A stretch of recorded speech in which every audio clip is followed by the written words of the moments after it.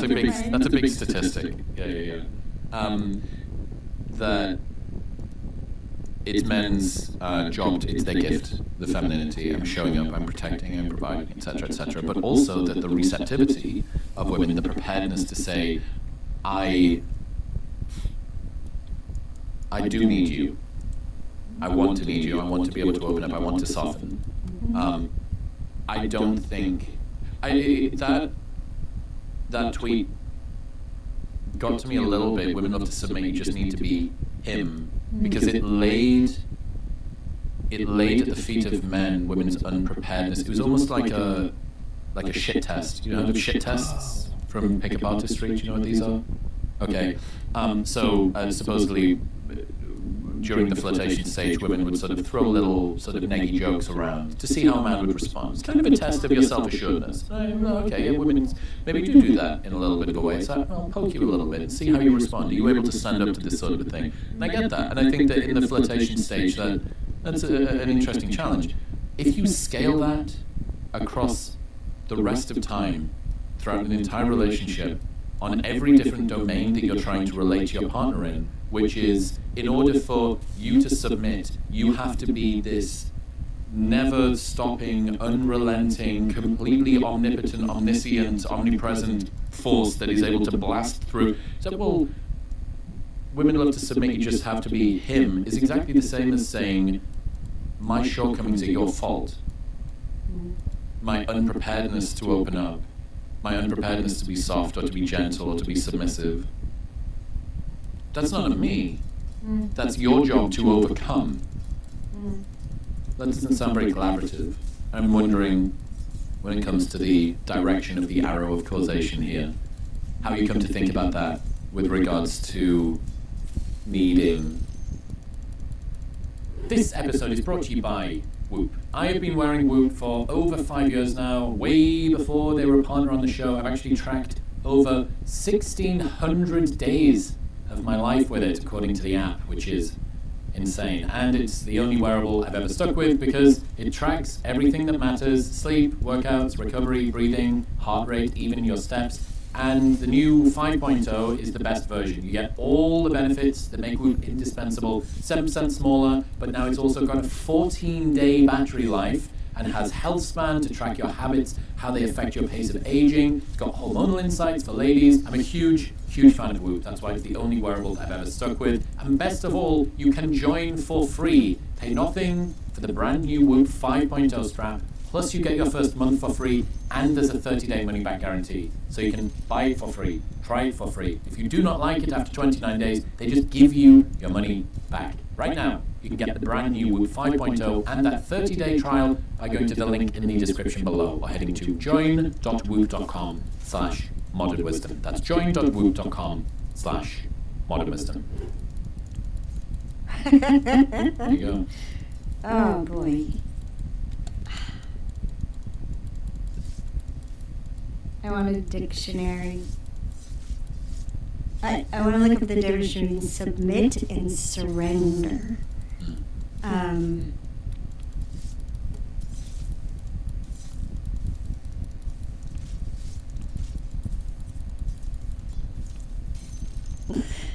Oh my gosh.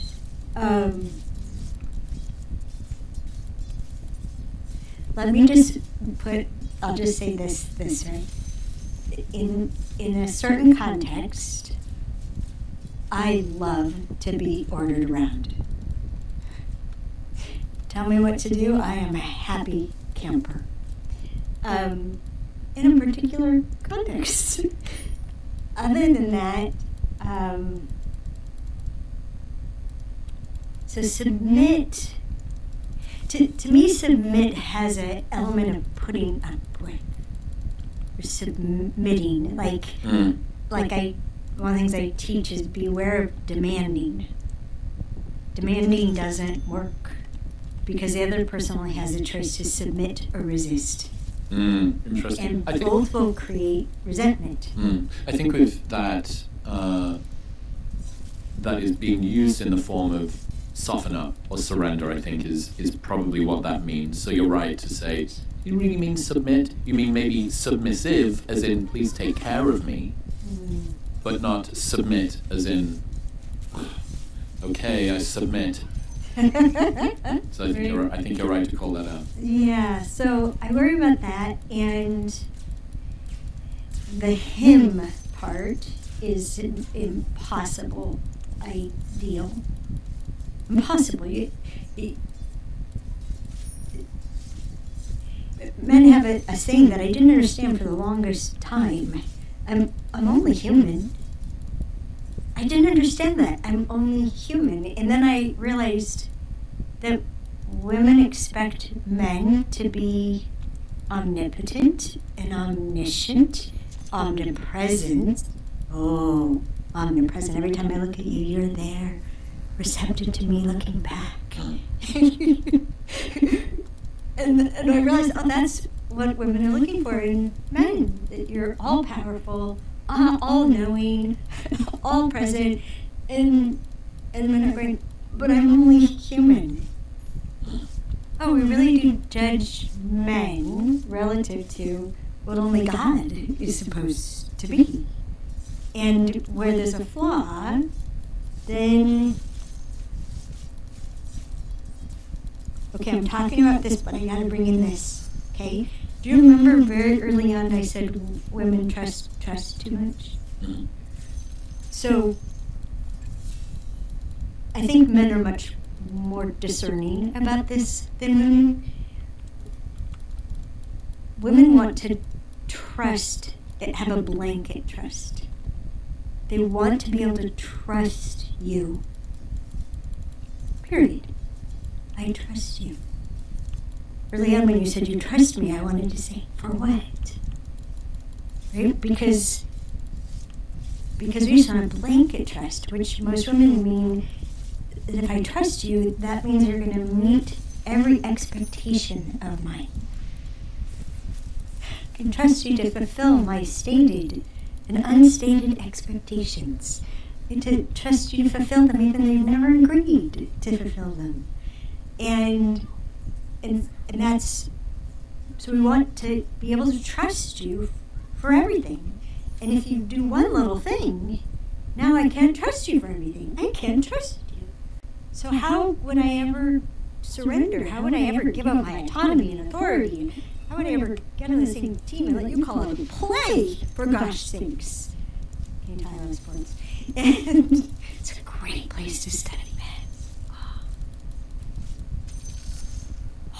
Such a great place. So there's actually something people can look up. It's called the trouble with trusting the opposite sex. And I start with the trouble with trusting, period. And how we want this blanket trust, and then there's a blanket violation.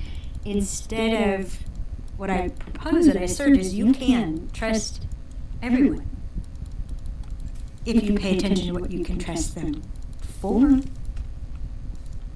I can trust my husband to eat chocolate every day, no matter what he said otherwise.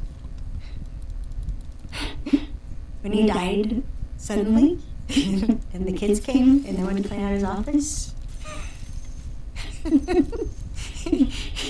been 6.5 years. There's still mice finding Hershey's chocolate and leaving the foil behind, right? And so, but you can. What can I trust him for? And so part of the clarity that men and women both need if they're looking for a mate or a business partner, what do I need to be able to trust somebody for? Be able to trust them for, meaning they're trustworthy. They've proven that they're trustworthy for that in order to have them be that important to me. In order to have my business in their hands, in order to have my life in their hands. What do I need to trust them for? And then find evidence before you commit. People commit way too quickly. The due diligence is like, oh, we have chemistry and I love him and he makes me feel wonderful and then we squint, yeah, I'm getting everything I need. Let's not look too closely at that. I trust that he will eventually. Once we get married and I start changing him. So, the unreality around all this. It's primarily what we're doomed by. But besides opposing instincts, if we just were aware of opposing instincts and knew we had to negotiate opposing instincts, it can turn out. But being clueless about that, thinking men are a kind of woman and women are a kind of man, no, it's never going to work out. So this surrender part over here, right, has to do with trust. And what can I trust you for? And just being a grown-up, I can't trust you for everything. What do I need to be able to trust you for? What do I see that I do trust you for that? And there's evidence. It's based on evidence that I can trust you for that. Okay, cool. Is there anything else that would make a huge difference in my life if I could also trust you for that? And that's the thing to have a conversation about. And what would it look like? What would that look like to be trusted for that? Most women don't trust their husbands to load the dishwasher because he's not going to load it like her. He's going to load it so there's clean dishes. Acceptably clean dishes. It's one of the questions men ask me, like, are you going to close the door and have a party? Is that why everything has to be grouped just right? Okay. Then there's this other part that you brought up, needs. I've studied so long needs. When I first found out I was bringing out the worst in men, right, and went looking, what I was sure of was that men either didn't care what I needed, or they were actively withholding it, like to get me. This was really my behavior of my first marriage, actively withholding. Oh well, we have our son, who's just like about 6 months younger than you. And then I found out men do care, really. They care about a woman. They care about what she needs, right? One of the 12 things, he thinks he can give her what he thinks she needs. And I thought, okay, cool. They want us to give her what we need. Oh, big problem. They don't know what we need. They think they know what we need. Things they think we need, and men will project onto women their own needs. This is how men project orgasms onto women. Please, can I just go to sleep? It's late. I don't need that. So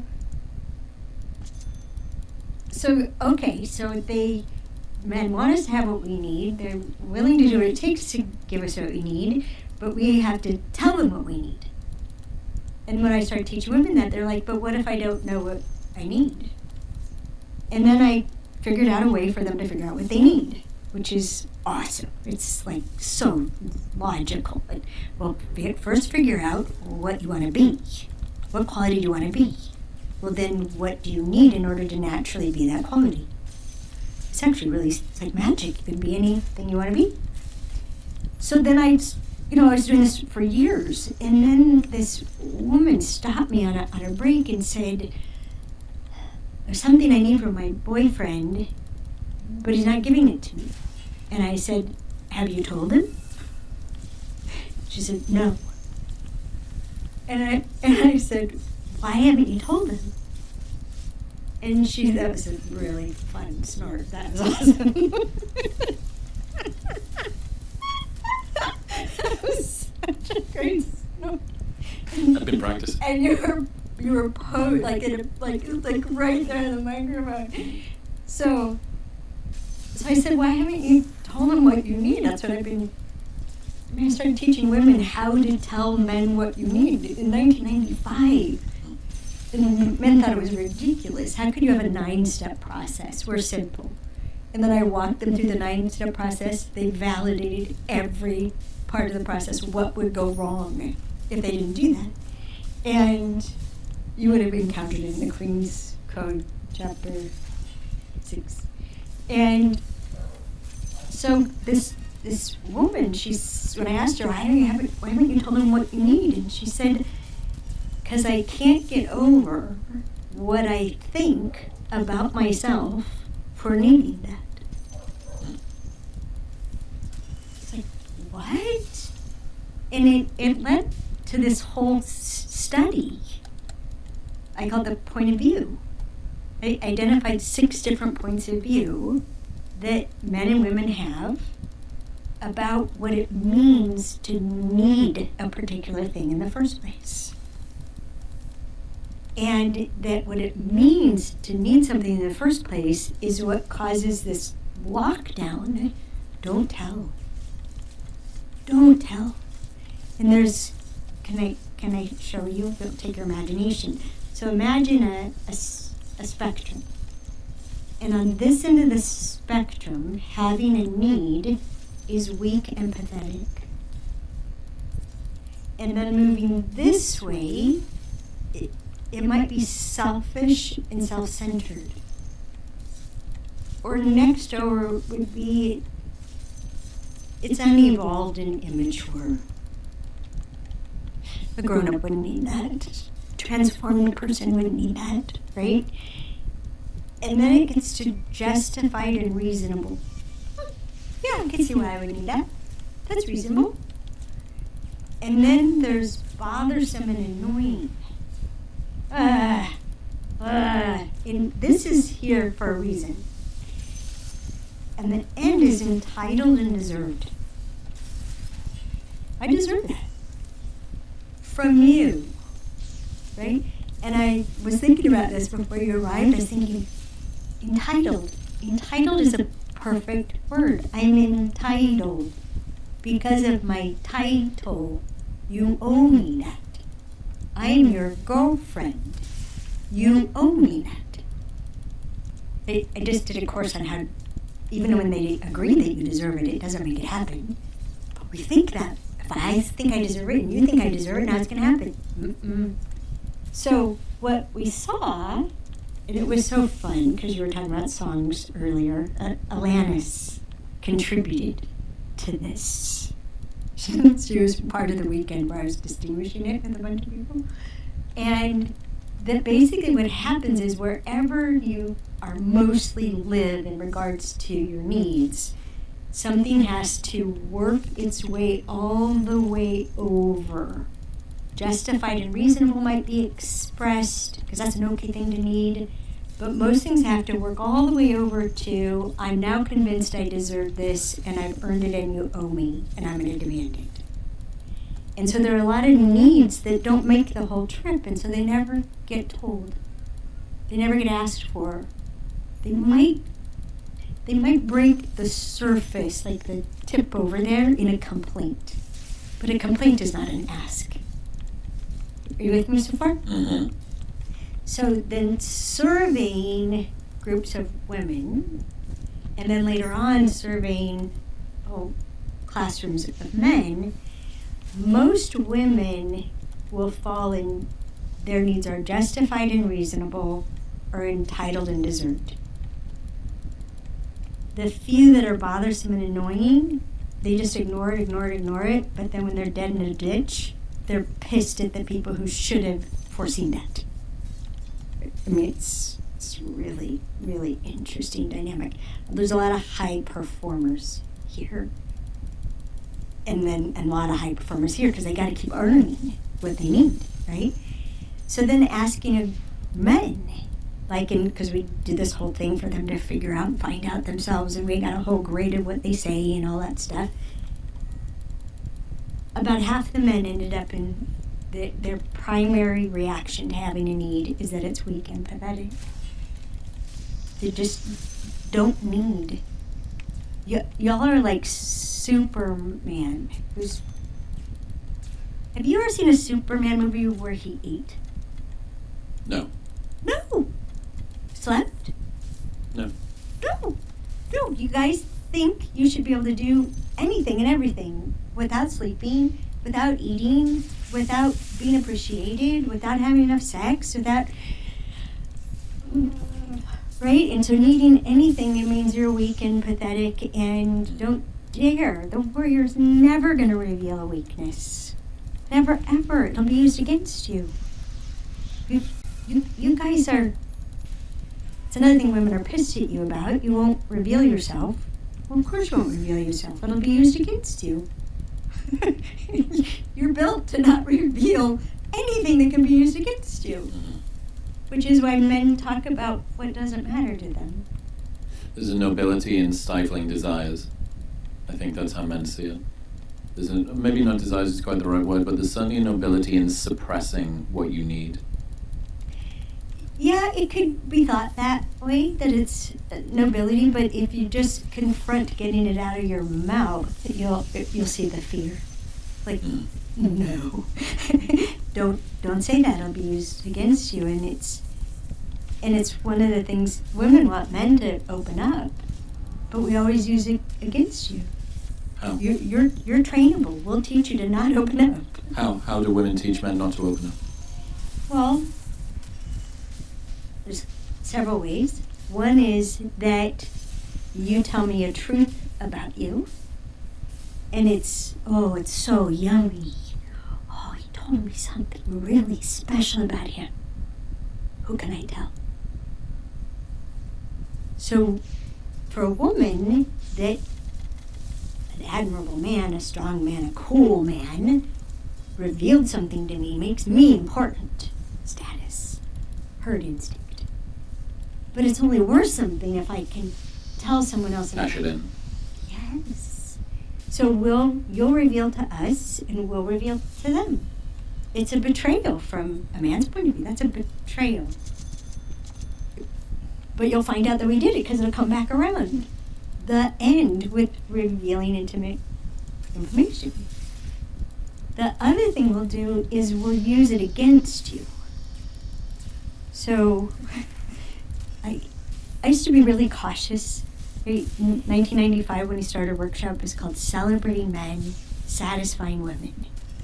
And I called it that to offend people who weren't up for it. I imagine you did. To just turn them away. Celebrating men, they're pigs, they're dogs, they're fill in the blank. But every once in a while I would be like, you can do that? I want to do that. Right? And they, okay, come on in. It was limited to 12 women. They were so scary at the time. So I was really careful for a long time. And then as I practiced natural horsemanship and learned how to hold my space, and then I started poking the bear. So I did a teleclass called Using Anger to Get What You Need. Because I wanted to attract all the women who used anger to get what you need, or wanted to use anger to get what you need. It's a rug pull. It doesn't work. And but I brought them in so I could pull the rug. Well, then I did a webinar called Why Men Can't Be Trusted to Tell the Truth. Yeah, why can't they be trusted to tell the truth? And some of my graduates were just incensed. Allison Armstrong said this about men? So we sent out an email to all the men. And the subject line was we still have your back. And I told them about the webinar, and that the subtitle of the webinar could be How Women Teach Honest Men It's Not Worth It. And because what will happen is a man will tell the truth. And he'll tell a truth that's been true for him, maybe for as long as he can remember. For as long as he can remember. Or it might be a newer truth. It's only been the last couple of years or the last few months. But it's the truth. And he tells it to her. And she's upset about that. You shouldn't think that. You shouldn't feel that way. No, that's wrong. And because of how women are wired, where to be upset is to be displeased. Ooh, don't have anybody be upset. So women believe, they're just sure of it. Chris, they're positive. They're sure that if you know how upset I am about what you just told me is true for you, You will change your truth. That you will, just like I would. You'll change your truth. No, men are smarter than that. There was no problem with that truth until it came out of their mouth, until they told her. It was fine as long as it wasn't said. So this is how men are literally taught, trained, as he said, to not tell the truth. She doesn't need to know that. She doesn't need to know that. She doesn't need to know that. But women cause that. And another thing I recorded called Why Men Lie, Why Women Lie. And, you know, I like to drill down. And basic survival instincts for all species, fight, flight, freeze, we have reactions. And I discovered there's fight line, there's freeze line, there's flight line. I gotta go. But as I drilled down into it, and my kids had been young, children lie, horses lie, dogs lie. I've seen it in all of them, and I realized that lying is a basic survival reaction. It's just fundamental to survival. Just lie. Puff yourself up like bigger than, right? Or hold really still. I'm not here, right? All these things. But once I saw that lying is completely natural, and truth is my second highest value. So if lying is normal and not an aberration, how do you get honesty? You have to celebrate it. So like in my company, I have fired people for lying about lying.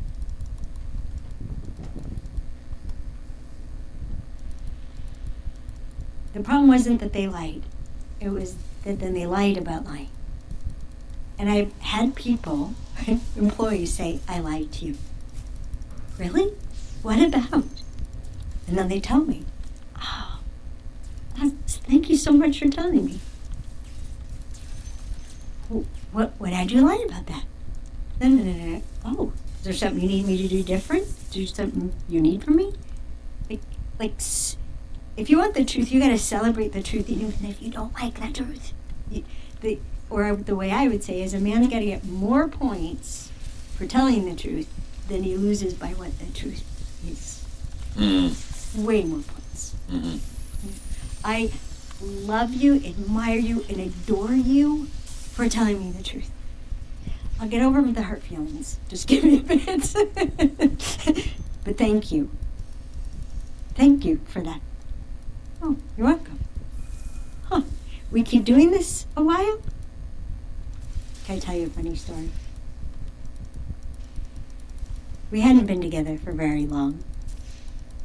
Dan and I, it'll be 5 years in a couple months, but we were very new to each other. And he knew truth is one of my highest values. Freedom is number one, which freedom and control. And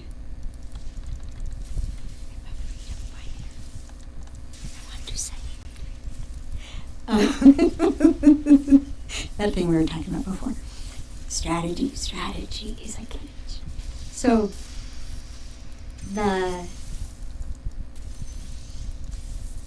we were getting naked, and I said, and I realized I was self-conscious, that's the last thing I want to be naked is self-conscious. I said, I just gotta tell you, I'm feeling a little chubby, and so I'm self-conscious.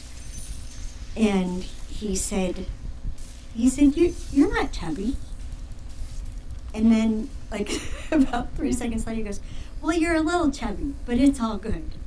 And I turned around and I looked at him. I was crawling over him into the bed, and I turned and looked at him, and he goes, I remember truth is one of your languages. Be careful what you wish for. But I've never been so tickled to be called chubby, which I've been called since I was a little girl. And, thank you for checking. That was funny.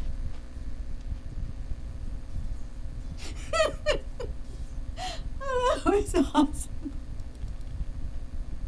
Isn't it great just to be real? Just to be out loud. It's so awesome. So yeah, so that was like the happiest time I'd ever been called chubby, because he was just being truthful. And Dan's superpower, which I didn't even know could be a superpower, is acceptance. He's a genius at acceptance. It's like, yes, I'm perfectly imperfect. So are you. We all are perfectly imperfect. Oh, thank you. And it's by the way the difference in how men and women get married. When you guys decide she's the right person, it doesn't mean you think she's flawless. There even could be things that'd be nice if that went away. But when you choose, you buy the whole package. She is what she is, and she isn't what she isn't. It just seems logical, factual. That's not what women do. So you commit. Guys, when you guys commit, you commit all the time. Just like the whole thing, the whole picture, the whole package, just scoop it up. And we can feel it.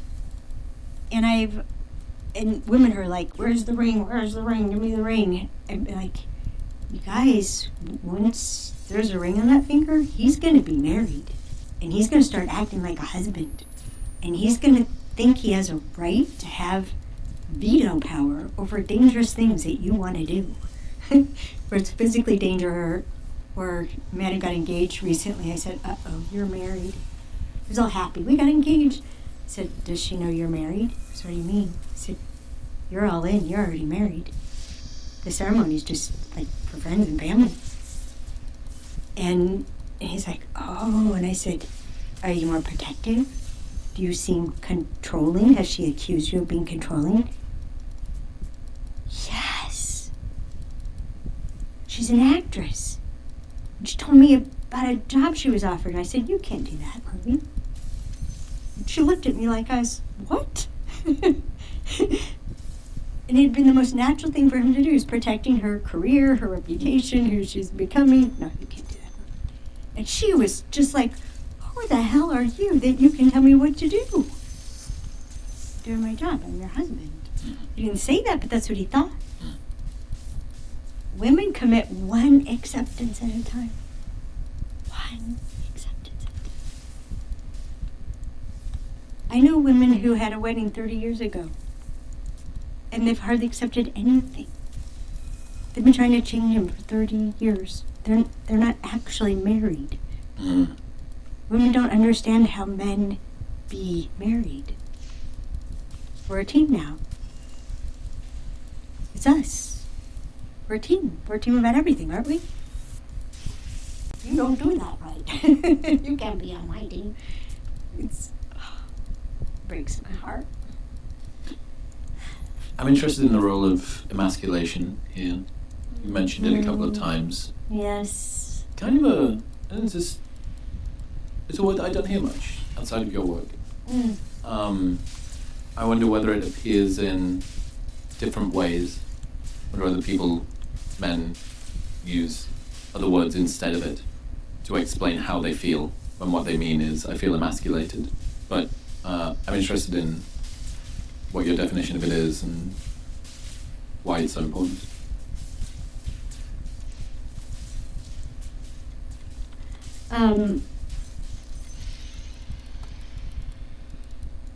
I was asked, 6 months into studying men, I was asked to stop castrating men. A harsh word. I did. Changed my life forever. But I looked it up in the dictionary, and it says to deprive of virility. And then I looked up, and it had a synonym, emasculate. And over the years, right, since 1991,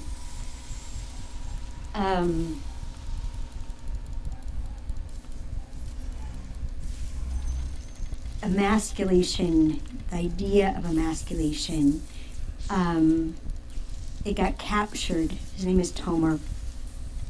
And we were talking about feeling bad. That women don't want to make men feel bad, and especially my graduates.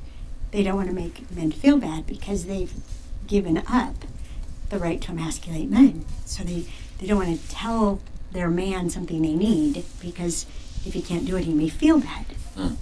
And Tomer said, feeling bad does not emasculate me. He said, when you diminish my ability to produce results, you have emasculated me.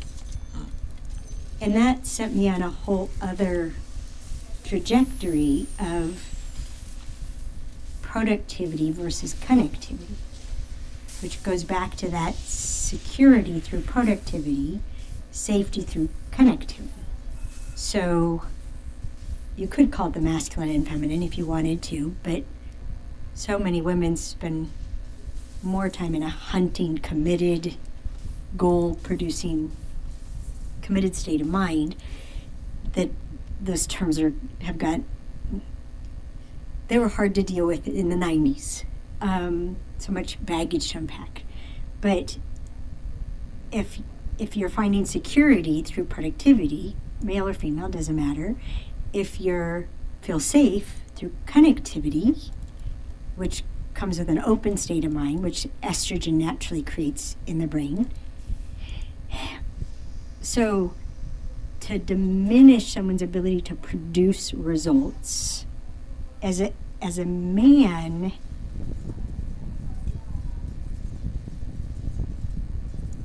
it can be anything from being taken down a notch, the wind's out of your sails, the plug was literally pulled out of the wall, and everything Get shuts specific down. for me. What are some of the ways that women emasculate men? What are the most common ways that they do it, or some of the ways that they do it and they might not notice? Can I expand it a little bit? Because what we figured out after a long time was everybody does it to everybody. Women emasculate men, women emasculate women, women emasculate themselves. Men naturally emasculate men. It's part of war. Whether it's war in the boardroom, right? Or it's part of business, it's part of the workplace to compete and diminish. And it can be honorable or dishonorable. So what we saw is everything women do to men, we do to ourselves. And in the case of what we were talking about, not telling a man what we need, because we thought it would hurt his feelings, and Tomer saying that doesn't hurt my feelings, one of the ways that we diminish the men in our lives' ability to produce results is we withhold quality information. We don't speak up about what really matters to us. We don't expose ourselves that way. We don't say it. This is why authenticity is so valued, so charming. And the way one man put it was a head turner, and you would have heard it in the Queen's Code, a strong woman, voluntarily vulnerable. So she's clearly capable, and yet she's admitting a need. It's breathtaking, especially if what she needs he can give her, and he knows he can give her, and she'll entrust him to give it, and she'll think it's worth 1,000 points. Oh my gosh, I needed that so badly. So that dynamic, right, can get really beautiful. But when we don't want to reveal a need because we think it's unattractive, if I need something, then I'm not perfect, and I'll be unattractive and less pleasing to you, and then you won't save me, and I'll die. You won't choose me. So it's just not speaking up about what we need. Okay. Is emasculating. Give me some more. This is a hard one, and I apologized for it earlier. We interrupt. So we'll ask a man a question, for example, and then he doesn't answer fast enough, so we'll interrupt his thinking. And he still doesn't answer, we'll rephrase, and then we'll interrupt him again, right? Give him options because he's too stupid for an open question. We think this stuff. But we don't understand that, my husband helped me understand this. In studying natural horsemanship, Buck Brannaman was talking about how horses are seeking peace. And I was thinking about how much men have talked to me about peace. Yeah, we're warriors, and what do we crave? Peace. What do we want most when we walk through the door? Peace. Yeah. And so I asked Greg, so when you accomplish what you're focused on, then do you experience peace? And he would look at me in this, it was the sweetest way. He'd just be kind of like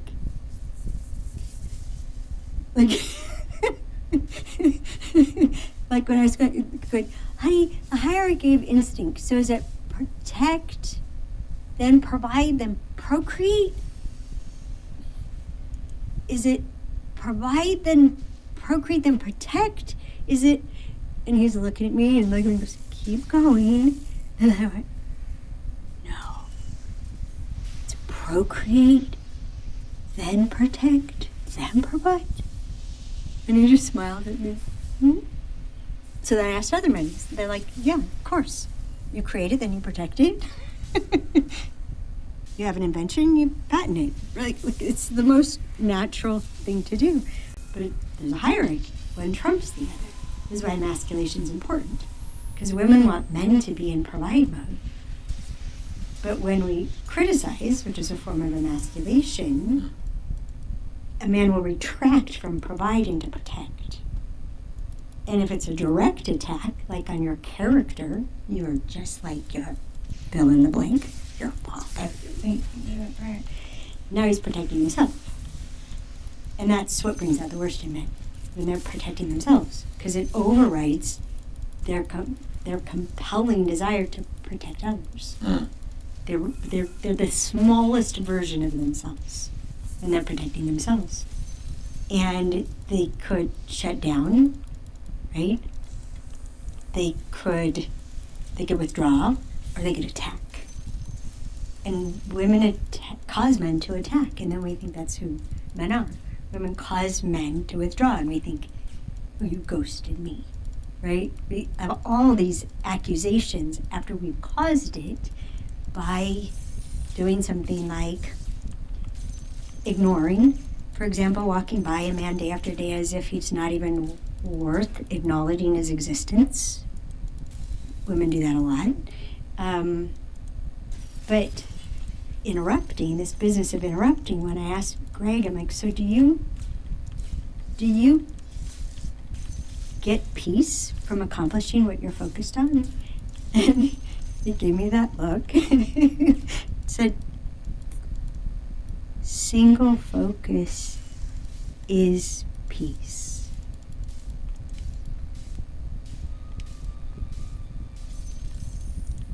Wait a second, this state of mind where you're committed to one thing and your brain is screening out everything it considers irrelevant.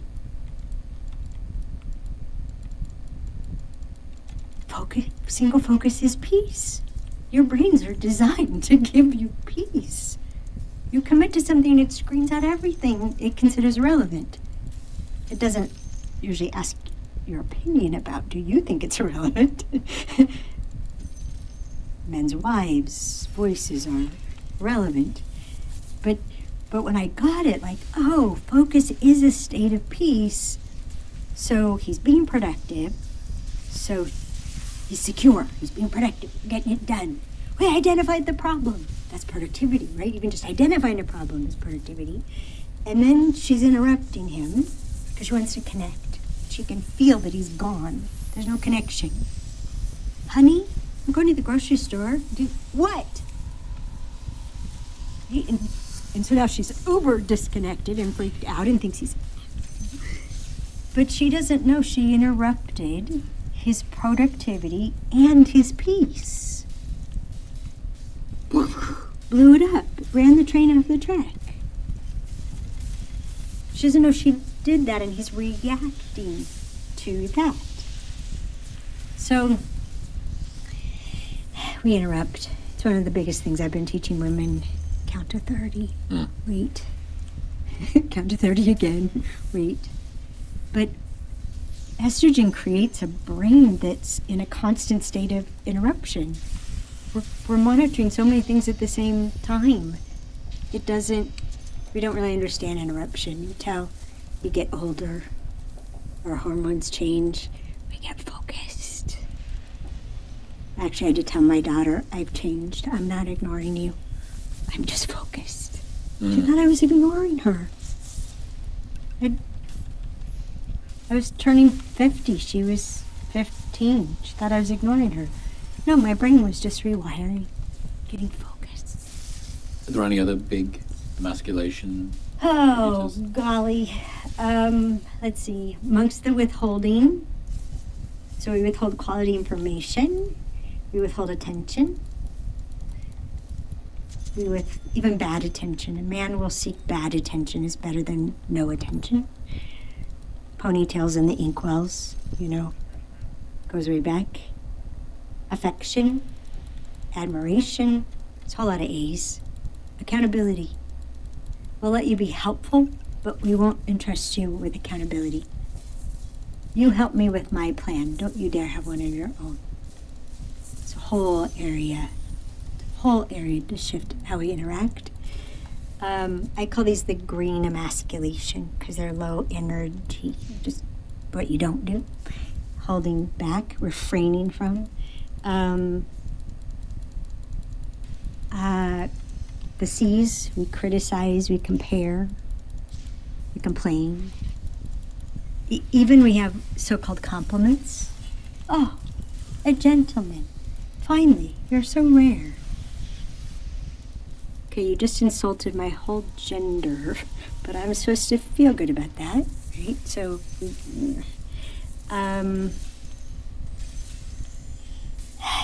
let me see. I just was going through this a few weeks ago with my students. Let me see the board. Oh, there's the worst one. Be a better man. There are women who walk around sure that they are the best men they've ever met. What do I need you for? I am a better man than every one of you. I'm more everything than you. It's brutal. They could take out a whole room just walking in. What do I need you buggers for?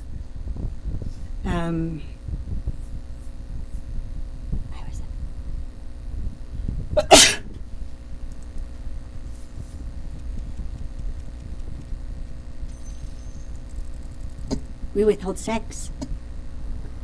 Some women withhold food. Just watch them power down. Don't feed them. Oh, yeah. Oh, yeah. Brutal. Can I tell you something sweet? There was a woman who did the Celebrating Men's House and Women workshop when she was 86. And she came back to the second day of the workshop, and she'd given up the right to emasculate men forever.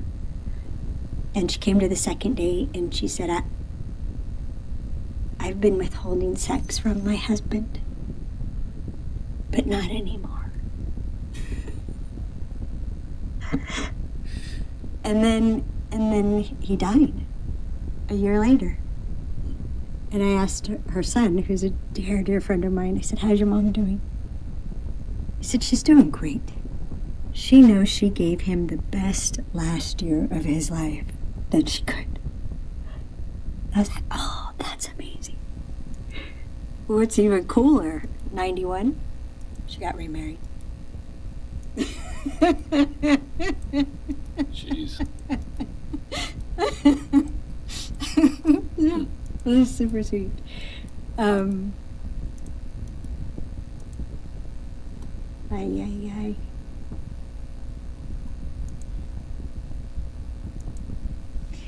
Can I tell you a part? So, how we emasculate is here in the middle, like in terms of time, causation. So, over here is what triggers us to emasculate. And everything I've seen that triggers us to emasculate, which is one of the first things I had to learn after I gave it up, you could boil it down to fear and frustration, if you wanted to simplify. Fear and frustration trigger emasculation. And then there's how we emasculate. And then this piece, which I've referred to what we do about it, this is the thing that if you take it out, these can fall apart. And what it is it's how we justify diminishing men. How we justify stealing your power, taking your feet out from underneath you. How do we justify it? So one of the things I've interacted with women for a really long time, 30 years or more, even before we started our workshop. We called it the transformation of the castration club. Talk to women one-on-one about what triggered them, what they did, and then why men deserved it.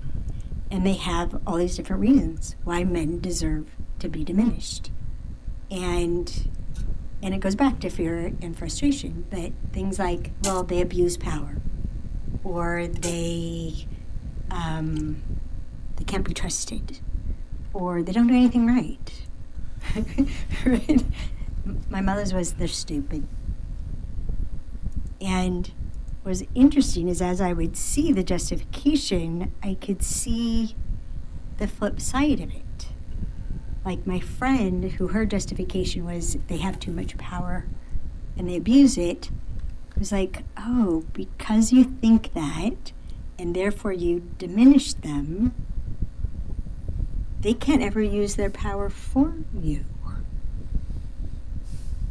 And she got it. She's the co-founder of our company. She got it in her bones. And she shifted so fast. She's my best student ever. So my mother, who was just determined that men are stupid, my father was a genius. My stepfather number 1, really intelligent man. Stepfather number 2, intelligent in a different way. Stepfather number 3, intelligent She really went through in it. a different way. Yeah. Great modeling. She could never avail themselves of their intelligence, their unique intelligence, because she was looking for them to be intelligent the way she was. And since they weren't intelligent the way she was, they were stupid. So this complementary strength thing,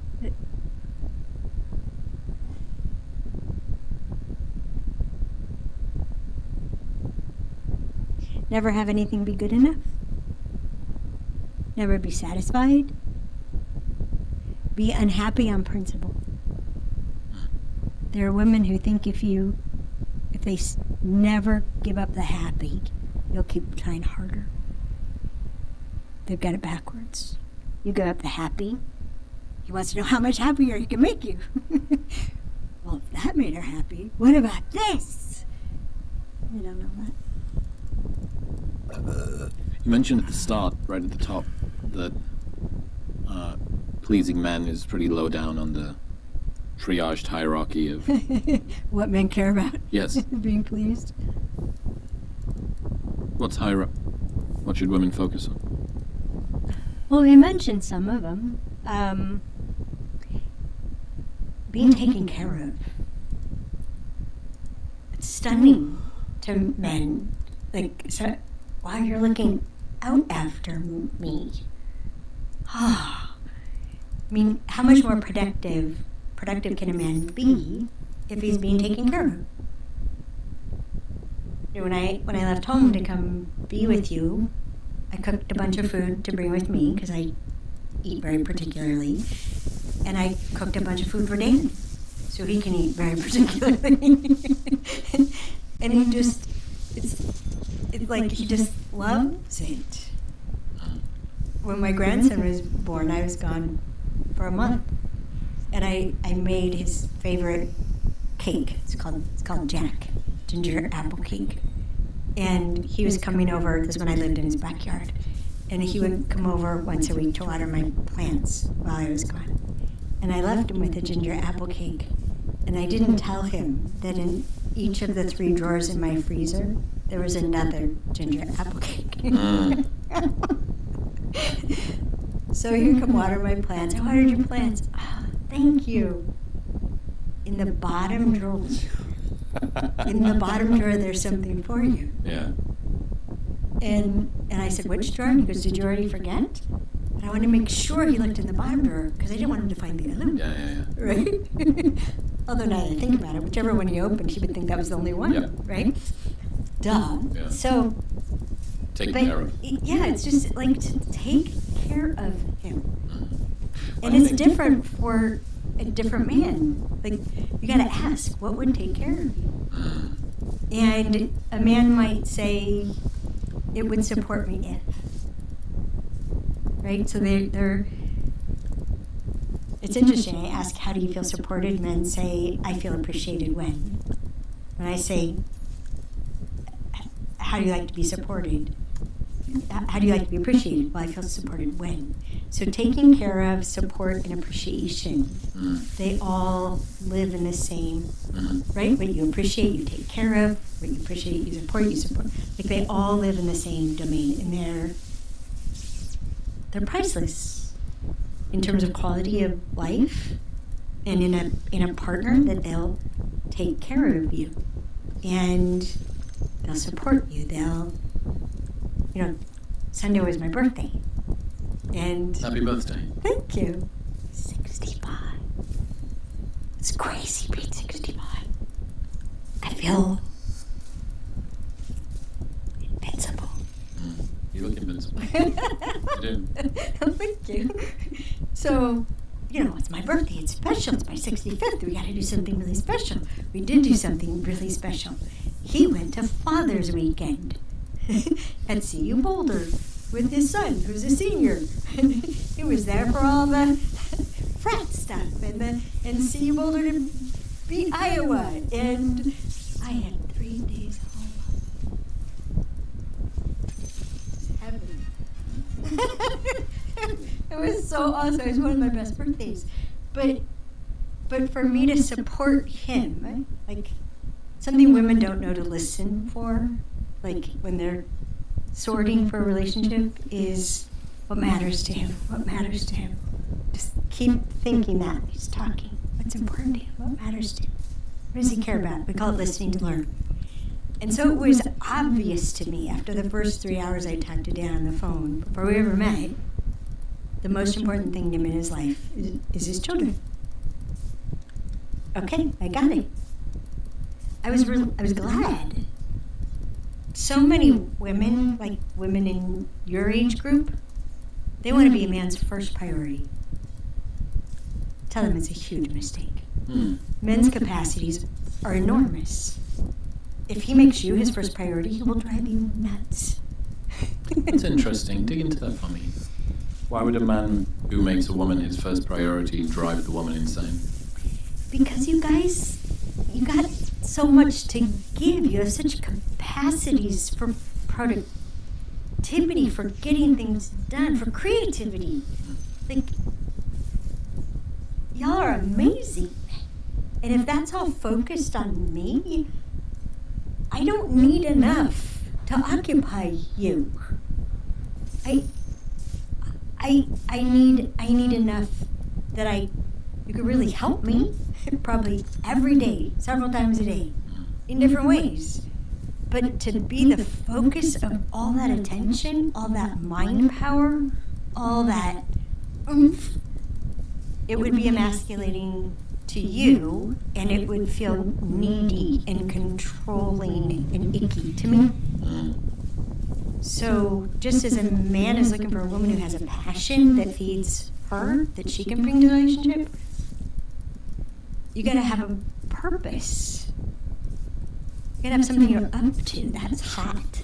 What you're up to. You ever read Dr. Robert Glover's book, No More Mr. Nice Guy? I've never read it, but he interviewed me about 3 months ago. Oh, cool. Yeah. I like Robert. Did he teach you the 3 things that make an attractive man? Did he give you that one? No, he. I feel like there's a story here. What went on? Well, the interview, which is on the internet, was for the men that he coaches. And he has a whole team. And he was adorable because in the interview, he talks a lot. And after it was all done, everybody was gone and we were in a room with the group, and the group were saying their favorite things that they learned. And at the end of it, what Robert said was, I learned when Alison Armstrong's talking, I should shut up. And it was just so sweet that he caught it, right? It was really, really sweet. So, The 3 essences of an attractive man. what are they? A man who is comfortable in his own skin, Yep. knows where he's going, Yep. and is having fun while he's going there. Oh my gosh. Yes, yes, yes. It's bringing back so many things. My husband was not comfortable in his own skin. He felt trapped in a human body. It was too heavy, it was too slow, it was just a burden. So I drove fast, rode motorcycles really fast. He was so happy. But when he died, which he did suddenly, I felt his exhilaration. He was free. He was free of this thing that had just been too heavy and too slow his whole life. I could hear him like going. It was incredible. It made it really hard to grieve in a normal way. To know what that was like for him. How interesting. I had a conversation with my coach, a guy called Joe Hudson. I had a conversation with him the other day. And I was talking about trepidation. And he asked me this question. He said, how much of it's fear and how much of it's excitement? And I was like, oh, you motherfucker. I really, really try and sit with it. Yeah. Like the first 50% of the outside of the gobstopper is fear. Mm-hmm. The core of it's excitement. Mm-hmm. It's really messy. It's tried to do the whole "you're not nervous, you're excited" thing. I think it's a little trite. Just that yeah, cool. Like these two things can a slight different perspective. You finish your workout, you're on the floor in a sweat angel, panting. You've got the taste of metal in the back of your throat, and you're hard and breathing heavily, and it's exciting. That happens spontaneously in traffic. You call an ambulance, okay? The same sensation. Okay, so our framing around the present moment largely determines our experience of it, whatever. But that one around fear I'd never heard before. And I've been working with fear a lot, especially the last month or so. And I found it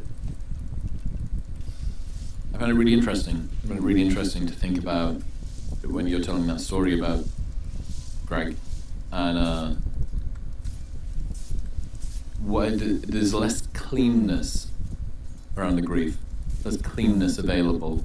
I'm sad that he's gone, and he was sad that he was going. But also, he was in some ways maybe glad that he was going, and I'm glad that he was glad that he was going. But he's sad that he went, and I'm sad that he's gone. And here we go. Like, this is a big, complex knot to try and cut through. Yeah, no. Grief is extraordinarily complex and has so many gifts. May I say something about the fear and excitement? Absolutely. So, one of the things I've found useful is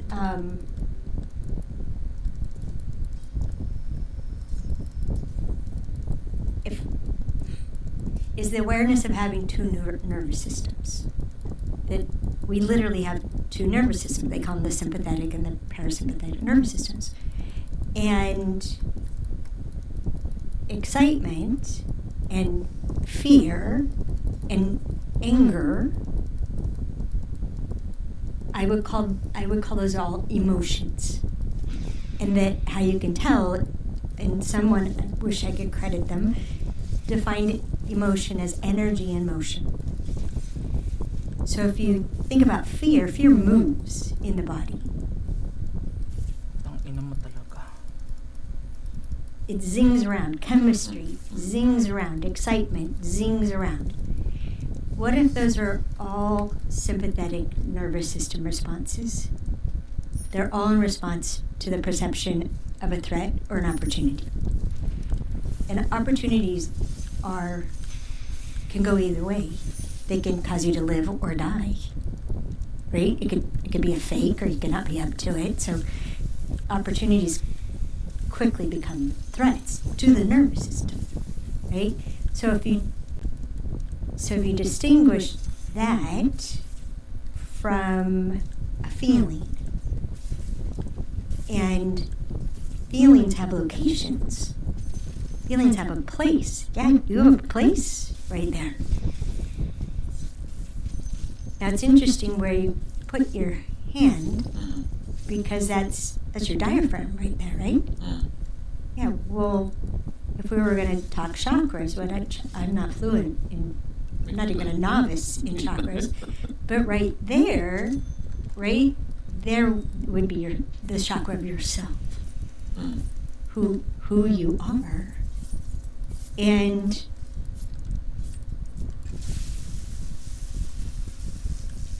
somewhere near there, maybe a little lower, you would find it would be the place that both men, it's going to be a little higher, that men and women feel shame.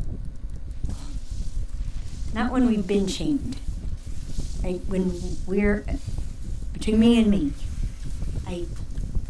someone was harmed, even if I harmed myself, by failing to be or do what I most value being and doing. So it's one of the few feelings that men and women have in the same place, which I find fascinating, because so many of our feelings are not in the same place. And women don't know this. So when they ask a man, so how do you feel about that? We think you should just look right here, which is where we would look, and you know how you felt about it. But do you ever notice a woman said, "You hurt my feelings"? She doesn't say, "You hurt my feeling." You hurt my feelings. Because we have a stack of pancakes right here. So many feelings that all, it's like a condo complex. They're all on different floors, but they're right here. And I started paying attention to men and where are these feelings? And this goes back to the emasculation, which is so sad. So I started asking men, where do you feel happiness? They couldn't answer. Men pay attention to women being happy. They don't pay attention to themselves being happy. They just are when they are. And you were talking about fun, right? So be at home in your skin. Comfortably in your skin, know where you're going, has fun when they're going. Fun. Yeah. Yes. So having fun, men at play is when we fall in love with you. You having fun, you're open. You have an open state of mind. And we just fall madly in love with you. But if you're always that way, then you're not strong enough to save me from the tiger. Right? So if you don't know where you're going and then be at play doing it, we need both. Right? And so back to the feeling thing. So I asked men, where do you feel happiness? And they couldn't answer. So I started, do you ever review videos in your head, like you have memories, and you go through the video, and I can take a video from 30 years ago and rewatch it and learn something oh, that's what was happening there, right? So I just was replaying videos, and then I got it, that where you guys experience happiness, which you usually conceal that you're feeling happiness because it could be used against you, is right here. And there's this thickening of the neck and this, and there's a swell right here in the chest when you guys feel happy. And if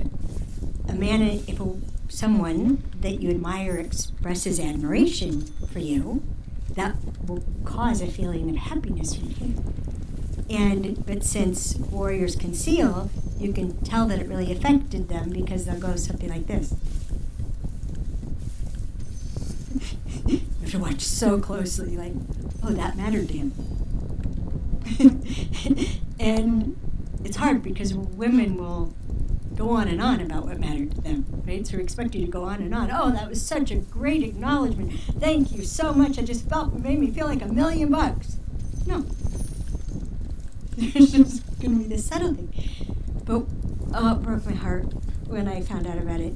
The problem is where you guys feel happiness is also where you experience power. Your shoulders and your arms, this is the strongest part of your body. This is why when you guys pick something up, you lift it up. It's weak here. The pelvis is weak in men. It's the women's strongest part. We'll pick something up and we'll carry it like this. This is our strongest part. It's a good thing when penguins works, right? You guys I know this from cutting logs in the woods of Colorado, and then the guys would chainsaw it and we would move them onto the truck. But no, my girlfriend and I, we would roll them on the ground or we would clear the pathway. And the men are like, why are you clearing the pathway? Because they just lift something up and then they just step over what was in the path. And so I was paying attention to this. But anyhow, so power shows up here. Happiness shows up here. Happiness and power go together. But what are women terrified of? Power. Yes. Men feeling powerful is scary as hell. So guess when women emasculate men? When they feel happy.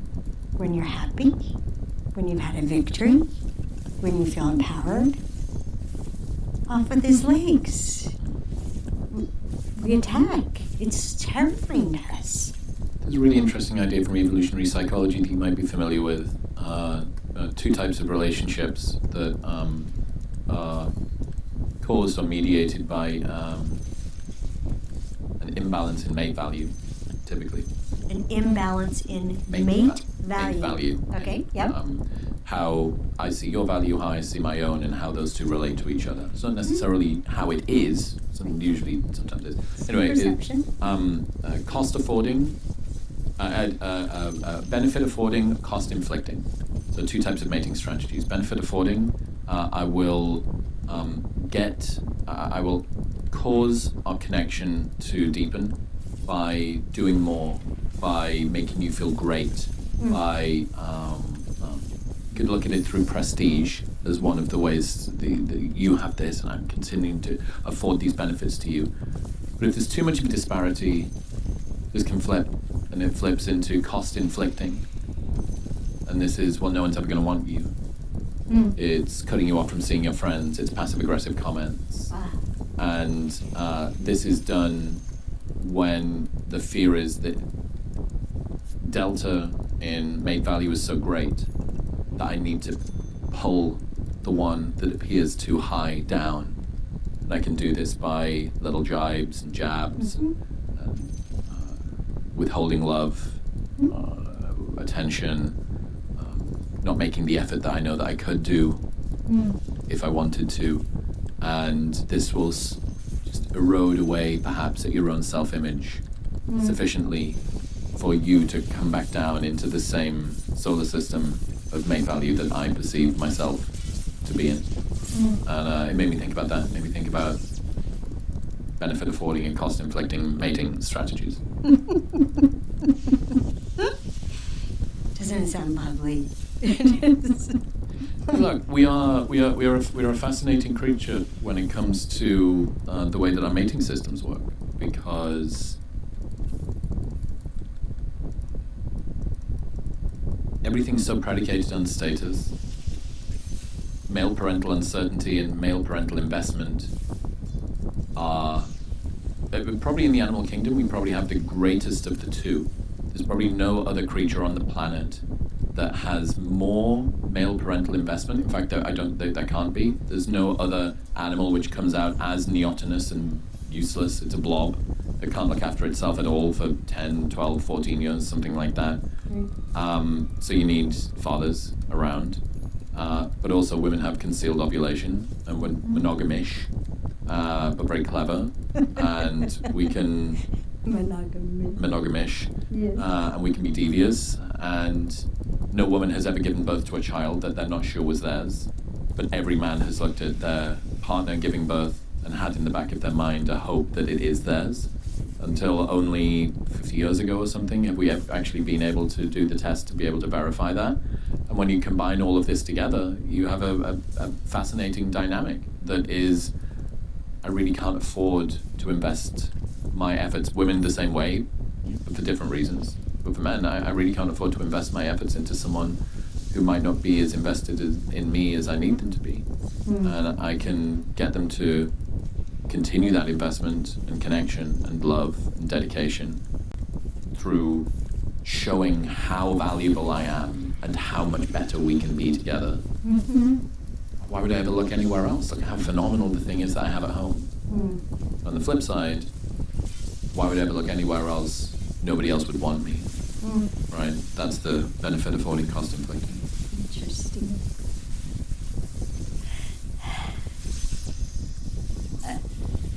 At least 10 things would come to mind, right?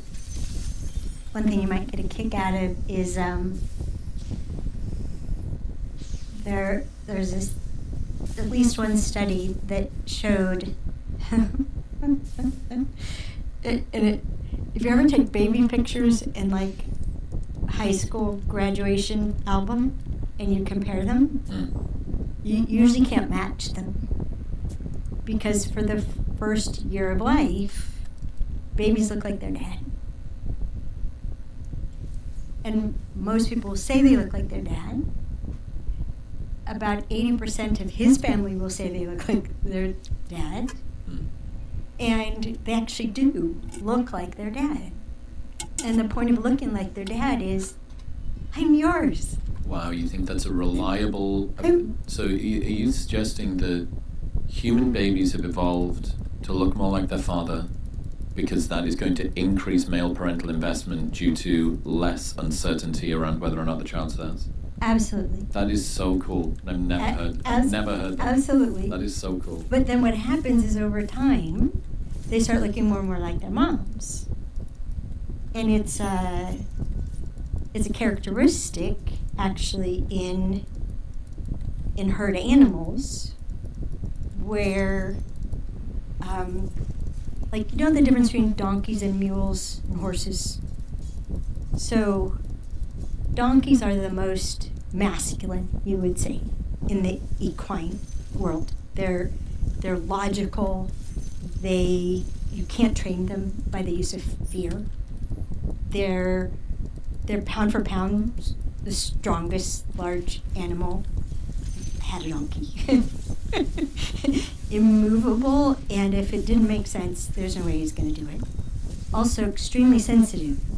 So to train them, you have to be super perceptive to everything. Horses, more on the feminine side, easily controlled through fear, easily controlled through the desire to be pleasing. You can train them through that. You're not going to get the best in them that way, but you can train them through it.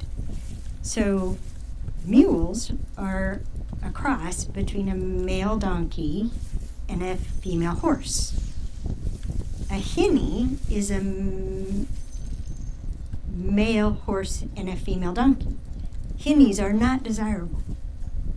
They're not. Nobody wants a hinny. Why would I want a hinny? because the beauty comes from the female. This is not just horses. Beauty comes from the female. And so the mule has the beauty of the female, that attractive face, and the ears aren't too big and all that stuff, and the grace in the body, but ends up with the intelligence and the sensitivity of the donkey. And it's a natural thing for men to look for beauty in a mate, because there's a primal knowing that the beauty in her is what's my children are going to end up with, and it will be an advantage to them. Beauty is a currency in human cultures, for sure. So, yeah, so babies look like their dads. I wasn't and aware. then their faces change and they don't look like their dad so much anymore. I don't know how human mothers and fathers contribute differently to looks. That would be an interesting one. I do know that there is something called the sexy son hypothesis, which is a additional benefit that attractive men have when being assessed by women. Not only is this man attractive, which is symmetrical face, good immune system, genetic profile seems to be sort of relatively all there, has been able to look after himself, hasn't incurred any great injuries, blah, blah, blah. Mm-hmm. But also, he's good looking. I'm attracted to him. That means if I have a son with him, the son will be good looking. Interesting. Whereas Steve Stewart Williams refers to humans as grandchildren optimizing machines.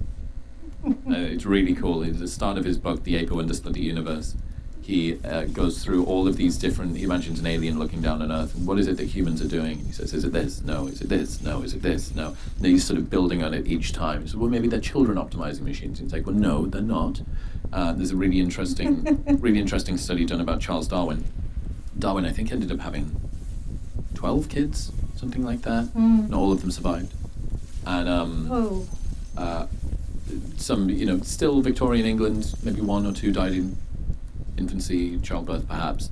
But the one that was most painful was the one that died around about age 11. And this seems to be reflected in studies. And the reason that's put forward, the evolutionary logic reason for this, is you're a grandchildren optimizing machine. And your child was just about to get to the stage when they could have become a mother or father.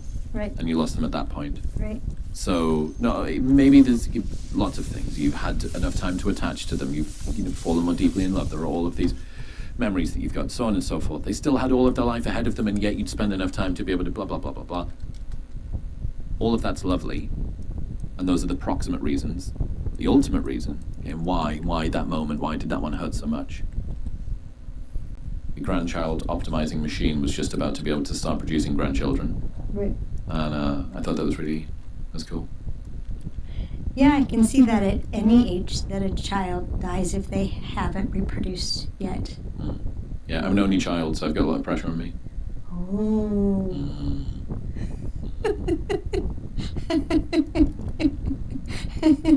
Very fortunate my mum's not ringing me that much, not yet. Yeah. Take the rest of her. One of the things you mentioned earlier on was that men play for points.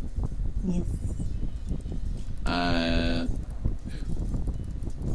What earns the most points? What earns the most points with a woman, or what counts as the most points to a man? What counts as the most points to a man? Happy. Happy is the bullseye. It's a spiritual quality. It's transformative. Makes life easier.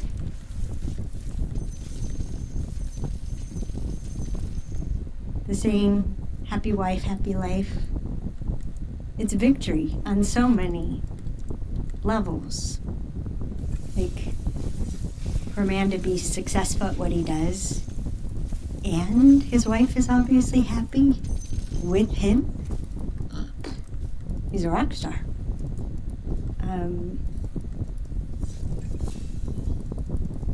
So I've worked so long with women on about happiness, what does it take to make them happy? And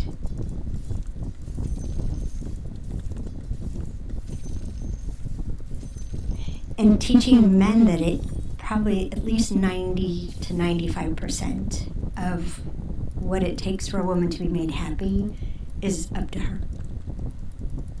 What's that mean? Do you like geometry? So picture this. Okay? So we've got the vertical axis, the horizontal axis. So imagine the vertical axis has to do with having what you need. A real need has a big payoff when you get it and a big loss when you don't. So like sleep is a perfect example of a verified need, right? So if this is about your needs being met, actually it's this one that's about your needs being met, this would be the enough line. The vertical would be the enough line. The horizontal is your needs met. So on this side, you're in the negative.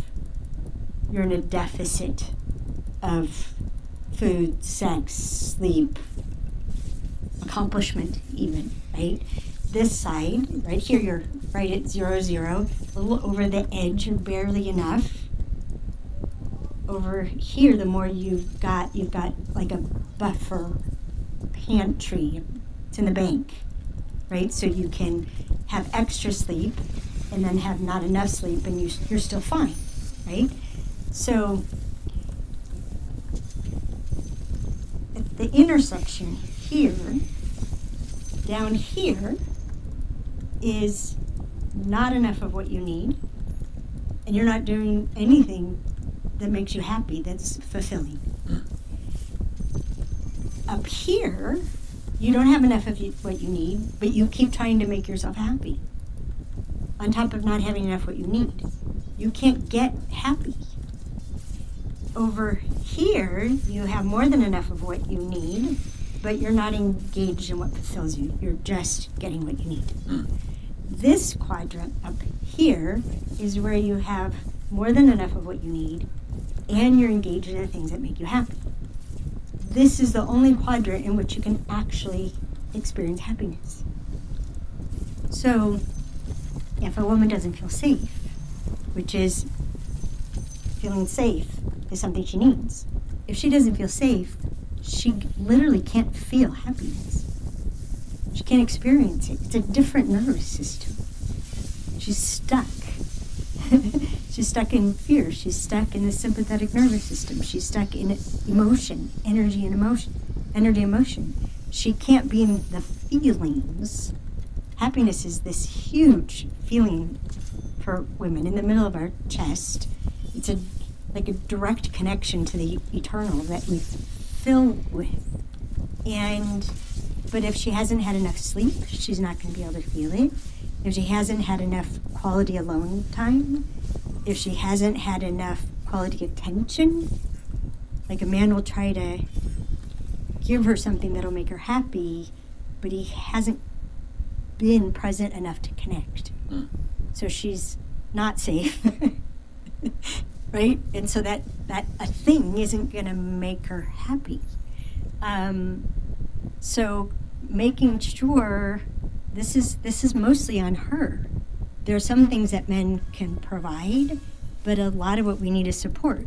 We need, honey, go to bed. Yeah, I can't make you sleep. I can't make you eat. I can't make you sleep, but how about I put the kids to bed and you start your hour-long process to fall asleep? Yes. Bedtime bullshit. Bedtime bullshit. Bedtime bullshit? Bedtime bullshit. Every girl's got bedtime bullshit routine.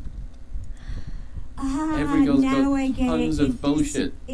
I know it would occur like bullshit. Bedtime bullshit. Well, that's so funny. Like, what is all this? I can tell you Is this a what fucking it is. incantation? Are you doing some sort of rain dance for tomorrow?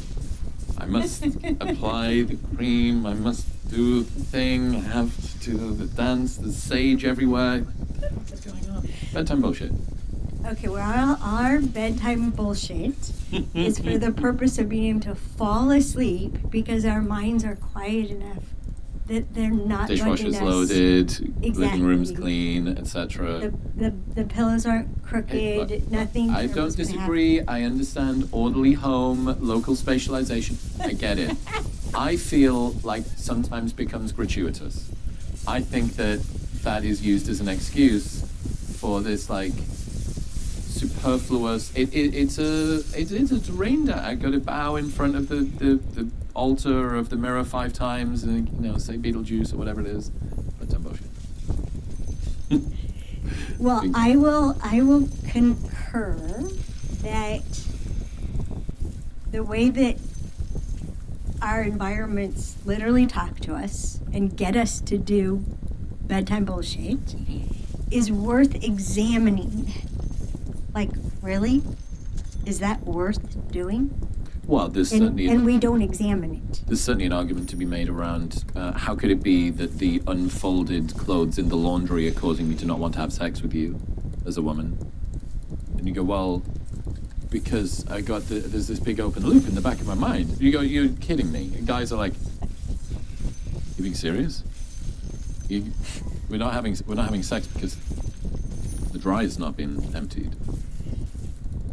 Okay, we could spend a whole 3 hours. Let's not get derailed. Let's not get derailed too much. Bedtime bullshit. Household bullshit. Well, no, on sex. Okay. On the difference between men and women approach sex and what they need from sex. 3 hours of sex is a lot even for me. Pardon? I said 3 hours of sex is a lot even for me. That's funny. I had a brother-in-law said, "What do you do the other 23 3/4 hours?" Okay, so what were we talking about? Happy. Yes. Happy. So there is. So It is on you. if she hasn't done these things, nothing rings the bell over there. But the miracle is that when a woman has enough of what she needs, the way I think of it is happiness is radioactive. So teeny tiny amount, and I've proven it. Like, I have had women get happy from remembering, like truly the feeling in their chest, by remembering something that made them happy. I've had them get happy by planning to do something that makes them happy. In fact, happiness, well, it's the bullseye, it's the most points, it's cheap if you know what to pay attention to. You put all the energy into getting what you need, and then teeny tiny things make you really happy. We call it a moment of ecstasy, where it's a big happy. And it feels like that in the body. It's like, and this feeling goes up from the center and it goes down the arms and the legs, and we get a little happy dance, and we're like, and it comes out of our cheeks and our eyes, and every man in the vicinity is suddenly, let's build something, let's kill something. I did let's that. I made it happen. Happiness has been achieved. Yes. I conquered it briefly. Yes. Which the downside of that is one of the ways women emasculate men is they make sure he knows it wasn't you. I'm happy because of my career. I'm happy because of this thing that I did. I'm happy with this thing that somebody else did for me. Why can't you just be happy for me? Right? We won't go, look at the victory, and I couldn't have done this without you. That's so interesting. Why can't you be happy for me is the same as, look at how much the most important thing in my life was achieved in the absence of you.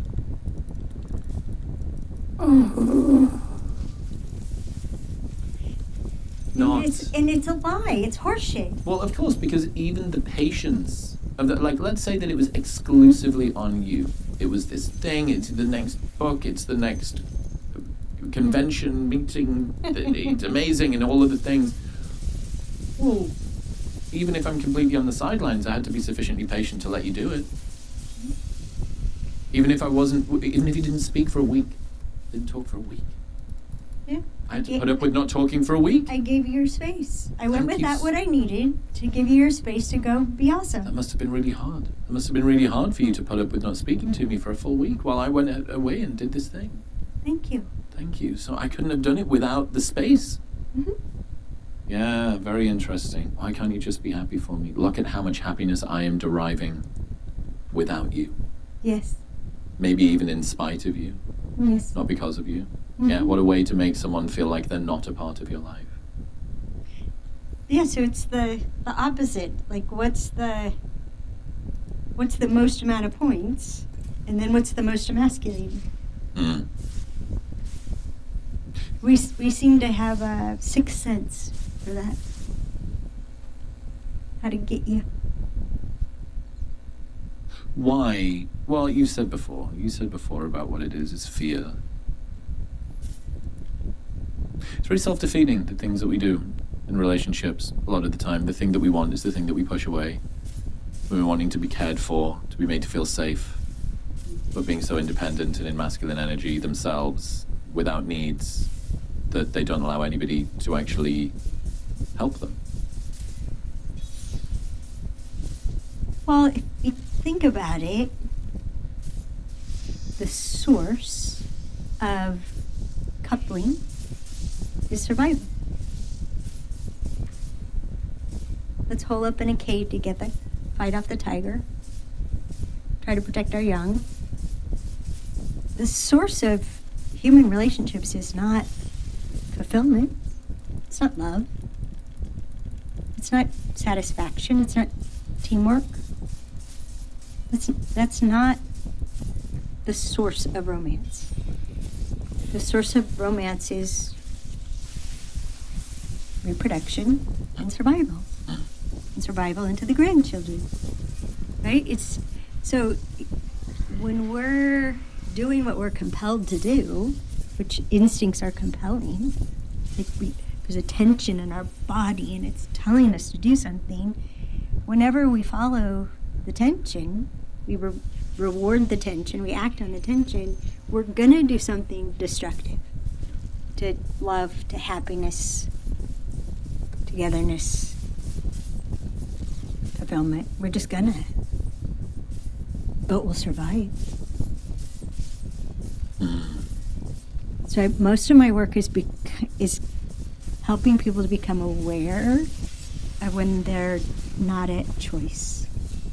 This is all instinct acting itself out. And most of it is primordial. It's not human. It's not even pack and herd. Most of what we're compelled by, we share with bacteria. Viruses behave the same way. And it's a thing I started working on about 5 years ago. It's like, I wonder if Chris and I'll talk about this. Most people don't want to talk about it. It's so ugly. So, we've evolved beyond that. Really? Really? Really?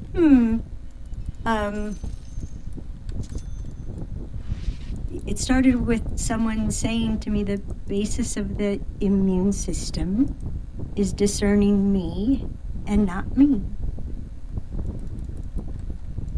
And my brain just glommed onto it. It just like went fireworks. Like, oh, a sneeze.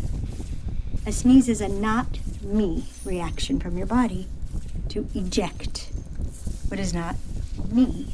A cough is a not me. Diarrhea is a not me. Get rid of it. But we have the same reaction to another human being. Any human being, we're scanning. Are you me or not me? Oh, you're like me that way. Oh. And then we assign too much meaning. You're like me, so I'm safe, and you're gonna be like me in other ways, and so I can trust you to do what I would do. And you're like me, like me, like me. Produces this instant connection that's overestimated. Oh, you're not like me. And what's funny is women are like, you're not like me. but you're strong. Right? Or, you're not like me. I'm not safe because you don't do what I would do. Ah! Better take your power quick. Oh, right, that's interesting. Yes. Yeah. And so women are looking for men who are like them.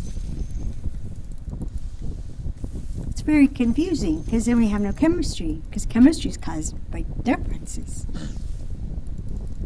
Men lean into, oh, you're not like me. Ooh, you're not like me. Men have told me so many times, I don't want to be with someone who's like me. I don't need another me. I want someone who's not like me. But then women are trying to prove I'm as strong as you, I'm as smart as you.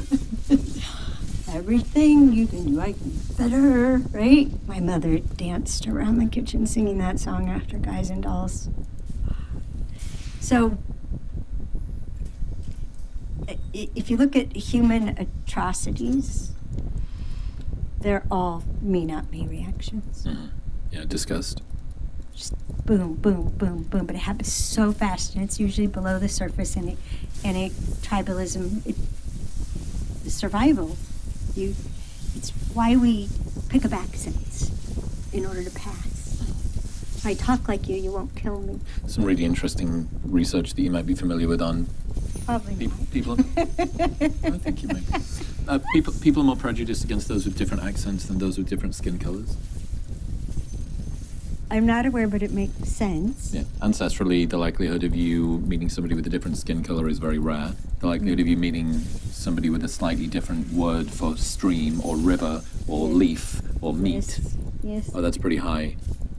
So yes, somebody walks into the room, different skin color, same accent. What's going on? This person's got a lot to do. That's interesting. One walks in, same skin color, different accent. You go, where are they from? What do they do? Yes, not me. Not me. Me is safe, not me is not safe. Unless, and I've encountered in teaching this, there are people who know that if you're like me, you're dangerous. Because they know they themselves are dangerous. Oh, that's interesting. You're like me. Oh, not safe. Yeah, it's cross-wired trauma. Trauma takes hold very quickly. Oh, listen, let's bring this one into land. It's been so much fun, and I literally could keep going for the rest of the day. I think you're delightful. I think the work that you do is fantastic, and I think that you specifically are very delightful yourself. Where should people go? They want to learn more about this, whatever this is. This? Oh gosh, it depends on how much contact they want directly, or how much information they want cheaply. YouTube/Allison Armstrong videos. Lots of information cheaply. Even if you're not on my, I don't know if you've tried it, but Allison Armstrong into YouTube, and there's literally videos back to the 90s on there. You can watch the aging of Oh wow! Allison Okay, Armstrong. yeah. Yes. So doing some archaeological research. Tons and tons, millions and millions of views of things. People who started collections of my stuff before I ever knew you could do that. Audible has the old stuff, things I recorded before 2006, but it's easily available and it's evergreen. In Sync with the Opposite Sex is one of the most popular, and I recommend it to people. Our website, AllisonArmstrong.com, is where there's our formal curriculum, where I interact with students, answer questions about 10 hours a month for people. About 4 hours of that's dedicated to specific clarifications of this is what you've learned and how do you apply it. I'm very rigid about it. And then we have a subscription program where no rules, ask me anything, I'll talk about anything. It's really fun. We have hundreds and out. I mean, everything I ever discovered, I need people to know. They need to know this. So I'd record it. I did an event just a few weeks ago called Feels Like Love, Looks Like Math. It's so cool.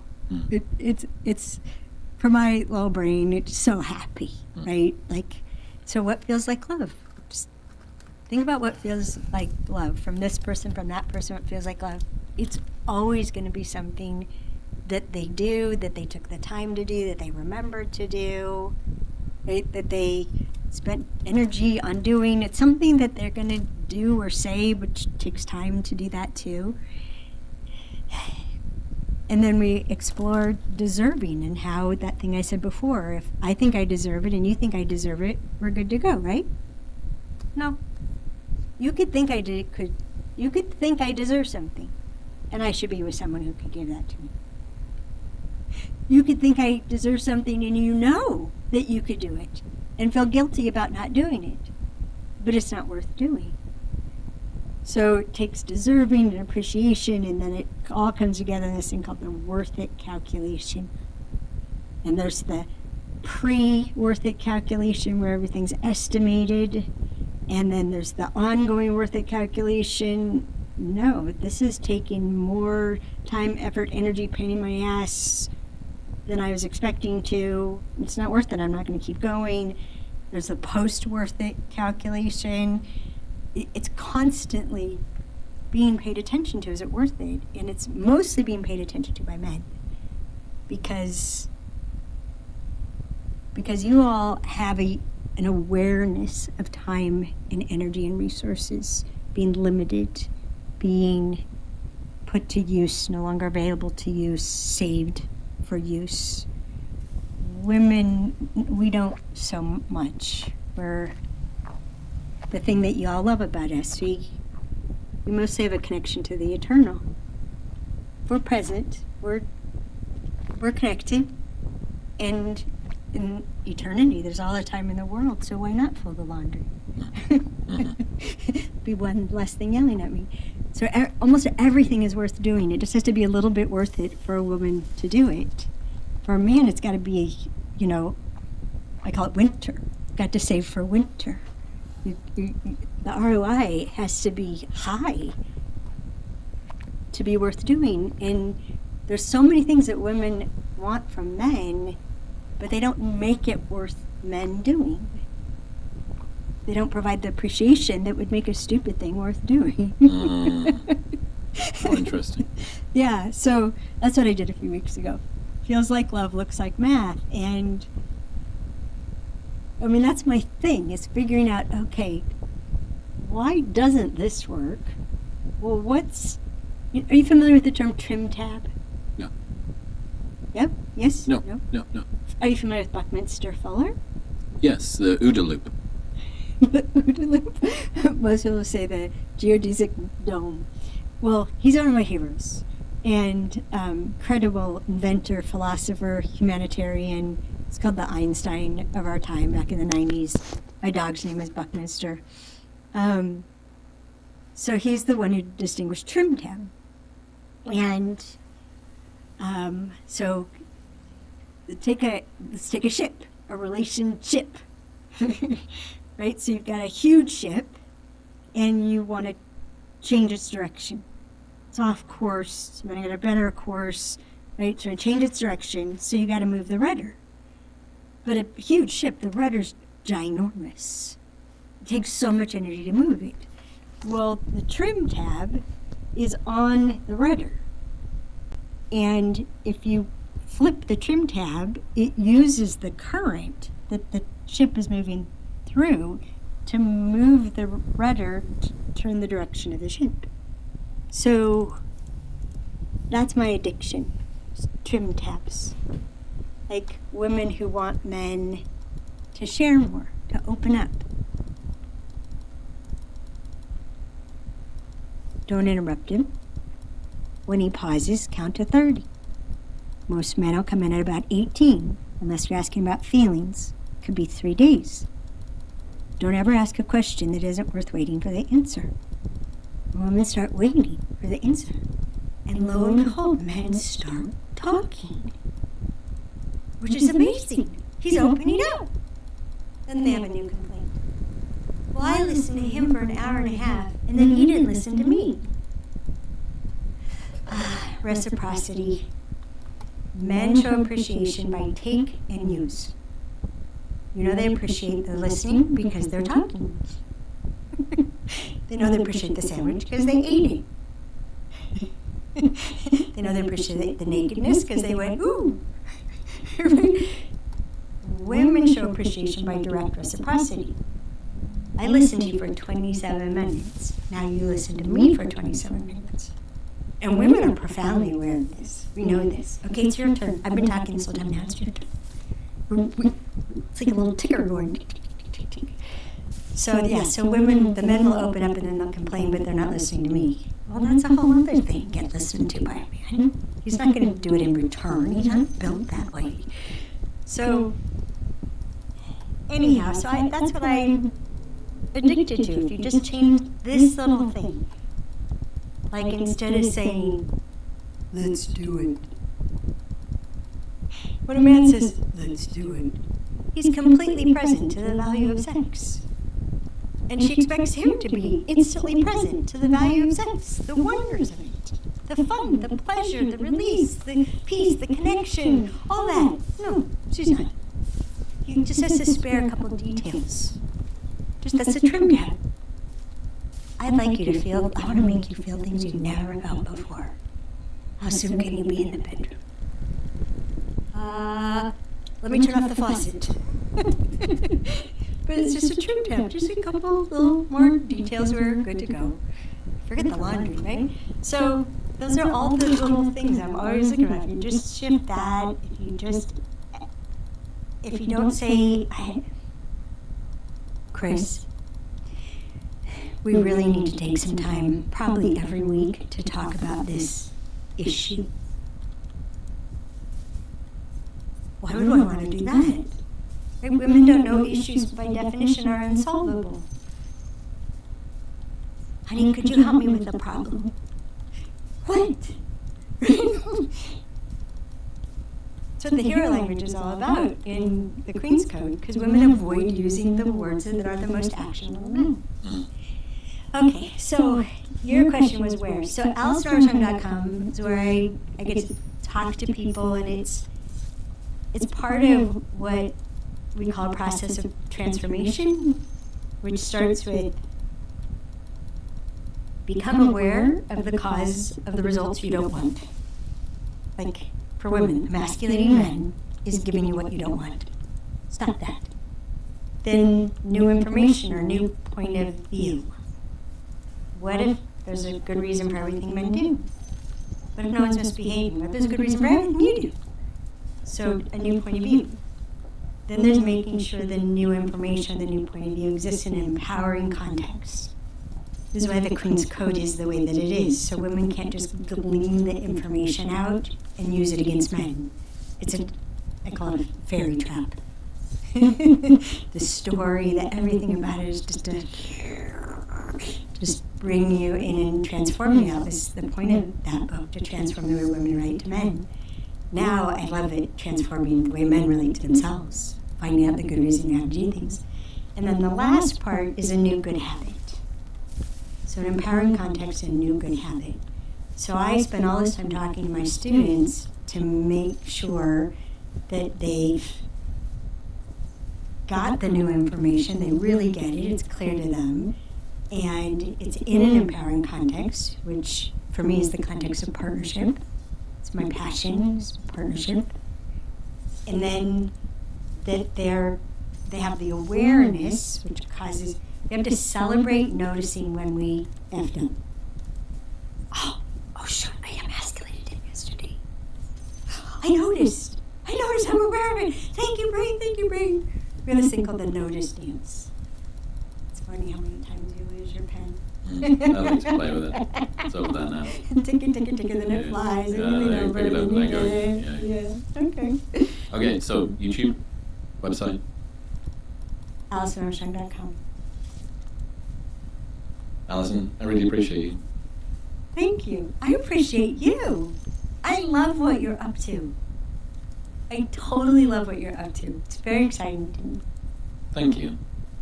Welcome. Until next time. I'd like it next time. It'd be fun.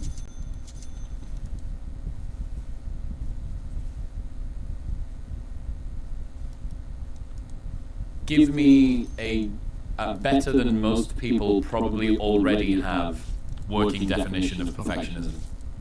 Well, first off, perfectionism is kind of a deeply ingrained personality style that people use to kind of navigate their path through life. So we talk about it as a way of being in the world, and it's kind of the sense that at the core, I'm not enough. That there's something that is flawed, defective. I'm just not enough, either to have worth or to be acceptable to other people, to fit, to belong, to have a place in the world. And so it's a way of trying to navigate that, because when we have that sense of being flawed and defective or I don't fit, we don't just typically say, oh, okay, that's the way it is. We try to do something about it. We try to rectify it. One of the ways that a person can do that, and they learn this often very early in life, is that if I am perfect, or if I can appear to others as perfect, then I will be acceptable to them. I will be loved. I will be cared for. I will belong. I will matter to other people. And by virtue of that, I will have worth. It will repair this sense of being flawed and defective at the core.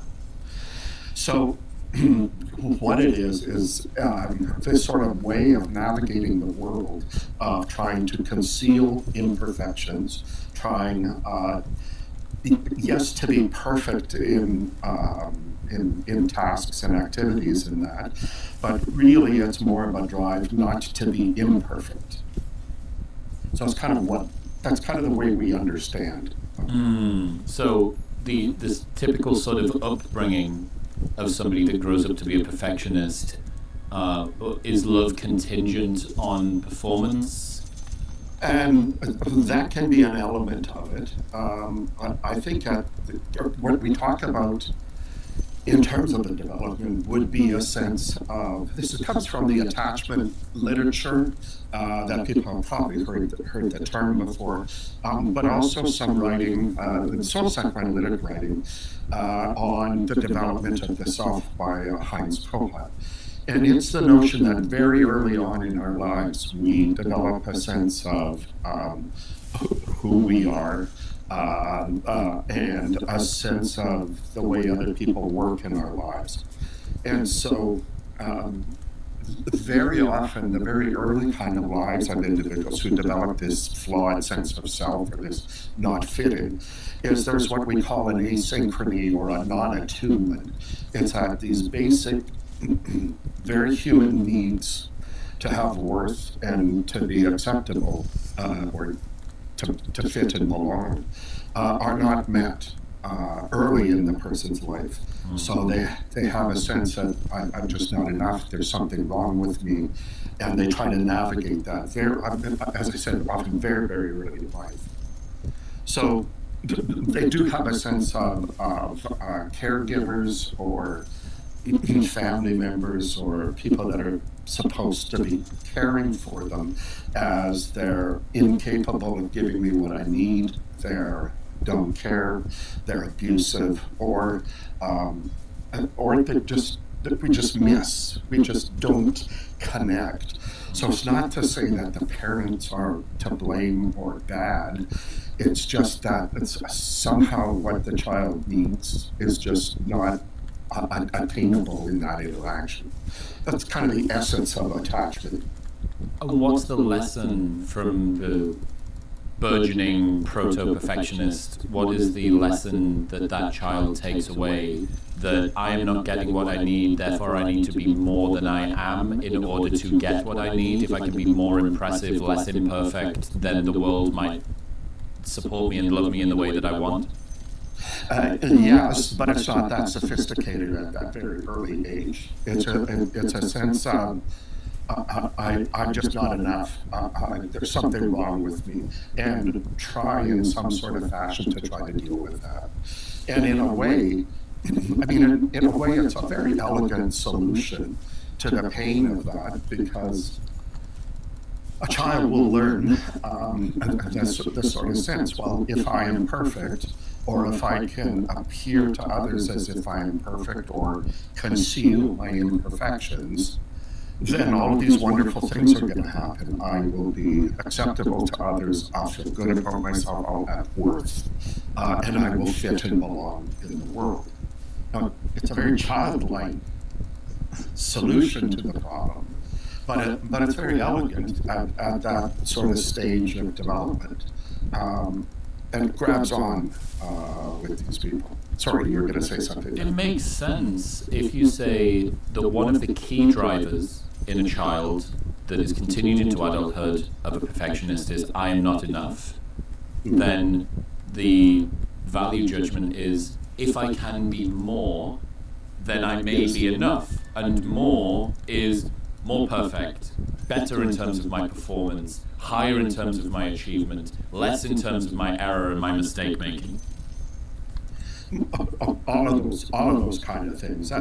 But at the basis of it is this sense that, I need to be more, and it's a nebulous kind of concept, of course. So each person's perfectionism is entirely unique, both in terms of how they feel about or how they understand themselves, but also how they try to navigate that, how they try to be perfect or appear to be perfect in the world. So it's quite idiosyncratic in terms of what that kind of looks like for each person. So for some, it can be absolutely striving and driving and trying to do lots of things. For many people, it's a concern with that, but paralysis. They don't really do anything, but they have this internal sort of dialogue, this sense of this is what I should be doing, I need to be doing this in order to solve the problem, but there's just paralysis that exists. What does it feel like to live inside a perfectionist's mind? Abusive, harsh, critical. There's a component of perfectionism that we call the intra-individual or the self-relational component. And the way to think about it is, Chris, just like you can have a way of relating to other people, and it's a stylistic way. You're open, you're kind, you talk to people, you listen carefully, and that's a style you have of relating to other people. Just like you can have that style with others, there's a style we have of relating to the self.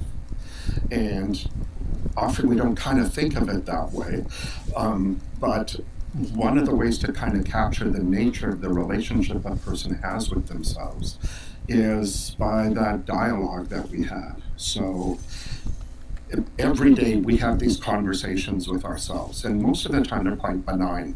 Brushing your teeth in the morning and you're thinking, hey, I've got to do this interview today, I've got to make sure I read that article before it. And they're benign sorts of things. But every once in a while, that a style can be triggered where the individual is evaluating themselves or anticipating some kind of performance, and just stylistic, I've got to do this perfectly, I've got to make sure I have all this covered, I've got to make sure I don't stutter, I don't mispronounce a word, I don't look silly or foolish, or my voice shape. This kind of dialogue. Or after an experience, why did I say that? I can't believe I was so stupid when I say that. And it's this kind of relational thing. And if you took that dialogue and spoke it to your spouse, your child, and I'll ask patients this, like, what if you use that dialogue with your spouse and they'd say, I would be divorced and I'd probably be arrested. And I say, well, isn't that interesting that you could be that abusive, you're not that abusive to loved ones in your life, but somehow you are to yourself. And when you put it in those terms with patients, very often it just makes an incredible amount of sense. And so inside the mind of perfectionistic people, that secret sort of world we live in that's only sort of there for us, it's pretty horrific. So I guess one obvious question is, how do you distinguish healthy striving and standards and ambition from toxic perfectionism? Oh, absolutely. No, it's a great question. I mean, it's confusing even in the literature because people use the term healthy adaptive perfectionism. And really what they're talking about, I believe, is an entirely different construct, and to use perfectionism in the term is inappropriate. We're talking about achievement, striving, conscientiousness, having really high, difficult to attain standards, striving for those. Absolutely healthy and adaptive, and some of the most wonderful things that exist in our world are because of that. When it's driven by this sense that there's something wrong with me, and the whole purpose in navigating the world is to correct that, to somehow feel worth, that's something entirely different. So it's kind of at the basis of the motivation for the behavior. If the person is trying to correct themselves or correct this sense of fitting in the world, it becomes very maladaptive. If it's striving for pushing oneself or attaining really difficult standards, or even trying to attain the impossible things that Elon Musk is trying to do throughout his life, that's wonderful. That's very, very helpful. So the distinction is in the way we understand it. They're two very different psychological constructs. One is to repair the self, and another is to push the self and attain and accomplish different things. I think one of the challenges people will be thinking about here is, well, I am my work in many ways. I feel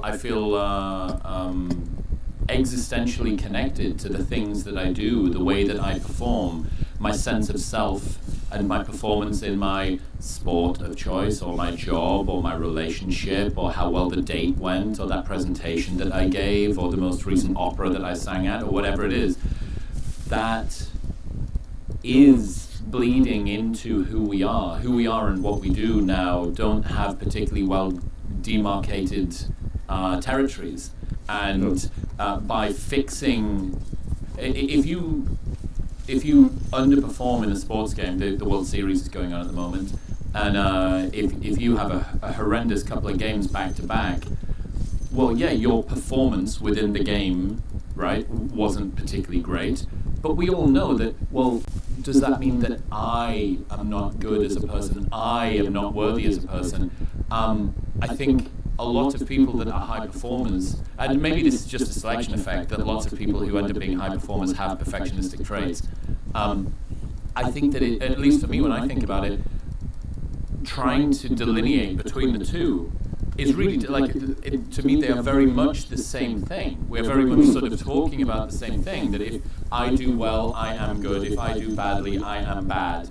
And I think that at least in my experience, knowing that I was going to have this conversation with you and talking to some friends about this, I think this is a very common interpretation, where the difference between what you do and who you are, so the difference in improving and becoming more ambitious inside of the domain of your pursuit, and trying to fix yourself because you are your pursuit, is often seen as one and the same.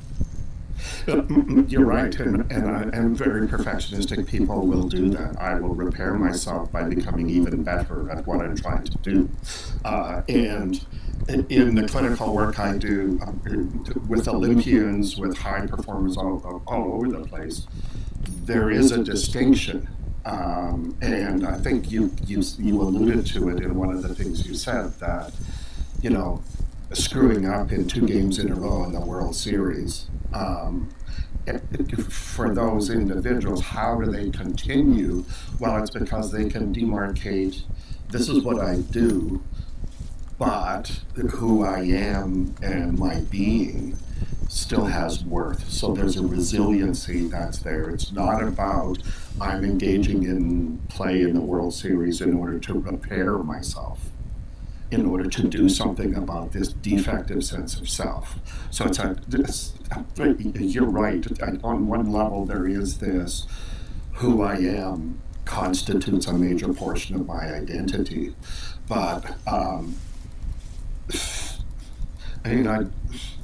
I work with Olympians, I work with artists, I work with professionals who are highly successful in their career, and it doesn't touch their sense of, yeah, but who I am really at the core, I'm just awful, I'm not good enough. And people will actually make a distinction,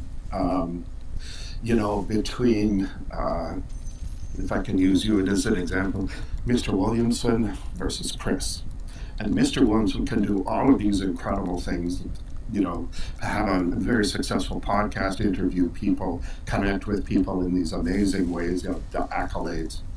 But then there's Chris, who is this person with a child, is just this guy who's really not Mr. Williamson.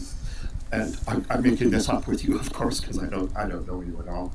But when you make that distinction with people and with professionals, absolutely they understand that, especially when you're doing it in a therapeutic context, that they'll say, yeah, absolutely, it's incomprehensible. When I sit back and think, wow, I actually did do all those things, but it really doesn't solve the problem of me feeling like I'm just not worthy enough. I'm just not acceptable. I just don't fit.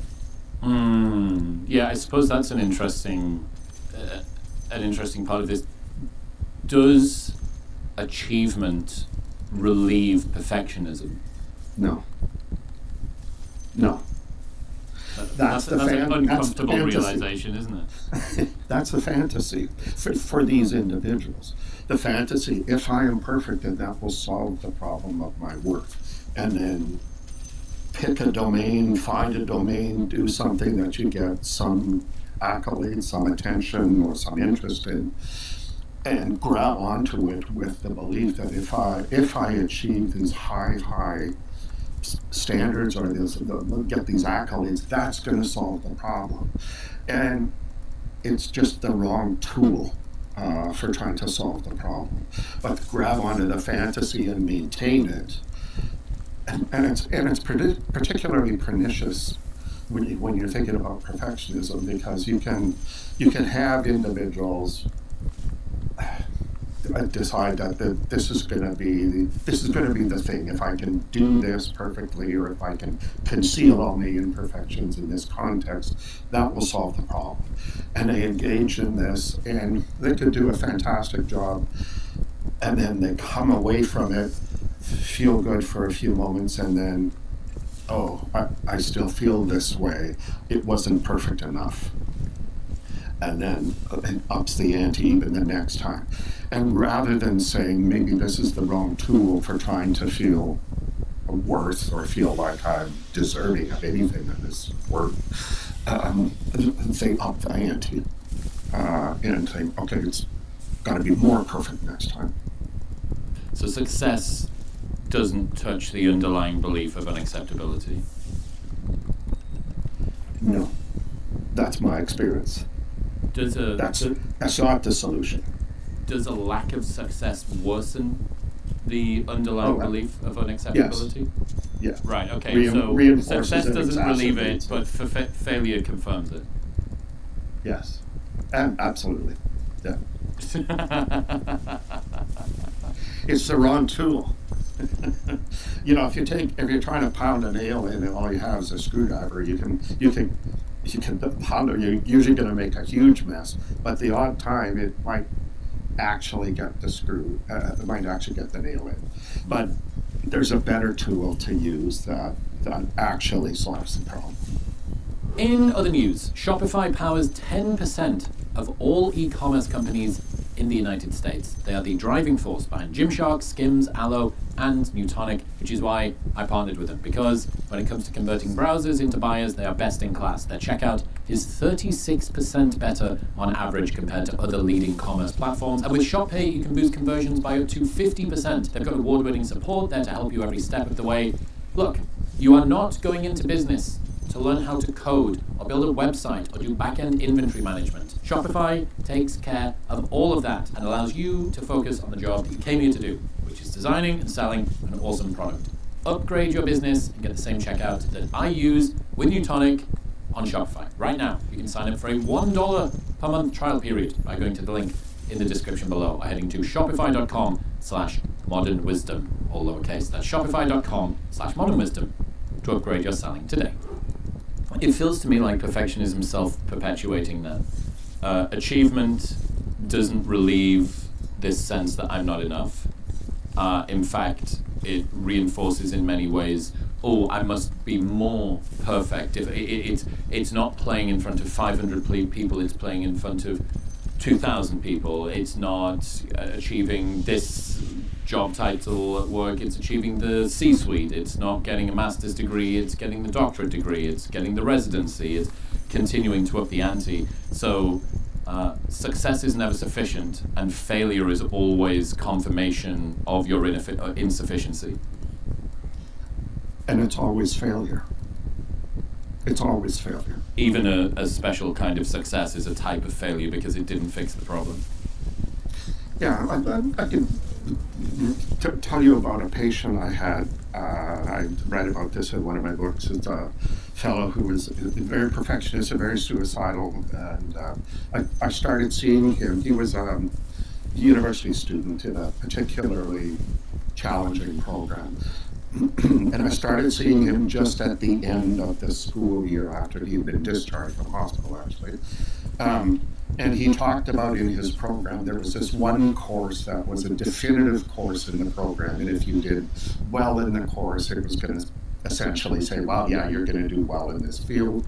And if you didn't do well in the course, you essentially, well, you should just leave this field and go. So it's a very definitive course. And he talked about, I want to do really well in this course. I have to get an A+. And I want to have the highest mark of any other student in there. And so I had just started working with him, and it had maybe been 4 weeks, I think, that we had been together. He came to a session when I knew he would have been given feedback and gotten the mark for the course. He was very depressed, and more depressed than I had seen him actually over the course of that time. And he said to me, when I got the grade, I got the A+, and I actually got the highest score in the course. And then for any of us, that would have been cause to celebrate and break out the champagne. But he said, you know, but I got that, but all it did is illustrate, I had to work so hard to get it. That guy had to really work hard to get that high. It just illustrates that I really am not capable. If I had been able to get the course without working so hard, that would have done. And it's so slippery. It's so that is slippery. Not unusual. It's not unusual to turn abject successes into abject failures. Wow. Let me give you my own personal example of that from when I used to run nightclubs back in the day. So, my criteria for success kept on morphing to always move away from me. So first off, it was that the event needed to be successful. We needed to be full. Then, not only did the event need to be successful, I had drawn a link between when I suffer because I work very hard, typically the event does better. And what that resulted in was eventually landing at the point where if the event was successful, but I hadn't suffered, that meant that the success of the event wasn't quite as much or good or whatever as it should have been. And what I'd basically done was completely bypass. So the event was a failure, I was a failure, so that was one source of potential upset. The event was a success, but I hadn't suffered. That was another potential source of upset. The event was a success and I had suffered. That was kind of a source of satisfaction for me, but obviously I'd suffered, so I was unhappy at the fact that it was so slippery, and that kind of reminds me of the story that you were talking about with your ex-patient there. I also have this, I've been having this conversation at the live shows I've been doing around the US at the moment. This sense, is your presiding feeling when things go well one of happiness or simply the abatement of fear? Is it joy or is it relief? And I feel like all of this sort of ties together.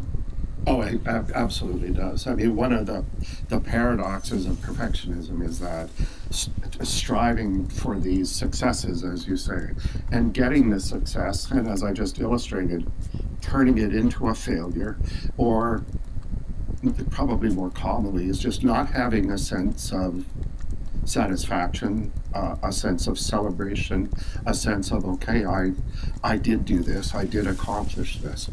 And they just don't experience a sense of satisfaction. So again, the majority of us, when things go well, we evaluate, and hopefully we have a sense in ourselves to sort of feel good about that, but also other people to celebrate and to share in that experience, which is something that's missing usually in perfectionist life all their life, the sense of shared pride in something. But okay, that's done. That it can be, thank God that's over with, but it's okay, well, move on to the next thing. And it's just simply a progression, often upping the ante each time.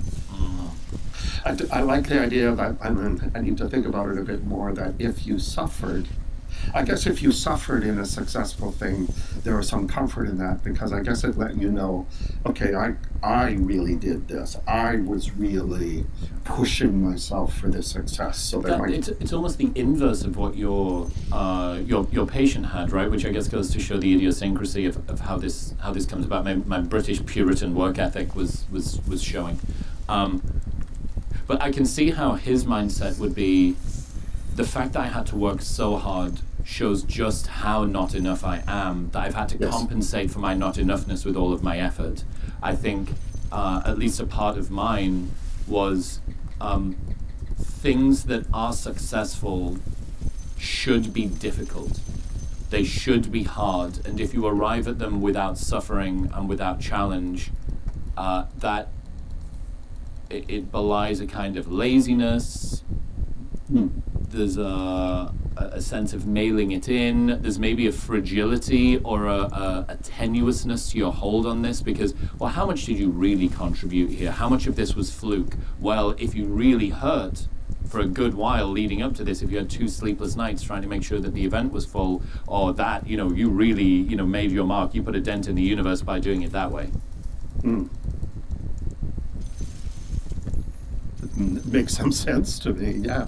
I mean, what you're talking about is actually healthier, I think, than the kind of people that we're talking about in the I will take that as the oddest kind of compliment that I have ever been. I'll reverse engineer that into a compliment.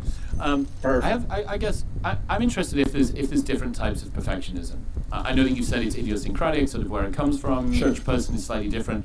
But there must be chunks, taxonomies, categories, different ways absolutely. that it shows. What are those? Yeah, it's quite complex in some ways. So there's 3 different levels that we sort of describe or define perfectionism. And one is like a dispositional or trait level, a consistent kind of need to be perfect, if you like. And very simply, we can talk about some individuals that will be characterized by, I need me to be perfect.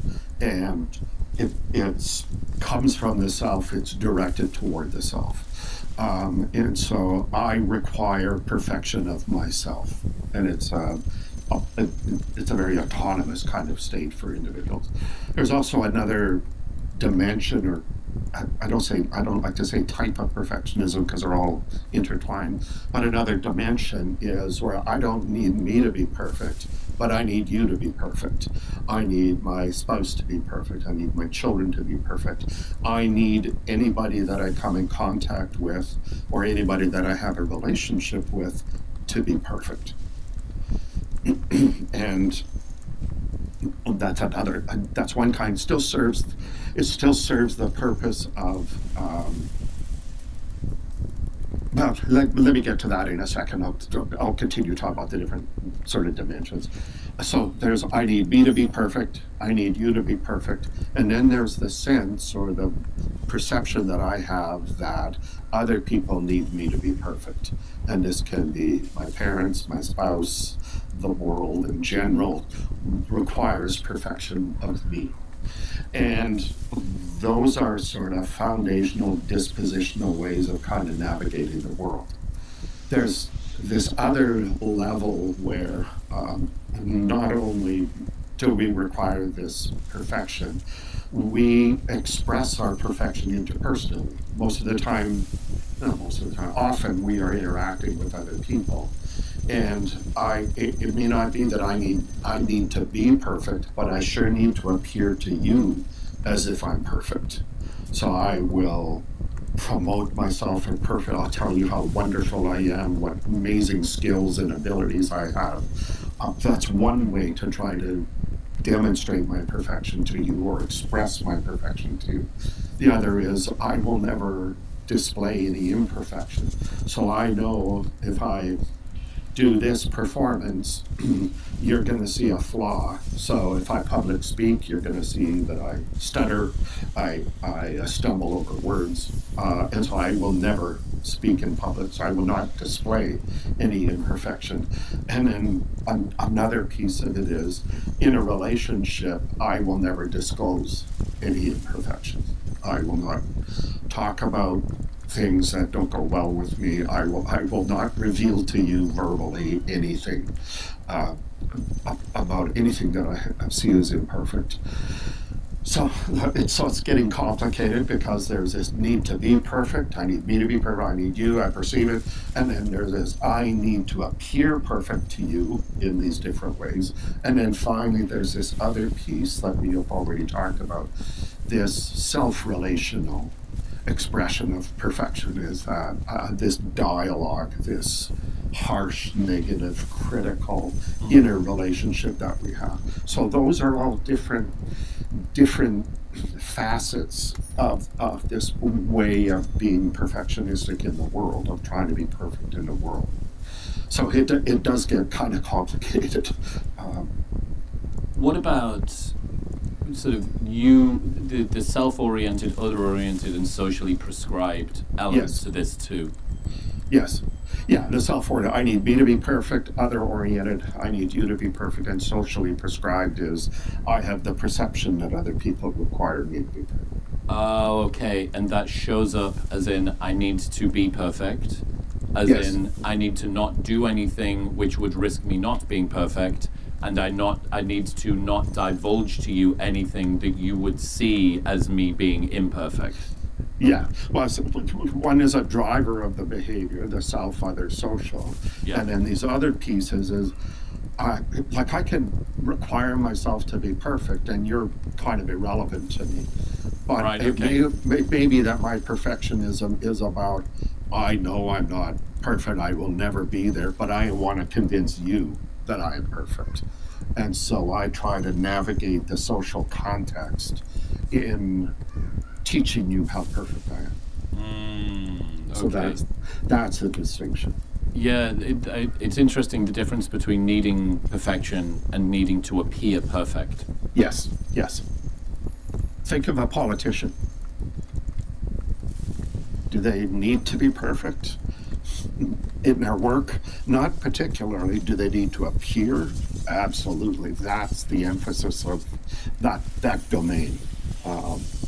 This episode is brought to you by Gymshark. You want to look and feel good when you're in the gym. Gymshark makes the best men's and girls' gym wear on the planet. Let's face it, the more that you like your gym kit, the more likely you are to train. Their hybrid training shorts for men are the best men's shorts on the planet. Their Crest hoodie and light grey Marl is what I fly in every single time I'm on a plane. The Geo Seamless t-shirt is a staple in the gym for me. Basically everything they make, it's unbelievably well fitted, high quality, it's cheap. You get 30 days of free returns, global shipping, and a 10% discount site-wide. If you go to the link in the description below, or head to gym.sh/modernwisdom, use the code modernwisdom10 at checkout. That's gym.sh/modernwisdom and modernwisdom10 at checkout. I imagine, have you found a crossover between perfectionism and narcissism? Yes, absolutely. I can see the lineage immediately, right? I can't see, nobody else must be able to see me at my weakest. I must pretend to be completely perfect, this unfettered 10 out of 10. Yeah, there is exactly those elements, especially in the interpersonal world, is about, I'm going to show you how perfect I am. Where it is a little bit different is the perfectionistic individual knows they're flawed, they're defective, they feel that way, they feel they know that, and I don't fit in the world. And for the narcissism, at times they can almost be delusional in the sense that, okay, I am perfect. But very similar roots, very similar pathways, but they're divergent. So, what other personality traits does this cross over with? I would imagine conscientiousness, neuroticism, maybe some depression. What else do you see typically? Depression for sure. And in fact, the depressive personality style, which is, that's not a DSM category, that's a psychodynamic diagnostic systems category, but a very depressive personality style. There's some, neuroticism if you're thinking about the big five. Conscientiousness, actually not so much.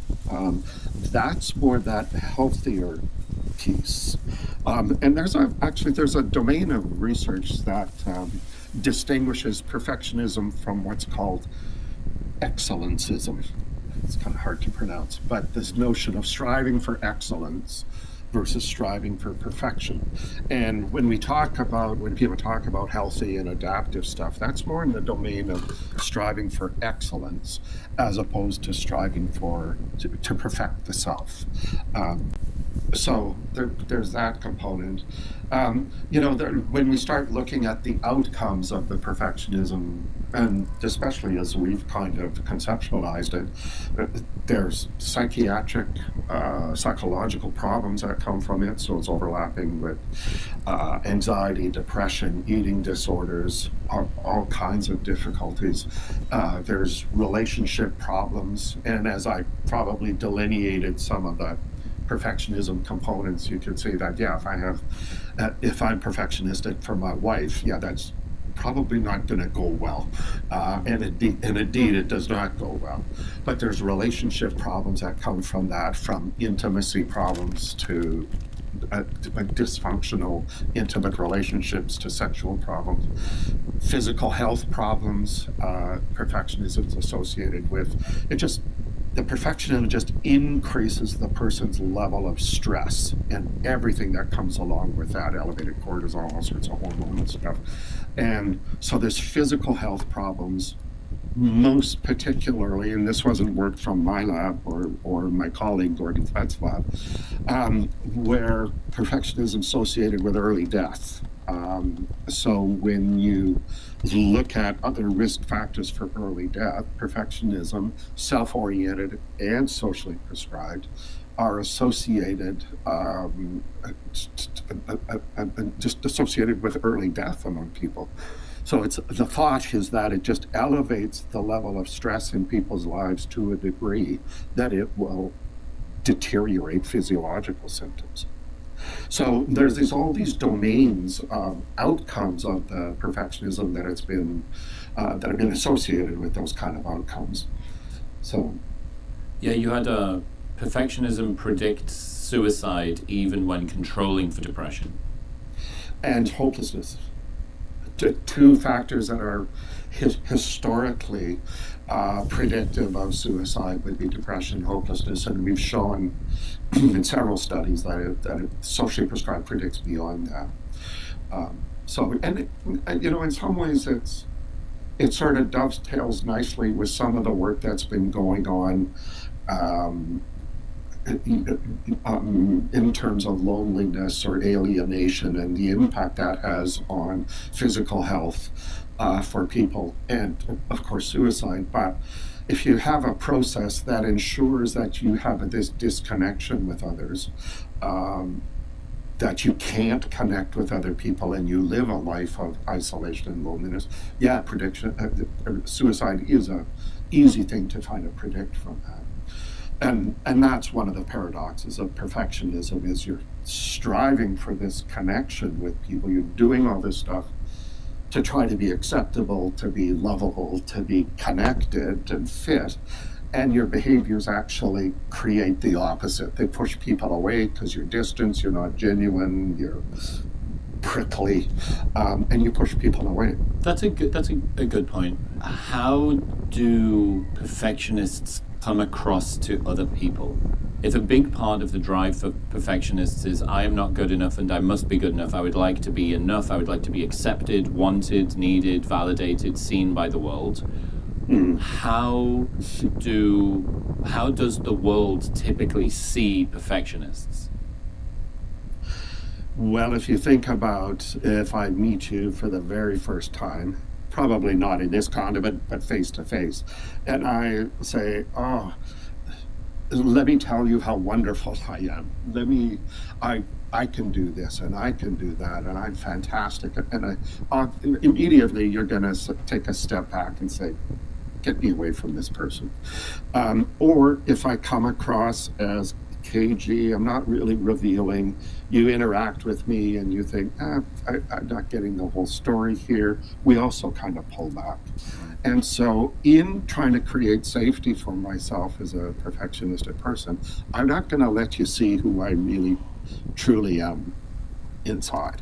I'm going to curate an image for you. And people pick that up, so they pull away.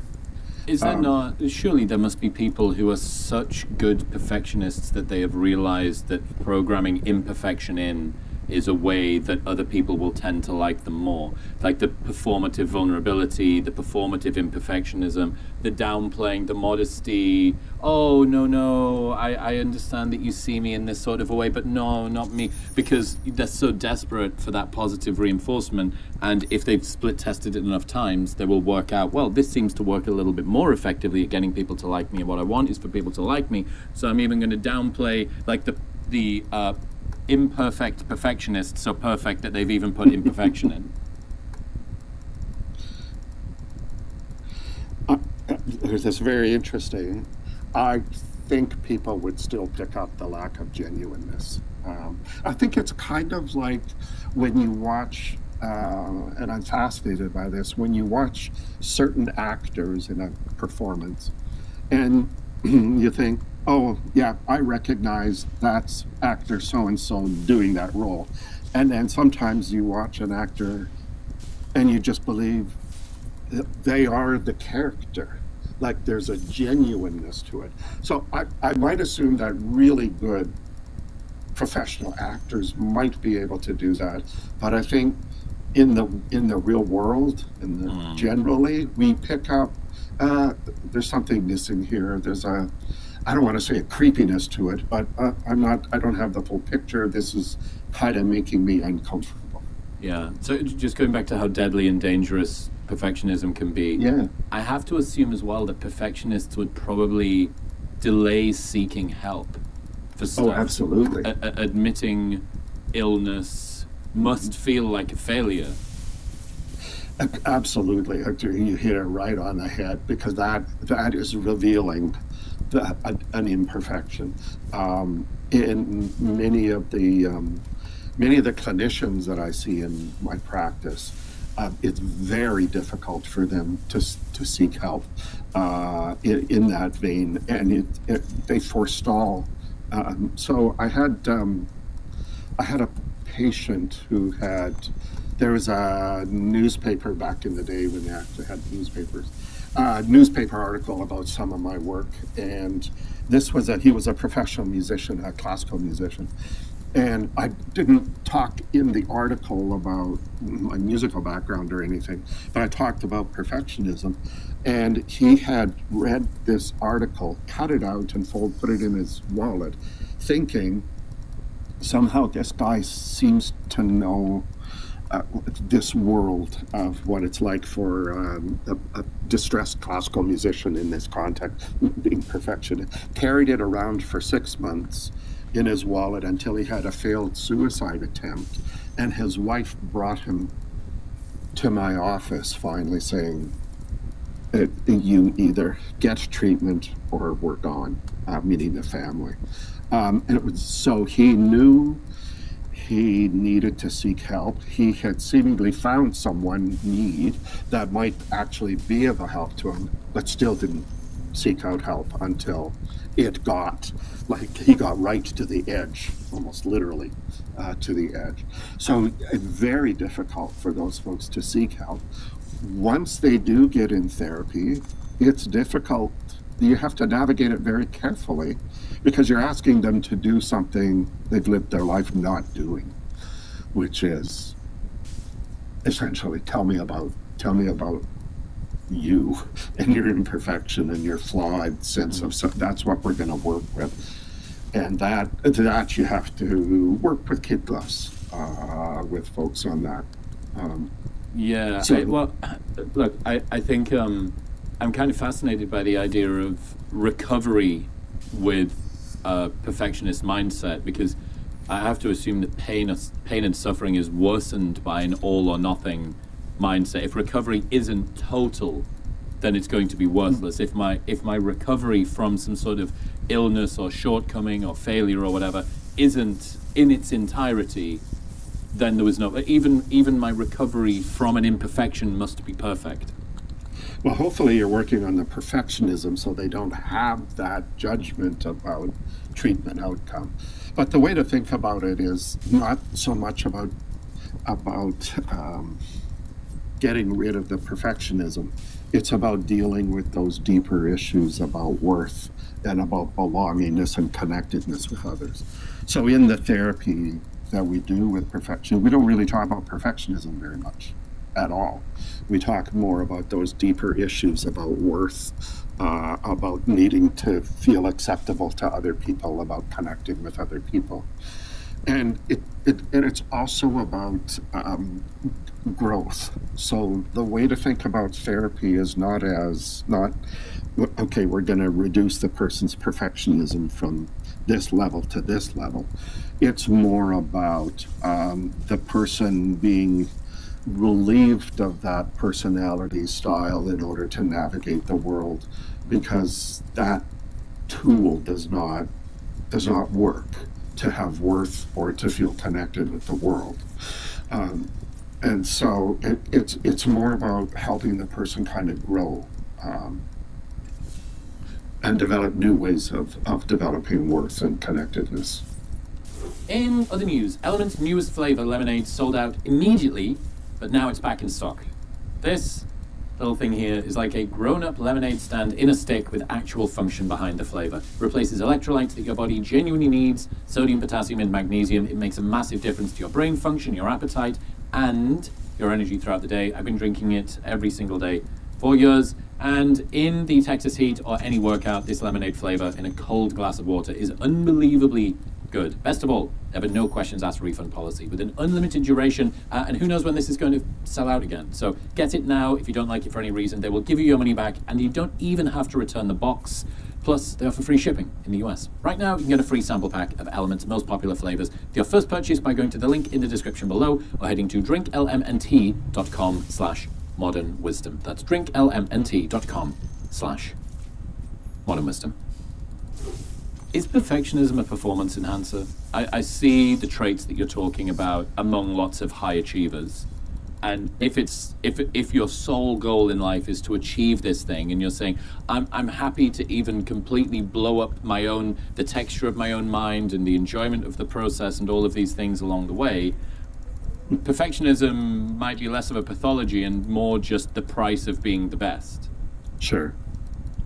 Well, there's been some research done on perfectionism and performance in the workplace or in people's career, with the assumption that when in one very early study they looked at this, how did they do this? The commissions.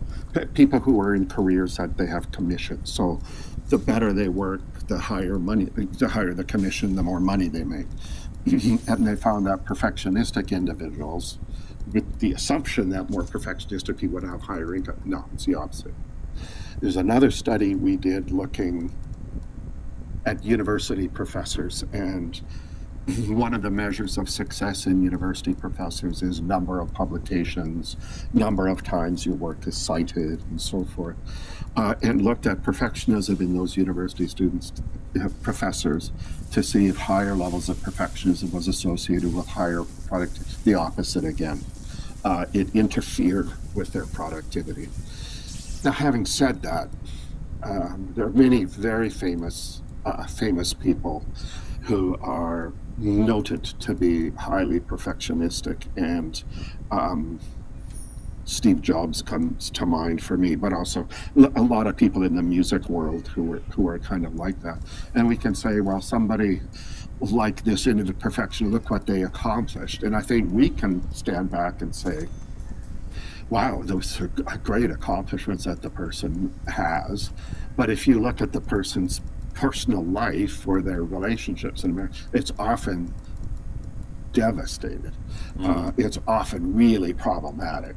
So I guess it depends on the perspective you take. That perfectionism could be good. Sorry, go ahead. No, I think you're so right. I got all excited because this is one of my favorite pet theories. A lot of the time we use the people at the absolute top of the tree as a blueprint for how people trying to get toward that should behave. We'll look at how Michael Jordan showed up. Perhaps this is how your Sunday league baseball team should look to conduct themselves. Sure. We'll look at how Steve Jobs built, one of the biggest companies in the entire world and one of the most revolutionary products in history. Well, you, as somebody that's a founder of a startup new business, perhaps that's the way that you're supposed to show up. But you said that, what are the personal costs that most of these people pay? And is that really something that you are prepared to sacrifice in order to achieve that thing? First off, you've got no guarantee that you're going to achieve that. There is only one Olympian in each category every 4 years. So in order to get that, and by design, that means that out of the 7-8 billion people on the planet, almost everybody isn't even in the running for that, let alone the person that's going to be it. My point being, I think it's a dangerous strategy to use the blueprint and the playbook of people who are as far on the tail end of the distribution of outcomes as you can get, literally one in the human history of a Steve Jobs, to try and justify an approach that somebody who's falling much closer toward the middle of the bell curve, maybe you're up on the upper end of the distribution of success or outcomes or whatever it might be. But the price that you need to pay in order to be able to do that is one that you typically wouldn't foot the bill for. And maybe you can reap most of the rewards of excellence without having to blow your life up with the perfectionism. And maybe you can feel worth and that you are lovable or that you are acceptable or that you fit in this planet in a different way. One of the things you said made me remember, and I hope I can get this right. I think Elon Musk was being interviewed by somebody, and they said they said, I'd love to be able to think like you or to be as creative as you. And Musk's response, as I recall it, was, yeah, if you lived in my mind, you wouldn't like it. It's not a good place to be. And I think that kind of captured, yeah, we can look at all this stuff, but what is it like to be inside that mind? Again, I don't know him or anything, but from that comment, it just seemed telling that. I mean, I've got, he said on Lex Friedman, most people think they would want to be me, they do not want to be me, they don't know, they don't understand, my mind is a storm. Like, alright, that's pretty fucking apocalyptic. Well, you said it way more elegantly than I did. I've kind of become obsessed with that passage. And it's for the same reason, presumably, that you have. So, okay, I guess, how much perfectionism is about fear? Like this underlying fear, is that a big part? Is it a sense of unsafety, ambient unsafety that's sort of permeating people's lives? I think it's an existential fear about not fitting, belonging. Who am I? Where am I? So I think you're right that it is about fear. And one of the ways to quell some of that existential fear, because we're social creatures, is to have connection, to fit, belong, to matter to people, to be loved, but also fundamentally to have a sense that I'm okay, I'm deserving, I'm good enough, that I have worth. And so those deep, basic issues, I think, are powerful there. And what happens when they're not met is that exactly what you're saying. It's about there's this fear. One of the more difficult stages to navigate in the therapy with folks with this is when they get to a place where they're kind of considering relinquishing this sense of if I'm perfect or if I appear perfect. As they start to relinquish it, the problem that they run into is, well, how do I navigate the world? And it's just a void. So it's just the unknown. Because their previous motivation was so much be perfect. So ingrained and so much a part of their life that there's just this void. And as humans, we don't navigate the unknown very, very well. And it can be terrifying if you just lose a way of being in the world and there's some other expectation. So that within the therapy, we approach that, I don't want to say gingerly, but we approach it in a way that tries to help them with the fear of that and to get to a place that there's a different way of being in the world that can actually increase the probability of meeting those needs. Can you explain to me the other-oriented perfectionism? Because that feels a little bit more... a little bit more on the outside. I can understand how socially imposed and the self-oriented perfectionism, those two things, other people need me to be perfect, I need me to be perfect if I don't fall short, but the I need other people to be perfect is still the same currency, but seems to be pointing in a very different sort of direction. Right. I would imagine, Chris, in your life, you're out in a public context, you'll have people come up who will be very excited to meet you and they'll want to hang out, and you're thinking, well, hey, I'm a person here, I don't need this, but they're coming to you for a reason. And to be in the presence of somebody with high status, for example, it gives them status. So if I need my wife to be perfect, it's because I can share in her perfection and it elevates me. I get status, I get worth, I can borrow her identity and all the good things about her, and people will see me and they'll connect me with this person and I will have status for that. one of the things that, and this is an overlap with narcissism, one of the things about people with narcissistic personality style or disorder is there'll be a business meeting and they'll walk into the meeting and they very quickly figure out who has the highest status in the room, and I'm going to sidle up to that person and connect myself with that person. And it's about borrowing the identity of the other person in order to feel a sense of worth. That's part of what's called borderline personality disorder pathology or borderline pathology. I don't have a sense of identity, so I'll borrow yours, essentially. And that's how that works. So the ultimate goal is the same, to try to elevate my sense of worth, but I'm going to come to know you, and I'm going to hang out with you so that other people can see me with you and say, oh, well, he must be pretty special if he's hanging around with this guy. And it's that kind of mechanism. And that's how other-oriented works. When people fall short, when my wife screws up, oh my God, then what the, then that inner voice that's directed toward me with other kinds of, that gets directed toward her. Harsh, critical, nasty. Some people call it a narcissistic rage, and it kind of captures that. So. Yeah, I have to assume that intimacy and romantic relationships for these people are very difficult. Perfectionists generally, and also if you've got the other-oriented stuff in, that's just a additional difficulty level on top. Yeah.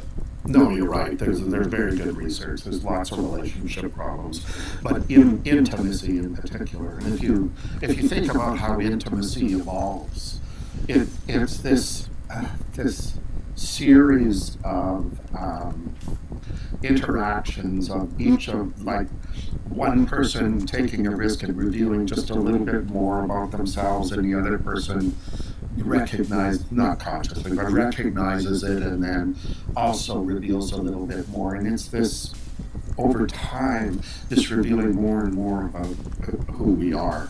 And so couples that have been married 40 years, yeah, there's not a lot of secrets that kind of hang out and let it hang out. However, but brand new couples know there's still this, okay, just got to be careful here. And so that intimacy evolves with these folks who can't reveal shortcomings, shortfalls, aspirations, emotions that are difficult, vulnerabilities. Intimacy is really problematic. Also, if you are, I need my partner to be perfect, that's going to be very uncomfortable for your partner. Oh, it's not a fantastic foundation to keep a loving relationship. Even your partner who may have come into this relationship feeling safe and feeling enough, your fear of not enoughness will begin to infect them. Oh, absolutely.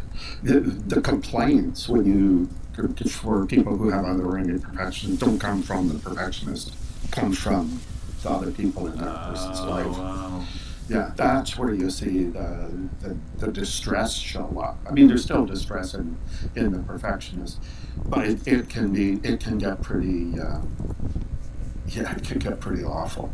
And it's not just partners, it's person's children, the person's subordinates in their workplace.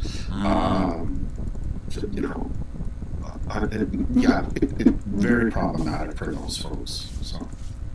If imperfection is human, which it is, why does failure still feel so unbearable to so many of us? I don't know that we. If imperfection may be common, I don't know that we embrace it in any sort of way.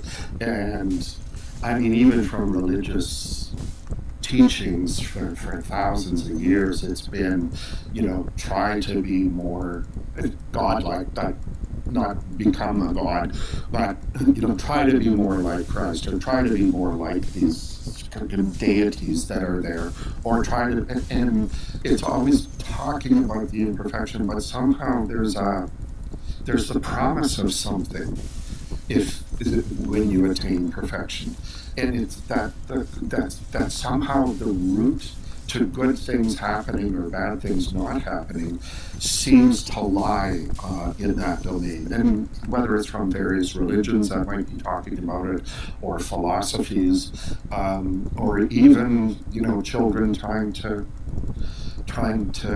navigate the world that they live in.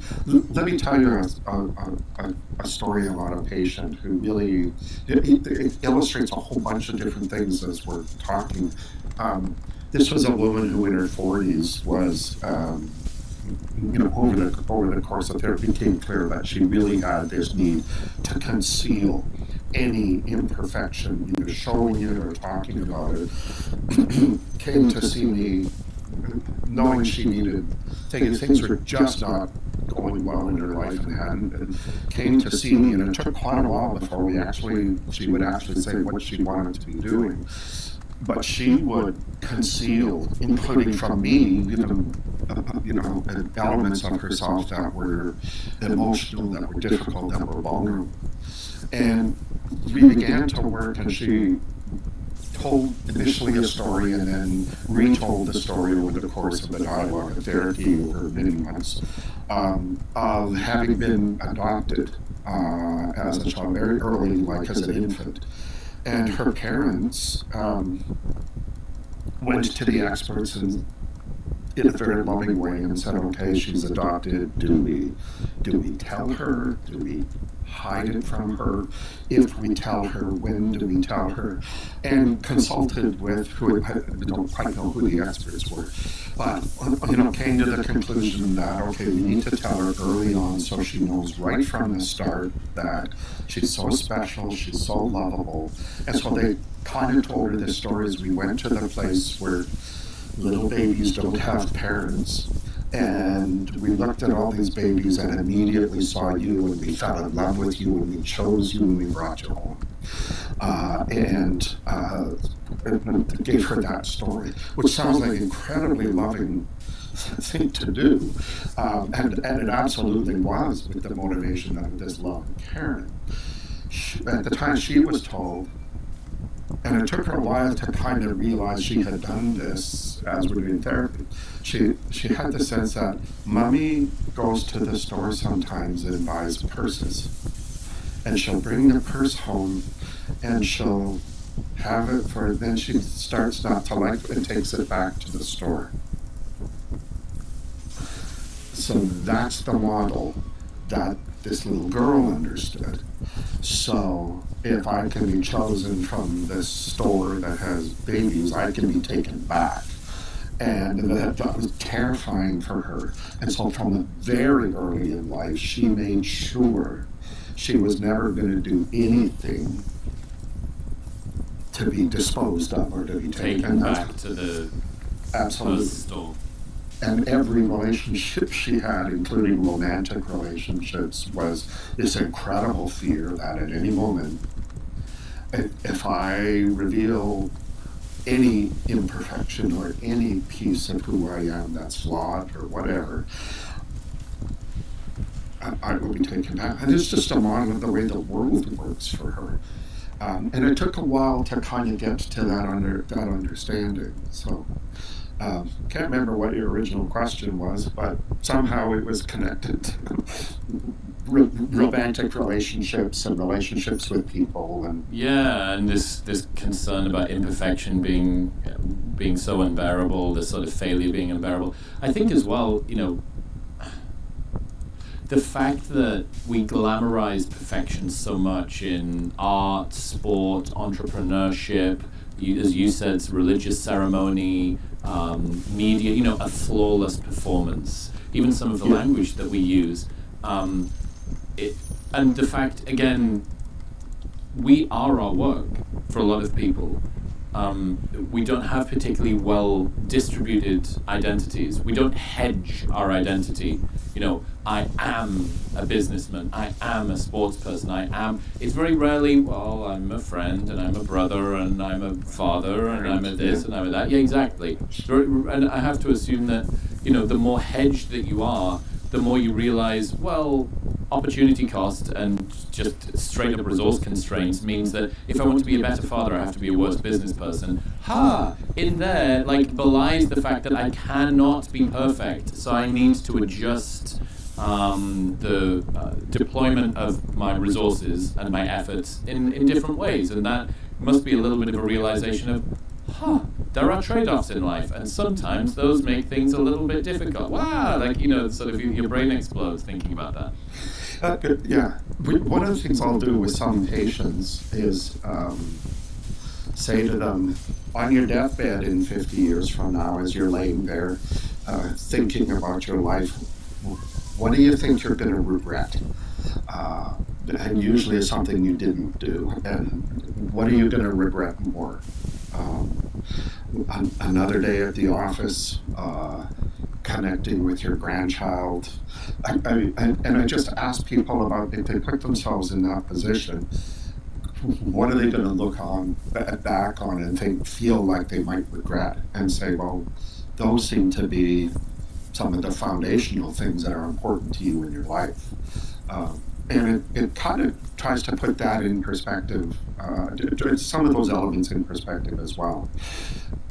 I mean, you said this a couple of times, Chris, that, what we do is kind of who we are. And I think that's very true.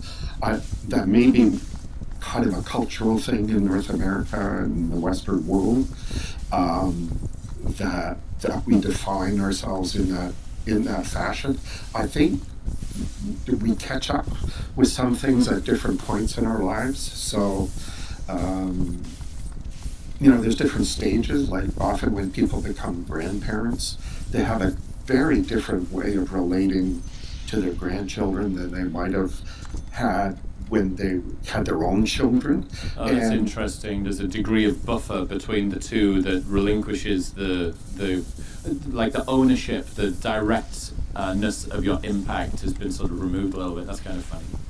Yeah, and I think there's just at different times, different things kind of become more important. And I think as we get older, relational pieces, I'm just guessing here because I don't really know this word, but it seems relational pieces seem to evolve. So the concept of generativity, it's the older folks who want to give more. They're not so much involved in their own success, but they want to mentor people, they want to teach people. And I think that's a part of, we just develop more relational, we pay attention to more of those relational needs at that time. So in your experience, can perfectionists ever truly let go of those patterns? It seems to me like the perfectionists in the listening will just think, well, this is just who I am, it's ingrained, it's given me some things I want in the world, and maybe there's some suffering, but this is just part of the source code of me. Sure. Well, I guess the question is, what cost are you willing to pay for it? I mean, it can come down to that. Most of the people that I see in treatment are pretty desperate and it's pretty painful for them. So in the training of especially my graduate students to learn to work with these folks is to prepare them a little bit for once you open the door for these folks where they can express the emotional pain. It's pretty breathtaking and pretty powerful. So there can be a lot of pain that people kind of live with. But I guess at the end of the day, it's always, okay, you're paying a price for this. Everything has a cost and a benefit, and those shift and change over time in different contexts. And it's just, how much are you willing to pay? But it's helpful for people to know that they can make changes in that. They're not trapped in it. What are the steps out of perfectionism? How do people learn to get past this? I imagine that there are some evidence-based approaches. Okay, yeah. So take me through it. Well, the work we've done is from a psychoanalytic perspective of really trying to deal with the deeper issues that produce the perfectionism. So it's kind of the notion, if you really hurt your knee, the symptom you have is pain. And hopefully when you go to a clinician about your knee, they're not going to say, oh, the symptom is pain, here's some medications, it'll take the pain away. And then you go about your life. Hopefully the clinicians, and in truth this is what clinicians would do, is say, okay, the pain is simply an indication there's something wrong in your knee. We need to poke around in your knee and figure out what the cause of that is and deal with the cause, and then the pain just goes away. And so with perfectionism, and the psychodynamic approach is the same thing. We try to work with what's producing the perfectionism. And in this case, it's these deep relational needs, the need for worth, the need to belong, the need to be acceptable to others. And that's where we work. So from that perspective, I mean, it's an involved process, but it's also,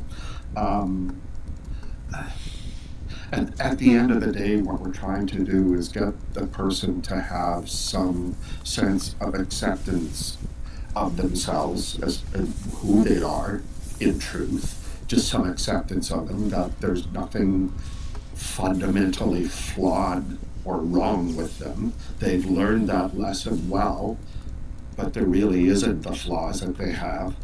And that there's an acceptance of other people, that other people are also flawed, and but there's still ways to kind of navigate a sense of fitting and belonging and connectedness with them. So it's about self-acceptance, and it's about finding a place for oneself. What are the most common interventions that you use to increase somebody's self-acceptance? Well, you would use, in psychodynamic work, you use the therapeutic alliance, and you form a connection with the individual to provide a place of safety that they can actually begin to put that flawed self on the table, and will actually look at it in a really truthful, honest way. And it's usually, it's not so flawed and not so defective. But we use the therapeutic alliance to create a place of safety for the individual to be able to do that. We also work in that context on the kinds of things that people automatically do to avoid the deep pain, the emotional stuff, to actually look at who they truly are. And so again, we use that therapeutic alliance that way. There's a domain of treatment that likes the notion of worksheets and practice and tell yourself not to be worried about making mistakes and that sort of thing. And I find it, to be honest, I find it really silly. Like, I mean, one of the things when you work with perfectionistic people is they will say, can't you give me something to read? Can't you give me like homework? And the idea is, what we're trying to do is teach a person, it's kind of like learning to ride a bicycle. If you've never ridden a two-wheeler and you decide, okay, I'm 30 years old, I'm going to learn to do this, so I don't know, you phone up Lance Armstrong and say, I need a workshop, give me a lecture on how to ride a bicycle. And you go to the lecture, he provides all the information, you take notes, write the multiple choice exam, ace it, get out on the driveway, get on the bike, and you promptly follow.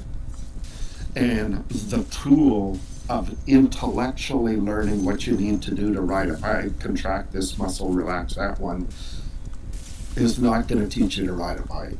But if you have, if you think about how, I assume how you rode a bike, much like me, you had somebody who was holding the bike you got on, and they kind of pushed you and got you going, and they let go and grabbed onto again, and you wobbled and fell and got up again, and through the experience of that process, eventually you got to do this insanely complicated thing of riding a two-wheeler in traffic with lights, with And if you think about how complicated that is, oh my God, it's the experiences that have taught you how to do that, not the information, not cognitive exercises to do that. And that's the best metaphor I have of what I and other psychodynamic people are trying to do to teach people new behaviors. It's through the experience of revealing the self. It's through the experience of having being able to connect with somebody and to have them kind of care for you, accept you, see all the stuff that's bad, and try to be helpful to you. So that's the process of it. So it's not session 1 you do X, session 2 you do Y. That's a very CBT approach, and it's that approach in particular that we just published a paper which really pissed off a good bunch of people, which is great. I kind of like doing that, to really show what the evidence is for a CBT-based approach for perfectionism, and How it's did it not good.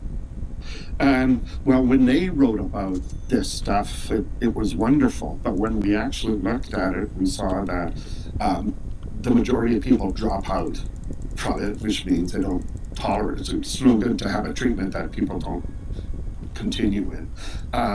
There's good evidence that for some parts of perfectionism, it will change post-treatment, meaning sort of at the last session they can show these big changes. If you test them in a follow-up a few months or 6 months later, no, the changes disappear. So it's not maintained.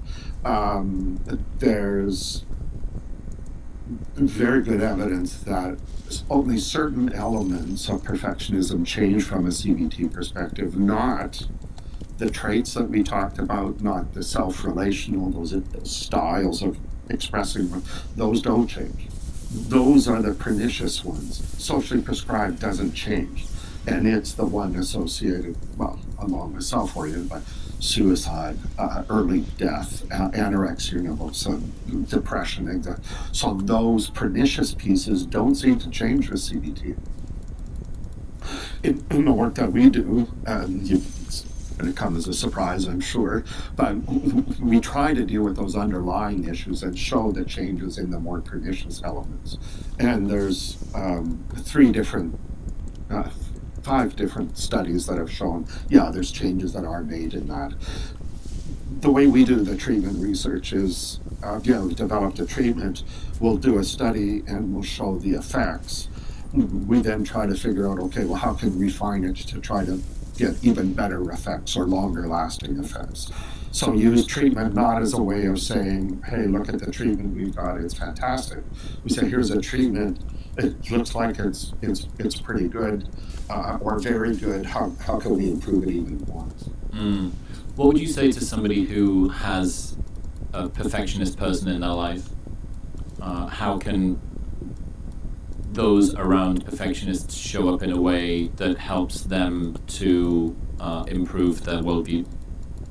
I would encourage them to find somebody to work with them on it, to find a professional to work with it.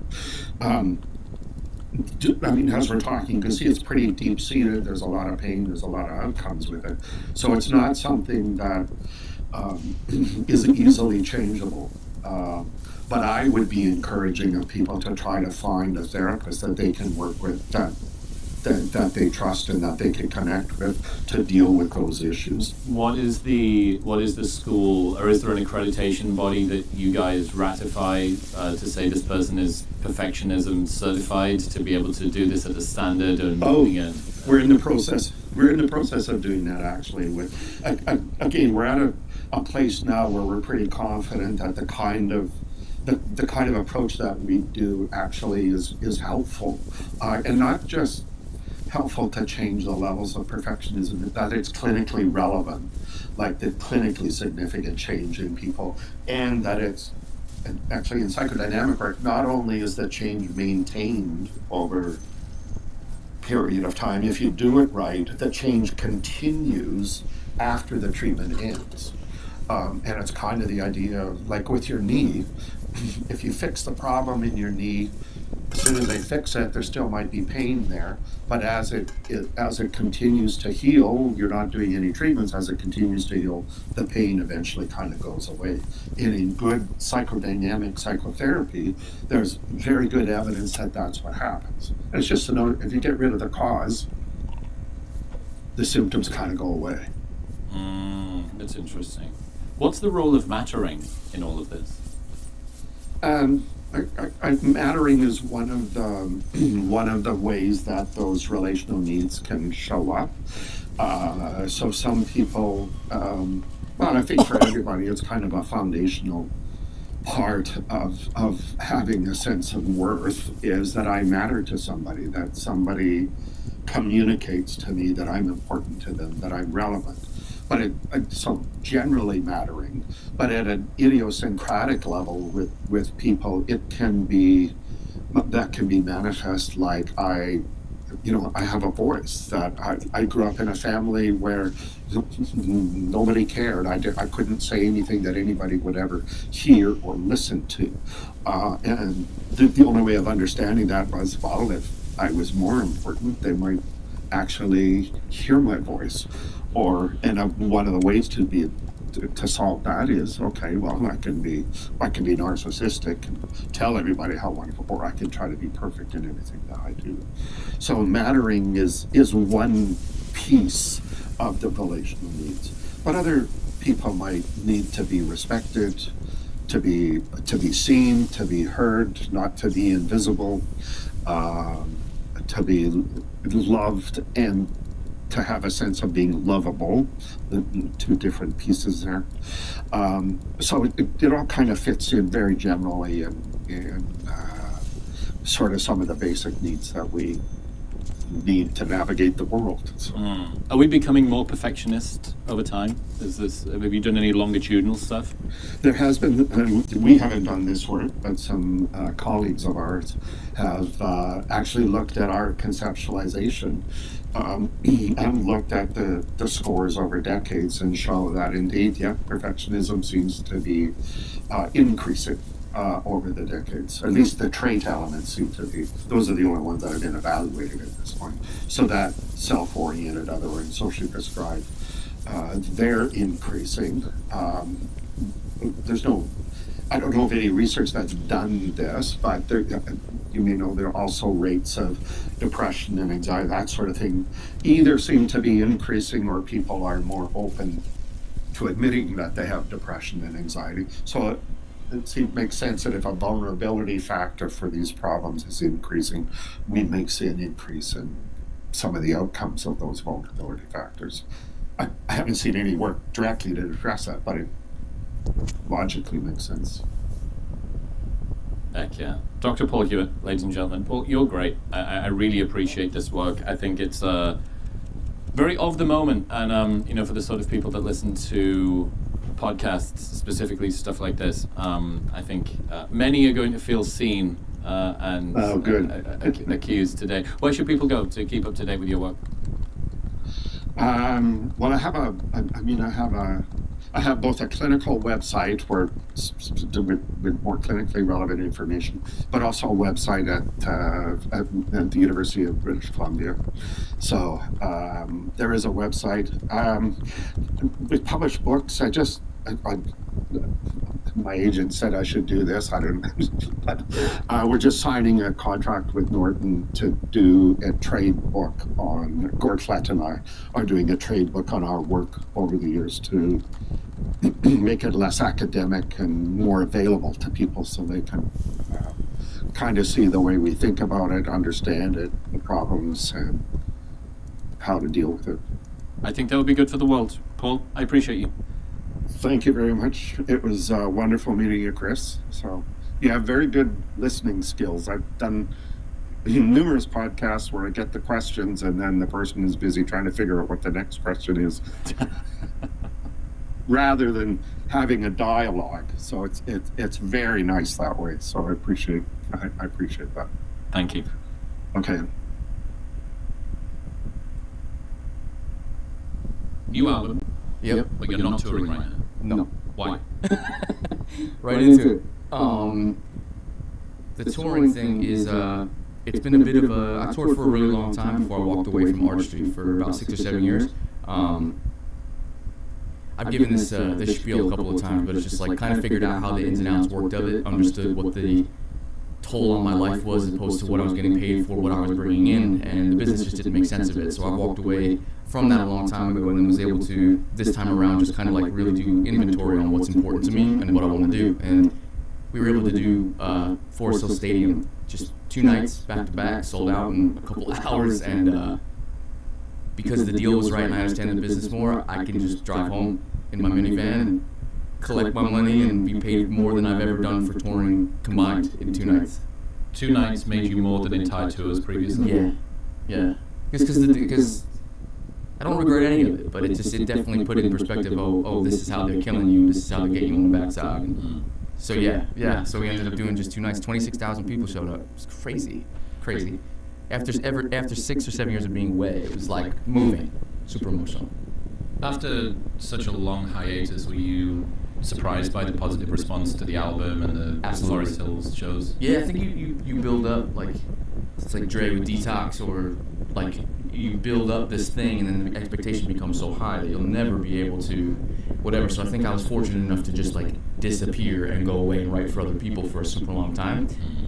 And I think that the pressure was off because I think the fans after a while were just like, I actually just don't think he'll ever put out music again. So then when I was like, I'm putting out music, they didn't have time for there to be this unrealistic expectation of like Step Brothers 2. Like it didn't have to be Dumb and Dumbers 2. Like it just was.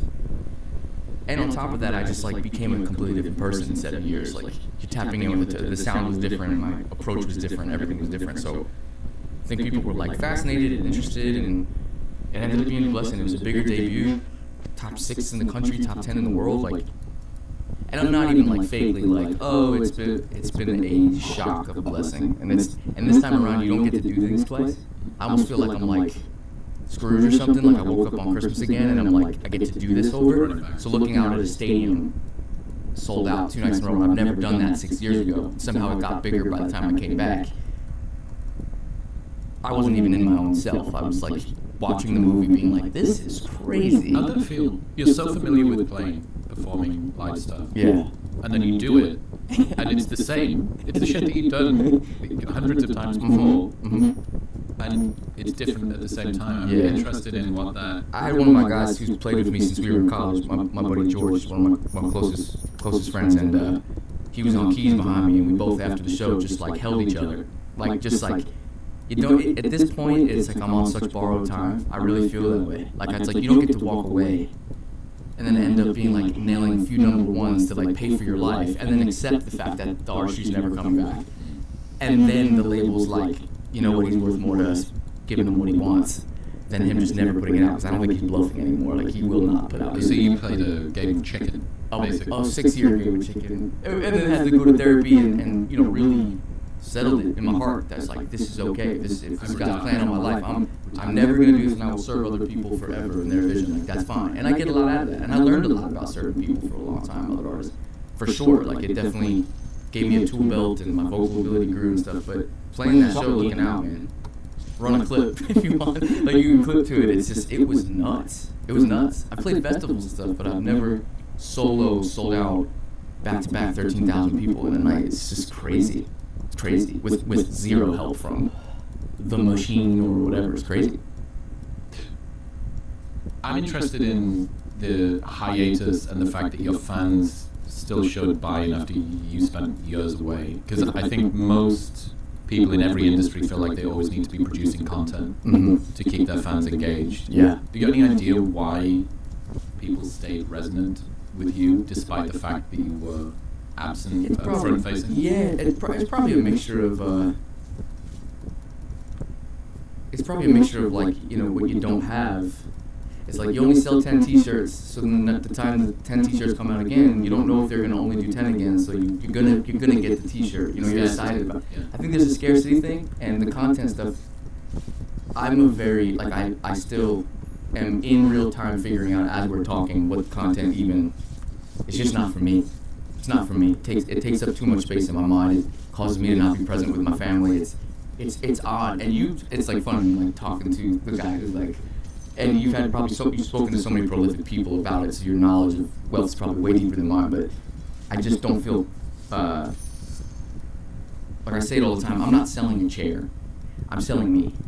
And I go into town square and I get on a pedestal and I say, these are my beliefs about life. This is my art. This is the deepest reflection I could possibly excavate of myself. And someone in the background, fuck you, I don't like it. It's like they're telling they don't like me. I'm not selling. If you don't like a table I made, someone can say, I don't like the table, and I can somehow, even though the table's a representation of me, I can somehow separate myself to try to draw people to the table, not draw people to me.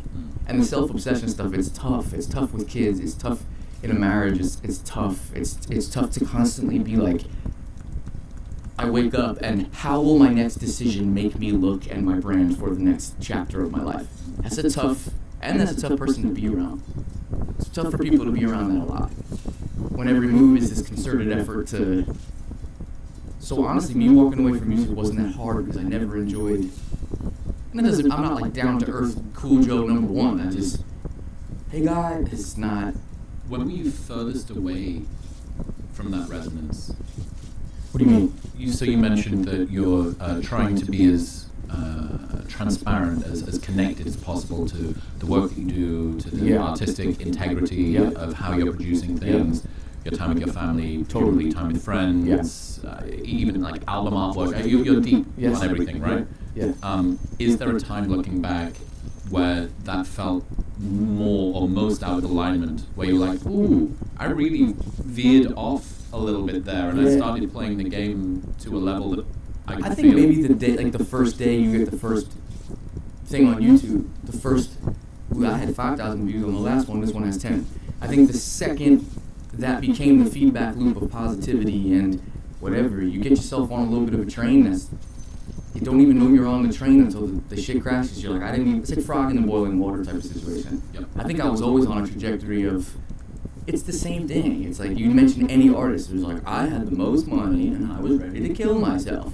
Look at the crazy story of artist X, and everyone's like, wow, what a deep story. It's the same archetype over and over and over. I just happen to be blessed enough to be like, I don't know how I'm going to walk away from this. I don't know how this is going to work out. Because I wasn't writing for other people at the time. I'm going back home, and I'm going to make music in my basement, and I'm just going to walk away. Maybe work at McDonald's. I told my wife that. It's crazy. I told my wife that. I said, yes. And she's laughing at me. She's like, you're forgetting how talented you are. You've been doing this for a long time. But I just walked away, and then by the grace of God, it was like, pew, pew, like hit after hit. But I think that was because I may have shedded, what do people want? What's going to feed the next expectation? It was like my heart is vibrating with this song, and maybe that's what humans wanted, and that will always cut through. So I tried to just stay to that. I tried to.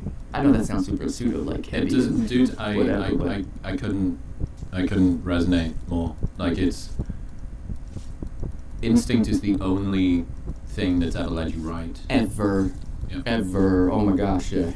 The only thing that's ever led you right. Yeah. Like with the show, the currency that we traffic in is plays, largely, right? Because, have you heard me talk about hidden and observable metric? Yes. Yeah, okay, so observable metric plays, hidden metric, how much it changes a listener's life. Absolutely. Right? There's a difference between breadth and depth. Absolutely. And unfortunately, depth is just hidden metric. Yeah. When I feel most connected to the work that I do is when I'm following my instincts as sort of plainly as possible. Yes. And I think the big hurdle for me, and the word that's coming to mind as you're talking about what you did, is bravery or courage. That I'm prepared to back myself. Totally. To stick to my principles. Totally. How difficult would it have been to have done that without your wife? I wouldn't.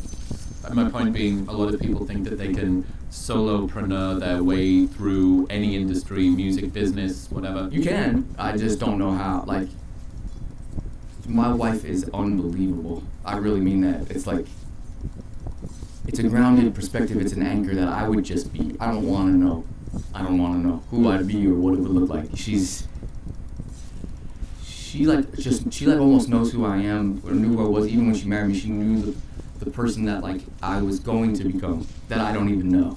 She almost sees that in a way or something. Yeah, she even like I know her since middle school. I sat behind her in middle school, so she's what's the best way to put it? If I did wake up tomorrow and was just like, I'm over it, I'm out, she'd be like, cool, what are we doing today? She's not, it's not, she really does just want to see me happy. So she's down for the, all right, you want to write for 6 years? It's like, all right, you want to spend $2 million, a lot of money on an album and risk it all yourself and come back after 6 years and rent the venues yourself and buy them yourself? Like, let's see it work. She's ready to go. Because, 6 years ago, I'm like, I'm never in art again. I know my future, and blah, blah, blah. And then 6 years later, I was like, I have a lot to say. And now they want to give me my shit back. So I feel like morally it's a good time for me to actually operate. Because I'm not a dancing monkey. I'm just making shit and getting paid properly off of it. So. Dude, that's so cool. That's so sick. Yeah. You mentioned that you changed a lot in the space of 6 years. Oh, man. I had 3 kids. That'll change. Yeah.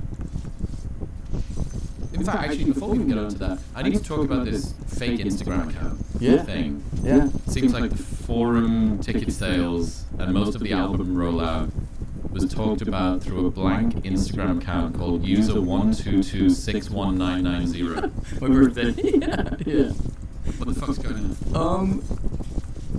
Social media is too much, is the brand of my name is too much for me to care about. So it was more freeing to just shit post and just say things in real time and not curate the post and not whatever. And for some reason when I removed it from my name and it was just this like doing this thing, I knew that the real fans would care. And then the harder it is for people to access the real information that's not on the main page, it would turn fans into more news herald type of people. So I just was like, let's do Windows 98, like forum, let's do a fake Instagram, let's do all this stuff that creates people to have to kind of dig, to then go tell the rest of the world who are passive fans, this is what it's going to be. Because then I hired a label for free, you know, so, and it just took the pressure off. Because social media is just not for me. I haven't had social media on my phone until I got that fake Instagram. I haven't had it for 6 years. Not a single thing. So it's like, how am I going to get back into this? Because the second I post from my main account, it'll be 30,000 likes, and then my whole shit starts to take over again, where I'm like waking up being like, what is the thing that's going to remain my relevancy for people to know about my album? No, Did you fear irrelevance? Fear irrelevance. One of my deepest fears creatively is 100% my ideas not being valued to be brought to affect other people. My deepest fear is when you lose your quote-unquote relevancy, whether it be in production or artistry or whatever. There's a viable idea that could change the world, but the world doesn't soak it in because the perspective that you built of yourself is not as strong as it was years ago. So there is this weird dance you have to do. Okay, so you see your relevance as a vehicle. My relevance is only a vehicle for utility. The relevance is a vehicle to present utility to other musicians and to other things, to keep the soup turning of culture for this to birth cooler shit than when I'm gone, other things will happen. You're like a vessel. That's it, nothing else. It's not, it's all borrowed books in a library and we're taking and we're reading and there's stardust coming and it's not like, there's days I'm on my high horse, there's days I think I'm the worst in the world, so it's like, you know, you don't want to be like too over exaggeration, but like, it's all borrowed. It's everything is borrowed. It's all just. It's all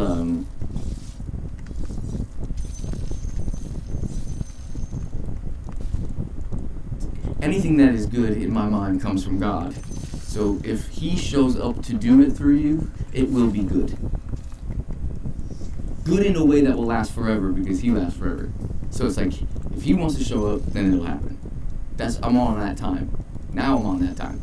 He's gonna she's gonna show up or he's not. And it's like, oh well, then just shit in your room all day and wait for God to show up. It's like, yes, metaphorically it gets very, but I can only speak from my gut, and I know right now at 34 years old with 3 kids and whatever, he's either gonna come in the room and play or he's not. It's just it is what it is. There's a great quote which is, God doesn't want to do all of the work, some of it is left up to you. Yeah. And I think this balance between faith or belief and agency. It's the age old, yeah. Correct. Yeah. I know that I need to make things happen, but I also need to have faith that I'm going to be pulled toward the right direction of others. Yeah. I mean, how many times in my life creatively I thought what I was making was for this, and it ended up being something completely different that was not. You look back on it and you're like, oh, that ended up being unbelievable for me. Do any examples come to mind?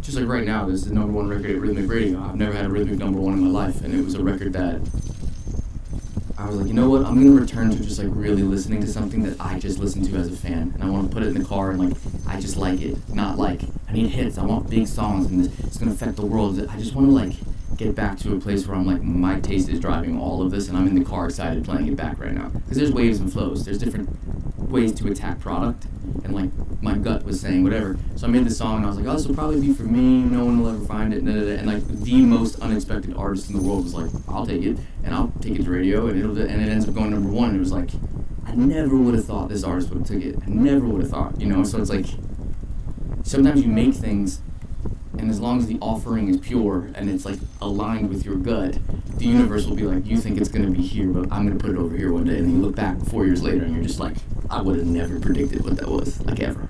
Like, crazy. I love the word taste. Yeah. I think it's so great, and it's very difficult to define, and very difficult to replicate, and very difficult to create a blueprint for. Absolutely. I think it's one of the reasons that people don't talk about it, because the good definition of taste, being able to distinguish between good and not good. Yep. Right? This is good. Why? Don't know. Is.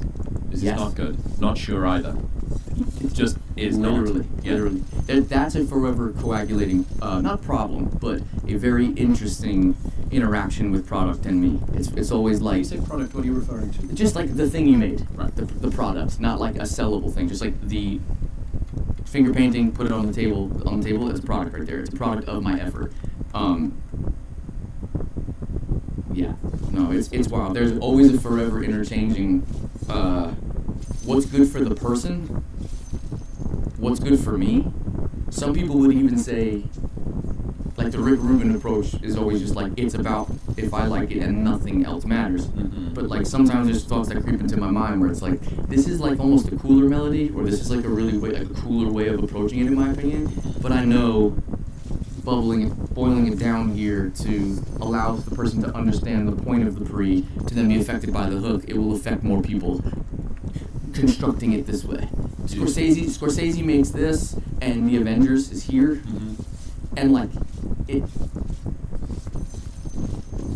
some people wake up in the morning and want Avengers, and some people wake up in the morning and want Scorsese. To say that both of those things are, one is better than the other, in my older age, I think that's a young man's game. Young men want to argue about that. I realize as a utility guy, I'm starting to disconnect from, there's a time and a place, and there's my artistry, and I will take my taste to the umph, and I will tell to the world, this is what I think is the coolest shit ever. Put my balls on the table and be like, ain't nobody fucking with this. There's time for that, and there's other times where I'm like, it's not the world doesn't want this from X, and I'm working for X right now. So I need to kind of separate myself from like, even telling them, I might not even listen to this in my free time. That's not my job. It's not my job. You want to be cool and do your taste all the way, and that's fine. But like, I also enjoy just like sending my kids to college. And there's times where you want to say, if you want to send your kids to college, sometimes you gotta pay the bills. You help. Dude, I love.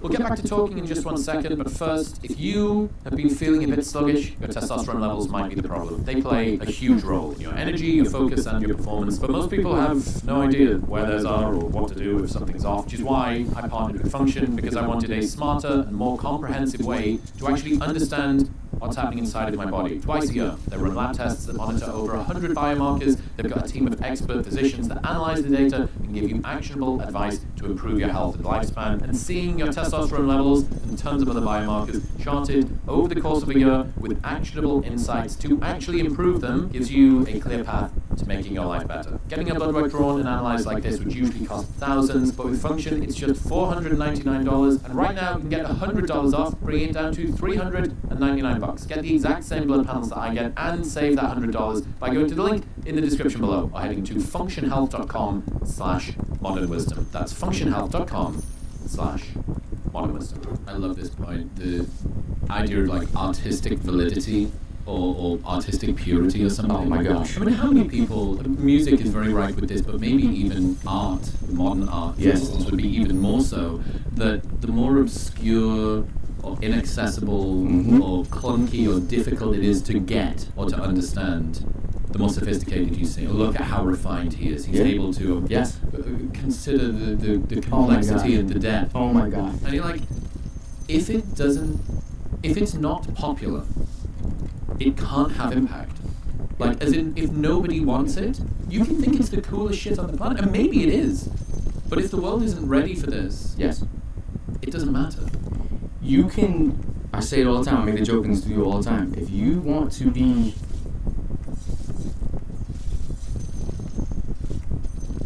you have to be seen. So there has to be something that makes it attractive. To say that nothing I do is attractive, and I don't care if anybody listens to my shit, it's like, alright, then live in your parents' basement, eat a bowl of cereal every day, and be broke as a joke until you're 50. Enjoy making and, it. like, okay, I guess, but I'm not saying that validates bullshit. I've seen the bull. I've worked on the bullshit. I've worked on the most poignant. Just the grey sludge pumped out. Which we understand that the mom who's taking her kids to soccer on a Tuesday is going to turn on the radio and just listen to that. There's a directive there. There's a lot of money there. But if it was for me to like waste time to just be like, I am the most pure, it puts too much. It's a young man's game. It's a young man's game. To me, thank the Lord for my album. Father Figure is my space to go and say, go listen to what I'm saying and put it up against that's a whole different thing. But far be it from me to not like take a couple of days off to go work with XX to go make something huge that the world who doesn't really care about. Some people care about boxed wine, some people care about stomping on the grapes. Sometimes boxed wine sells because a 21-year-old who's going to a party just needs to grab something at 7-Eleven. And that's viable, that's real, and that's a necessity, and there's utility in that. So for me to say that there's not utility in that is so like pew pew, like I understand art, and it's like, what's your utility? If utility's to serve, then you can't get your way 100% of the time, because that's not serving. It's like, and in order to be fulfilled in what you do, there has to be a slice of servitude. Humanity and vanity are very important. It can't just always be vanity, because then people will hate you, and it can't just always be humanity, because you'll just get used up. There has to be this clunky, disgusting, muddy, in-between grayness as a human, or at least as a creator, to help me live with myself. I have to be okay with both sides. I have to. Because the second I say, I'm never going to be an artist anymore, I look pretty stupid going and being an artist. So it's like, I wake up every day being like, if my gut tells me to go in that direction, hopefully it works out. It's a young man's game to be so sure of myself. I was so sure of myself in my early 20s. I knew everything. And crazy, as you get more experience, your certainty decreases. My certainty's out the window. I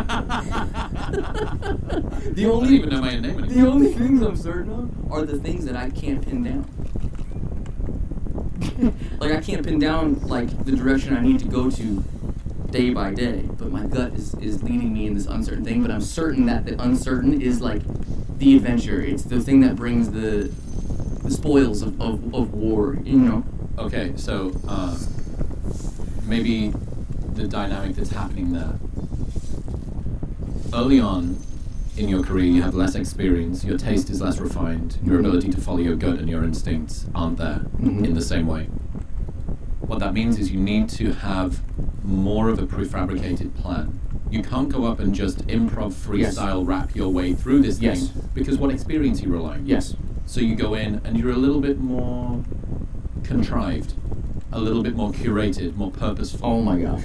And then as you get further into your career, into your mid-30s after having a 6-year hiatus at the peak of what would have been most people's careers, you come back and you go, well, I can now tap into. I have faith that my programming will carry me through.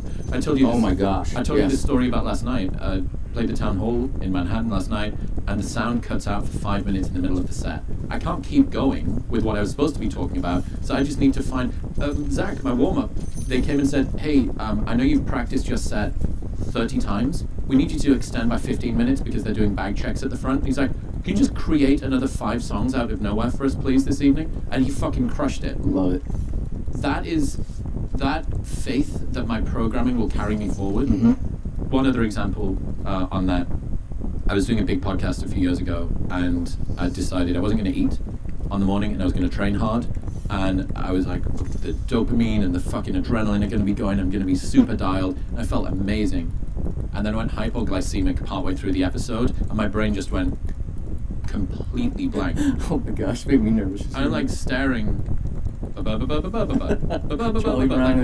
watching someone talk at me, Yeah. and immediately my mind goes, "You're messing up. You were never supposed to be here. You're not supposed to be Yeah. here. Everyone's laughing at you. This was your Yeah. shot. You're going to blow it. You're like," and he's talking at me, chatting away. And when I watch the episode back, I'm having a fully cogent conversation about the power of Jake Paul's right hand.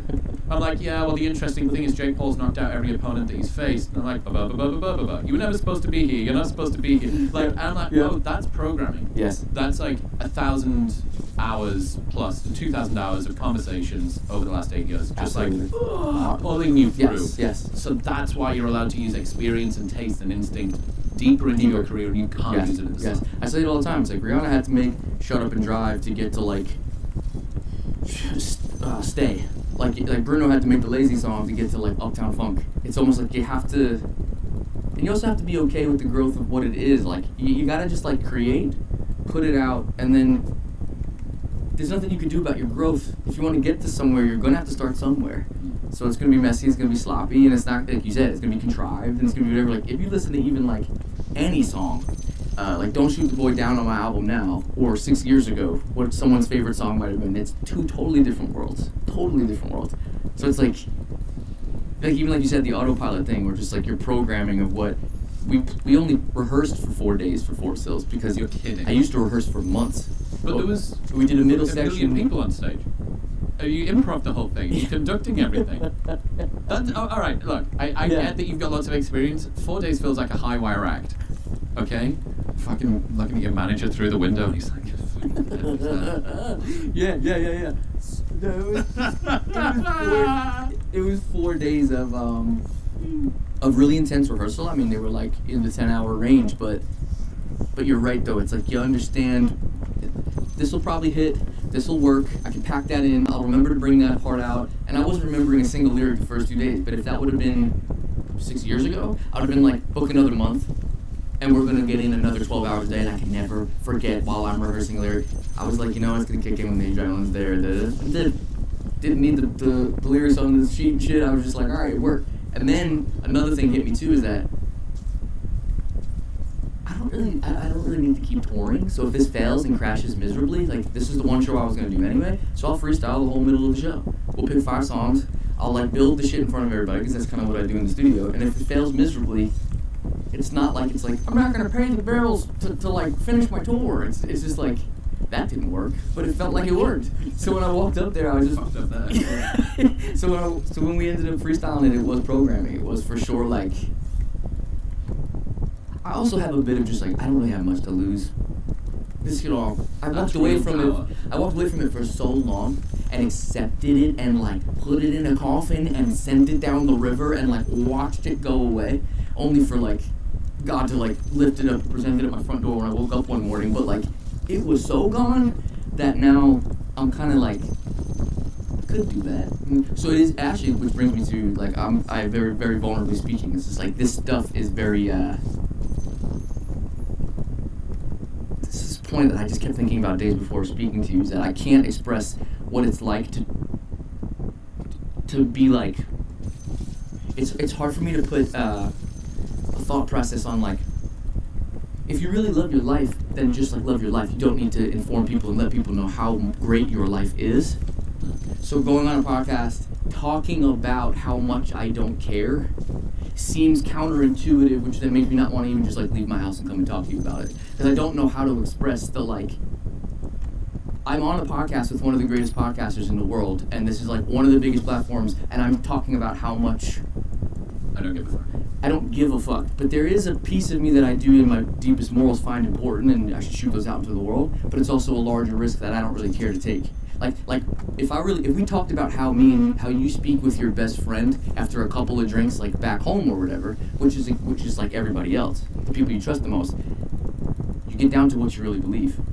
So there's a piece of me that doesn't want to give fluff, but I also don't want to, like I don't want to be like this, like, if you want to like fight the music industry, but I have a bunch of knowledge that I think can help a lot of people. So I'm constantly struggling, like, I should say something and go on a podcast and have a conversation about balance while playing the game that's like in the machine that's plastic. I don't even know how that popped out of my cerebral while we were talking. I don't even know if that made sense. Why did you decide to come on? I forgot. I said yes a really long time ago. Let's go, baby! And then Lewis, my day-to-day was like, they flew out, dude. You're doing that tomorrow. I was like, I'm in. And all jokes aside, I find your cause to be very, I find it at base root to be noble. It's not salacious. It's not something that is like entertainment. It's a meal. And I can get down with that. Like on a moral, deeper level, I can have a conversation with somebody that I've learned a lot from, and the guests that you've had on, like, it's helped my individual life, my silent life at home with my family. So it's like, I'm down.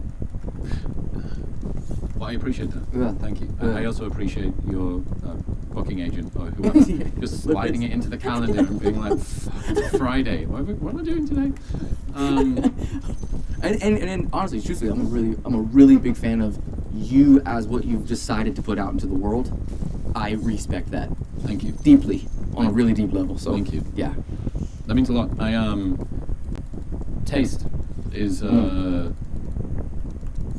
absent even more in my industry than in yours, and I'm trying my best to like hold on to that wherever I can and to refine that. What's the temptation for like a guy at your level, top level of conversation, having podcasting content? Like, what is the daily temptation of the like, I know I could blow the door open on da da da da? Like, what is your like content?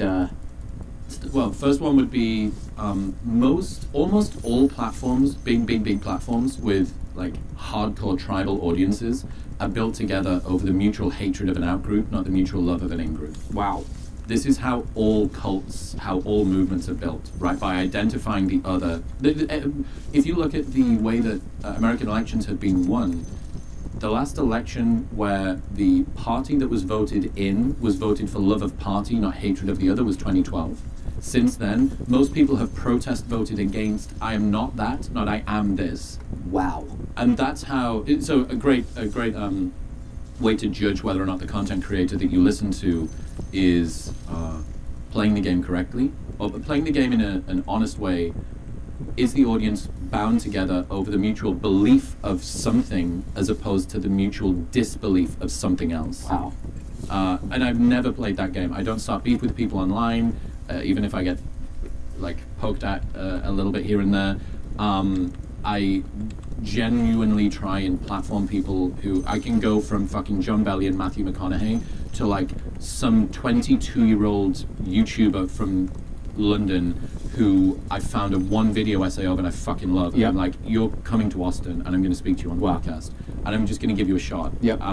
Like, who the fuck am I to say I'm going to give you a shot? But the entire industry is you holding onto the coattails of people bigger than me.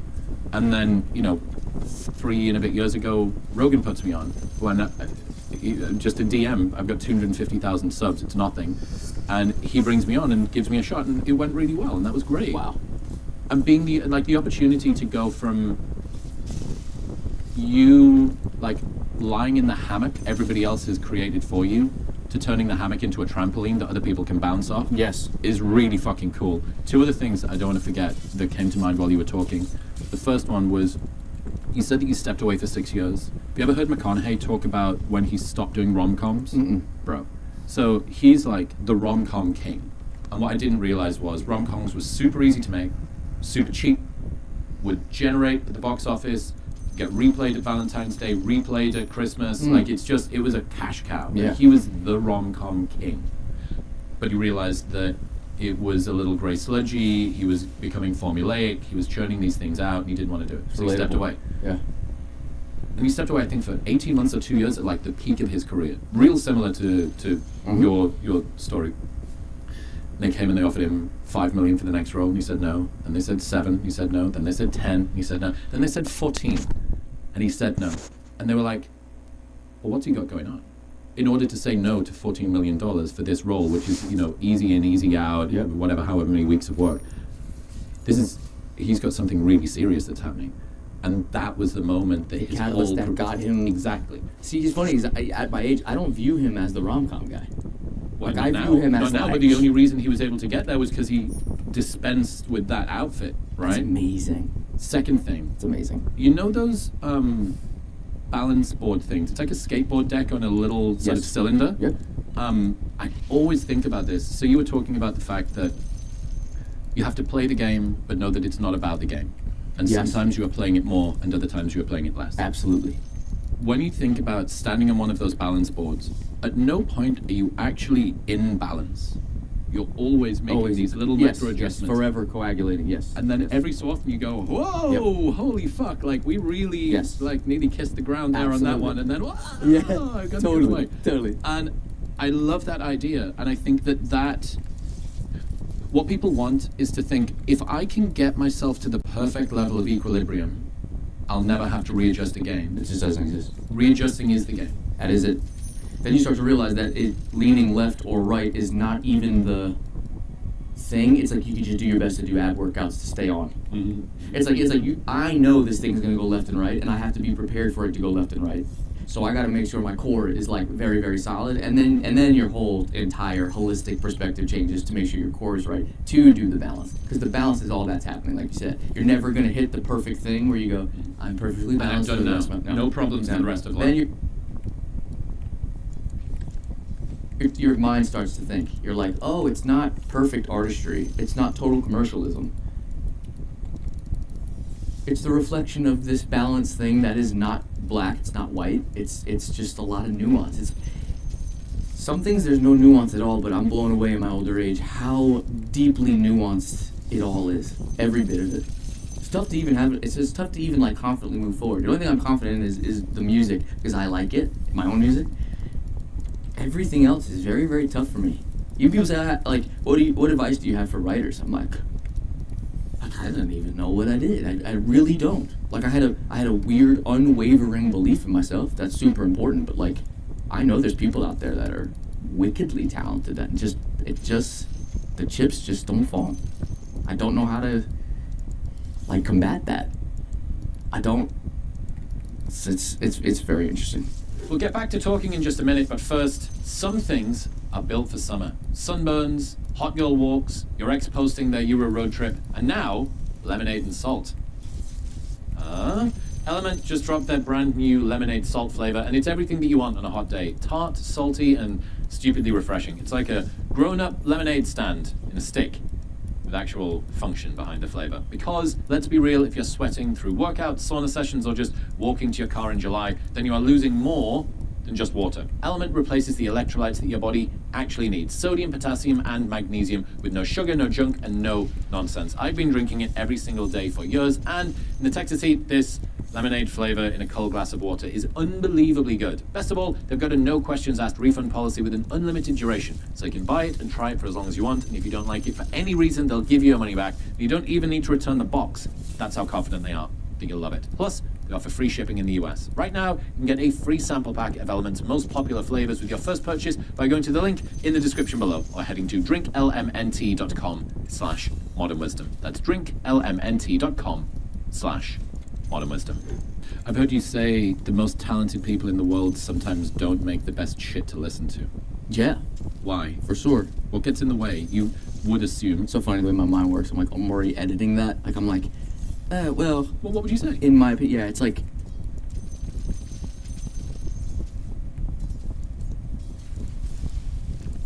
I think I've been blessed with an understanding that when I'm listening to something, I think in my head, humans will feel good because of this.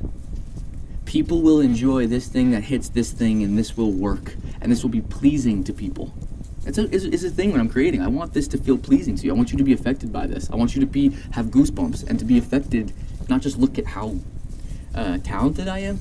I know motherfuckers who can sing the phone book. Doesn't mean when they play me the MP3 in the car that I'm like, I'm gonna listen to that song again. It's like, you're singing really great, but there's nothing about it that makes me, and I don't know what that about it is, which is my obsession. I love that. I live in the about it. I'm not the greatest singer. I'm not the greatest rapper. I'm not the greatest producer. I'm not the greatest piano player, chord guy, harmony guy. But I just am like, ooh, I think people will like that. And I can now find a way to I know who to call to get it to the thing that I think people will like. And that's worked for me. It's worked for me. I don't know, people might say I'm talented, but like, I also just really, really, really, really deeply, to the point of tears, love what I do every day. I love it. I love it. I love it. I love it. Everything else is like a day at work. For me to go in there, 7 hours, come in at 11, leave at 7, I get dinner at my house, I play with my boys, I put them to bed and wake up and do the same thing every day. And life just gets better and better and better and better and better.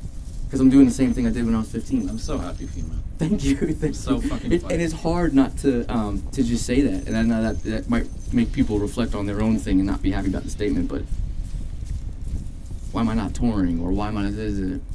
I'm not even, I swore I wasn't going to get emotional, but it's like, I love my life. To live, I love my life. I love it. I love it. It's mind-blowing. I get in a minivan and drive home from a stadium and wake up and clean diapers the next day. I got it all. Got it all. Because my life, I might not have got the diapers. I might not have got the sleepless nights. I might not have got the... It's the shit that the world tells you is not what you chase after. It's the shit that I almost missed. It's like, there's a renaissance coming of people, and it's, the renaissance is realizing that the roof over your head, the plumbing job, and cutting the grass is the good shit. We've taken it to the extreme. Our society's taken it all. We got it all. We figured it out. We're the most connected we've ever been. We got the most money we've ever had. I think everyone started, myself included. It took me 6 years to be like, I almost lost. I almost chased this thing. And then for 6 years, I was around a bunch of guys who had all the stuff I thought I needed. No. It's the dirt, it's the muck, it's the mistakes, it's the thing. It's the good shit. But we spend so much time making sure no one ever sees us in a light that might seem average. Being average is the greatest thing in my life. It's the greatest thing in my life. Sometimes I go to the shoe store and people know who I am. And then other times I'll go 5 days without anybody even knowing who the fuck I am. I take my kids to sports class and nobody bothers me.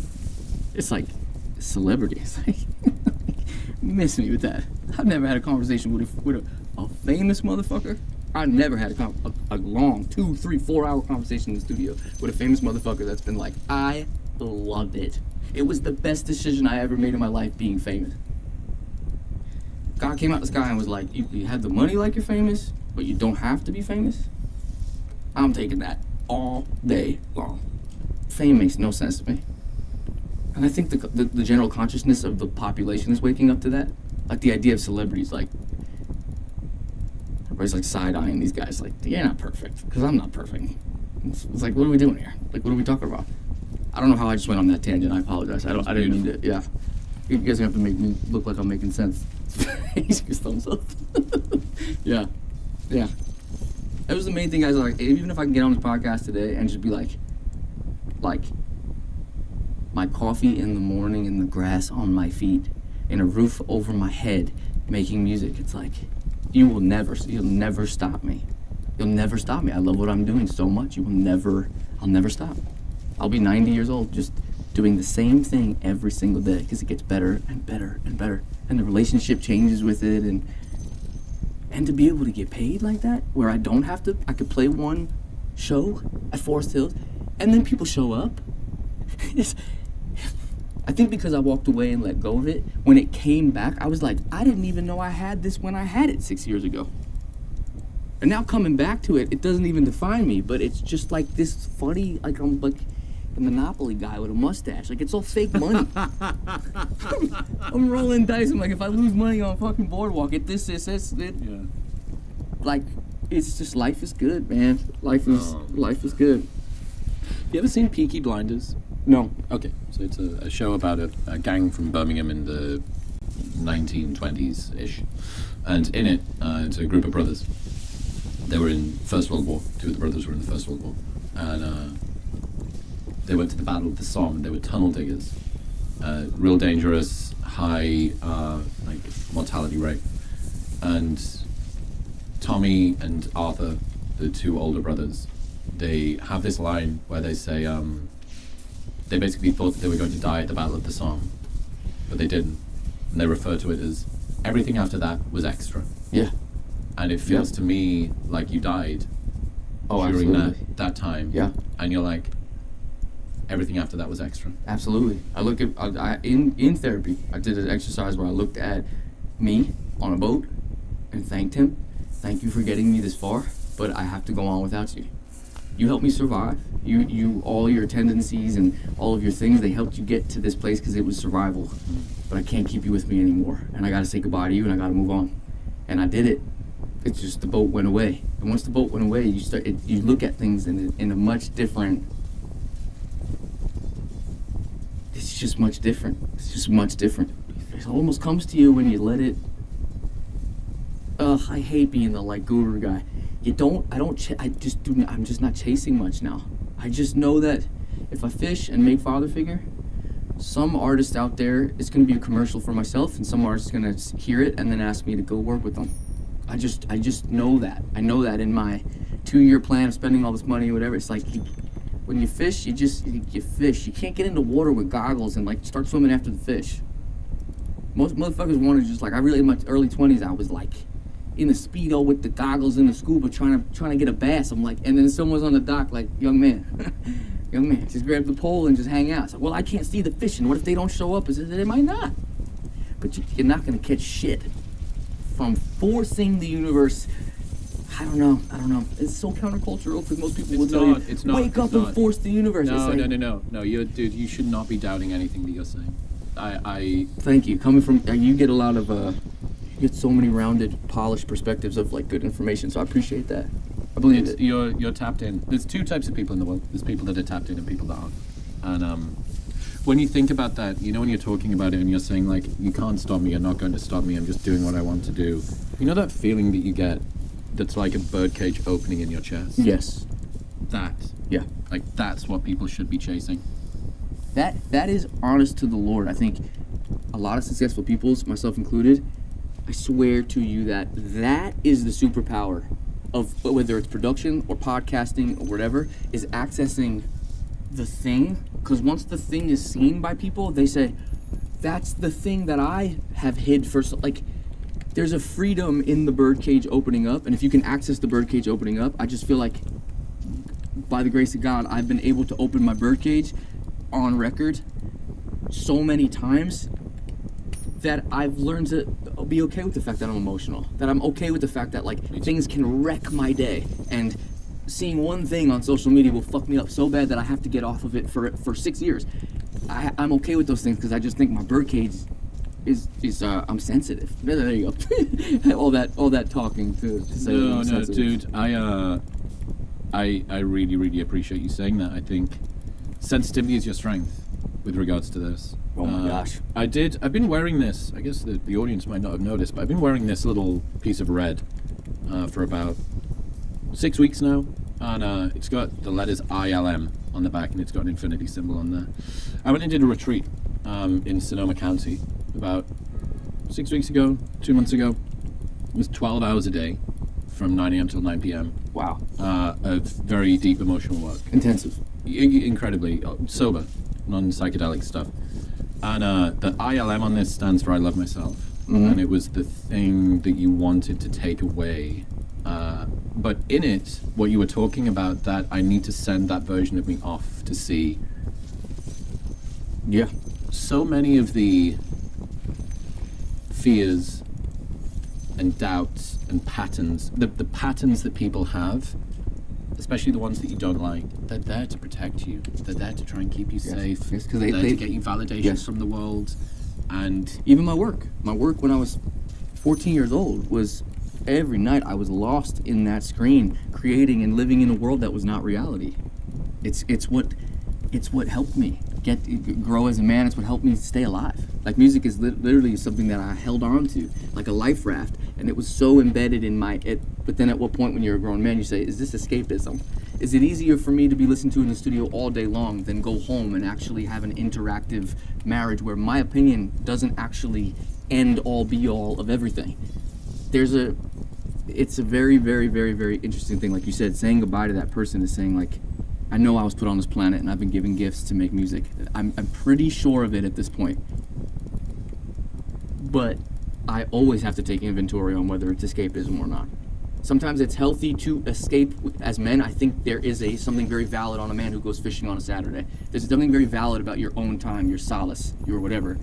But you always have to take inventory on, it's like, dude, are you fishing on a Saturday, or are you not able to stomach the idea of the normalcy of your life? Which is always, that's another thing I have to take inventory on with my job. Balance beam. Yeah. You're on that Totally. balance board, dude. Totally, All the time. totally. I have to always take inventory of saying, let me see what this feels like to me. Is this, a post just went viral about me doing something that makes me look talented. How am I? Hey. Calm down, bud. You get, and it's a lot of that. But I've noticed that that's been the biggest blessing in my life. Some people will be like, just rip the door open, man. Like, you just did 26,000 people at Forest Hills. We're going on the road. Yep. Woo! Yeah. And when I drove home, my wife was being Michelle Obama all day. She was tired as shit. She was taking care of the kids all day long. There was a playground in the back, so at the time that the show was over, my son was like, Dad, my son was like, the other day he sits me down. Can I talk to you? I'm like, yeah. He's like, I didn't like your show. I was like, by the way, the whole thing sold out, the whole thing talked about him. He's like, yeah, and he's deadpan. I'm like, oh, I thought he was gonna be joking. So like, my ego, he's 4. My ego is like, ugh, like, everyone told me I killed it. That thing was sold out. I said, buddy, why didn't you like the show? He goes, you sang the first song, and then you just kept singing and singing and singing, and I was just like, when's he gonna be done singing? He's like, I wanted to go play with you in the playground at the back of this thing. So it like puts the whole, even that my son trusts me enough to tell me that, I'm like, oh my gosh, thank God. Bro. Thank God the trip back in the minivan, that, because we have too many kids now. We used to have a Navigator and a Range Rover, and now I'm ripping the Kia Carnival. Wonderful product, by the way. So I'm driving home in the Kia. She forgot to get gas. I'm in the middle of bumblefuck Brooklyn trying to get gas. After I'm like, yo, I'm rich. I don't need this shit. Yeah. But then it just was like, no, this is the good. This is the shit. It's this. I'm annoyed. I'm tired. My wife's over it. But you would look at me at the end of that show that day, at the after party, of everybody coming up to me. My daughter needs this, and my cousin, and listen to my demo, and you're the man. That was the best show I ever seen. They don't recognize that there's this other thing. I'm just like, thank God I didn't spend my whole life pretending that other thing just never existed. Because I'm way more in that other thing than I am in stuff like this. Not seeing the value in it. Oh my God. Oh my gosh. It's so scary, dude. And then you build a kingdom that's predicated on the idea that you never have sludge or you never have mundane shit. Then you're fucking toast. You're trapped. It's not a kingdom, it's a prison. Bruh. The amount of records I've written for people that by the end I've walked away and been like, I'm all the way good on everything this dude has ever. By the way, my heart breaks for them. That doesn't mean that, hey, I'm, like I said, I ain't Johnny Noble. I'm not like so much better than them. I get on my knees. I get on my knees in my closet and I say, thank you didn't give me everything I ever wanted. Oh my gosh. Oh my gosh. If I got everything I ever wanted at 20, I might not be alive. and then you bring it back tenfold for me to look at it like I'm not even in this. Tomorrow I will wake up and I will be with my children and I will be in the studio making something maybe for me or something for somebody else, doing the same shit I did every single day. It's not this. The 4th of July every day ain't the move, man. The 4th of July is great because it happens once a year. If Monday through Monday it's fireworks, alcohol, and craziness. But our job, I don't know, society's is just very much like, if it ain't 4th of July every day, then you are not accomplishing what you want. And then the motherfucker who's got to sit in traffic on Tuesday is like, my life sucks. It's like, dude, no, it doesn't. No, it doesn't, because we're all living the same fears, the same validation, the same way you want to be looked at when you walk in a room and you wonder what other people think about you. We just spend a lot of time making sure that that's not obvious. But the more time you get away from the machine, you're like, I'm in my chubby phase, I'm a little bit of a dad, I'm making music as a dad, like, thank God. Dad music. Like, because that's what the fuck I am. If I spent half my life trying to pretend like I'm not, you get a lot of these artists I work with, I'm like, man, why you want to say that? That's not your reality. Yeah, you've got kids at home, but you're still playing the baller up front. Man, what do the kids think? You know a lot about a man about what his kids think about him. I don't need to know what your fans think about you. I don't need to know what How my present fans... is dad and mum at home? How you got... Never speak to someone who adores somebody from a distance on a character judgment that you can make about them. You will know the fruit if you know the person. That's the only thing you can count on. So for like, you want to work your whole life for a bunch of people that don't know you to think that you're a good guy, and then when you go home, everyone's like, this guy. That's what most of their album's about. You've traded the validation of the people who would love you for who you are for the validation of people who love you for what you do. It's like, and then your identity becomes what you do. So if you can't do what you do, your whole life is just shattered. It's taken away from you. So now you're locked into the and that's how you get locked into the prison. Bro, I've noticed that in recently 10 years of some kind, it was almost like even when I looked at my dad. My dad's job he wasn't trying to get like his whole community from his job and his whole purpose from his job. It was almost like you made money to then like go to church and like have another life of, I don't really know what I'm saying, it's probably not going anywhere, but like what I'm trying to say is like, the job is just the job. It's not the definition of what you are. And slowly but surely, given our like whole lives being commercials, which is what social media is, you have to turn your job into your, and I'm just like, man, it's like, this is just something I get to do. It's not me. It's a facet within the other things that feed me in my community. Spending time with my wife, going on vacations with my friends, spending time with my family, eating a good meal with somebody. This is the little things. Well, imagine if you had an investment portfolio and 95% of your investments were in a single stock. Insane. You would be very, very careful and very, very anxious about the progress of that stock. Yeah. What you have is a distributed portfolio of investments. Oh my gosh, amen. And it's like, I even think sometimes too, it's just like this probably, and again, I'm just speaking from, I'm here, and it's like someone wants to hear me talk, I guess. So it's like, I might as well throw whatever out there. It's like, I've also noticed just like living under my means and not living to the thing that I am has made me also wildly happy beyond most. Once me and my wife stopped with the house additions and the hot tub and the pool and the yada yada yada. Pivoted to the Kia.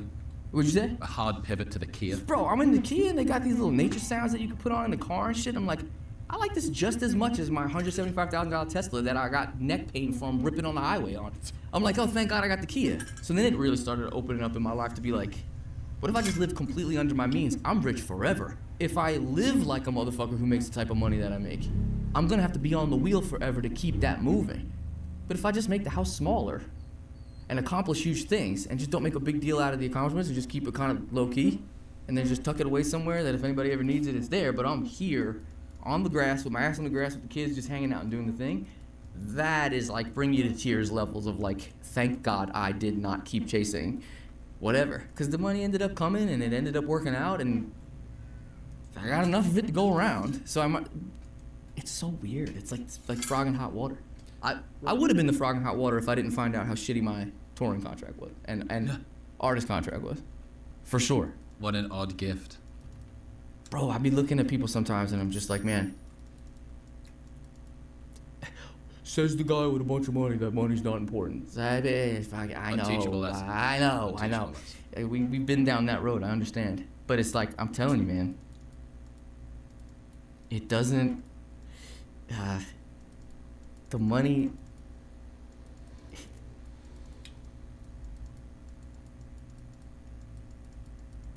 me and you are still here, no matter what's in your bank account and what's in my bank account, because the only thing you can be is present. So if you're never present with yourself and you're never living your life, who cares? Motherfuckers out there in Thailand just on a boat happy as a motherfucker, and they're not. The hot tub broke. It's like... Dude, we went for breakfast yesterday at Red Diner, downtown Manhattan on like 43rd Street or some bullshit. We sat in there and our server came over, Mexican lady, and I can't remember what happened. She asked some sort of question. She said, I just finished a night shift. It was 11 a.m. and she started at midnight in her other job. And she's at the diner at 11 a.m. And I'm sat next to Zach, who's warming up for me on tour. And immediately we start going like, ironically going, wow, the ambient water in the dressing room was supposed to be chilled. Wow, I'm not happy about the particular fruit and veg platter that we were supposed to get backstage. Wow, the Cat 5 cables that we were supposed to have triggered, and it meant that I had to do an acoustic performance for 5 minutes on stage. I'm like, yeah, it really puts it in... Are you fucking high? Yeah, I did. Dude, wealth is what you have minus what you want. And by that definition, some billionaires are broke. Wow. Yeah, I'm taking that one. I'm tucking that one in the back pocket. It's Morgan Housel. He's fucking phenomenal. Wealth is what you have minus what you want, and by that definition, some billionaires are broke. But it's crazy because the things that you need, that you find out that you need, don't bring immediate gratification. And sometimes they're not pleasurable. And sometimes you're not even happy. Which is diaper changing. It's the unhappiness. Yeah, I don't know, man. It's like you have kids and then you learn to die. And when you learn to die, you actually get your life in your death. The giving up of oneself by saying my dreams, my millions, my potential, my MVP, my Olympics are dead because I brought a life into the world, and everything in my body will make sure that this child is okay. And if that means me reducing myself to make this child to give this child even maybe what I didn't have. Mm-hmm. When it's not about you, it's so much more enjoyable.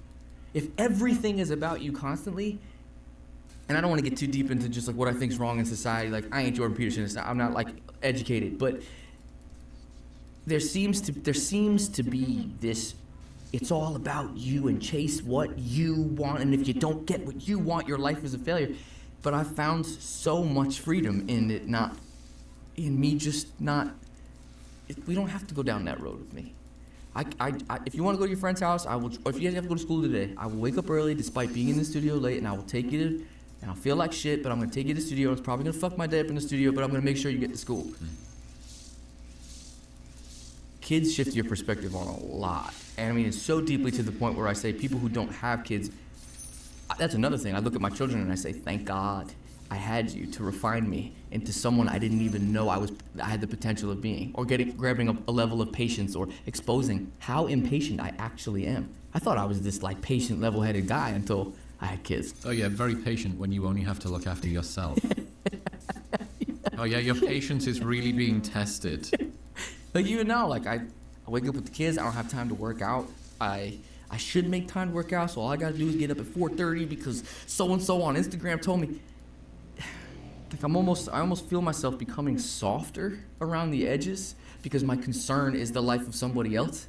So kind of me is to some degree, don't get me wrong, I'm in the studio 7 hours a day, I live a great life.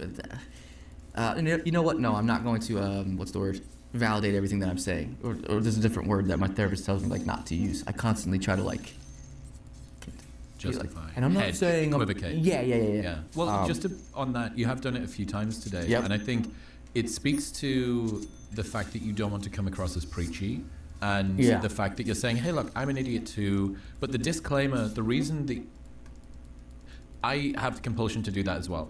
Part of it's a protection mechanism because you don't want to be called out by somebody who's saying this guy doesn't know what he's talking about, and he's still proselytizing. Totally. That being said,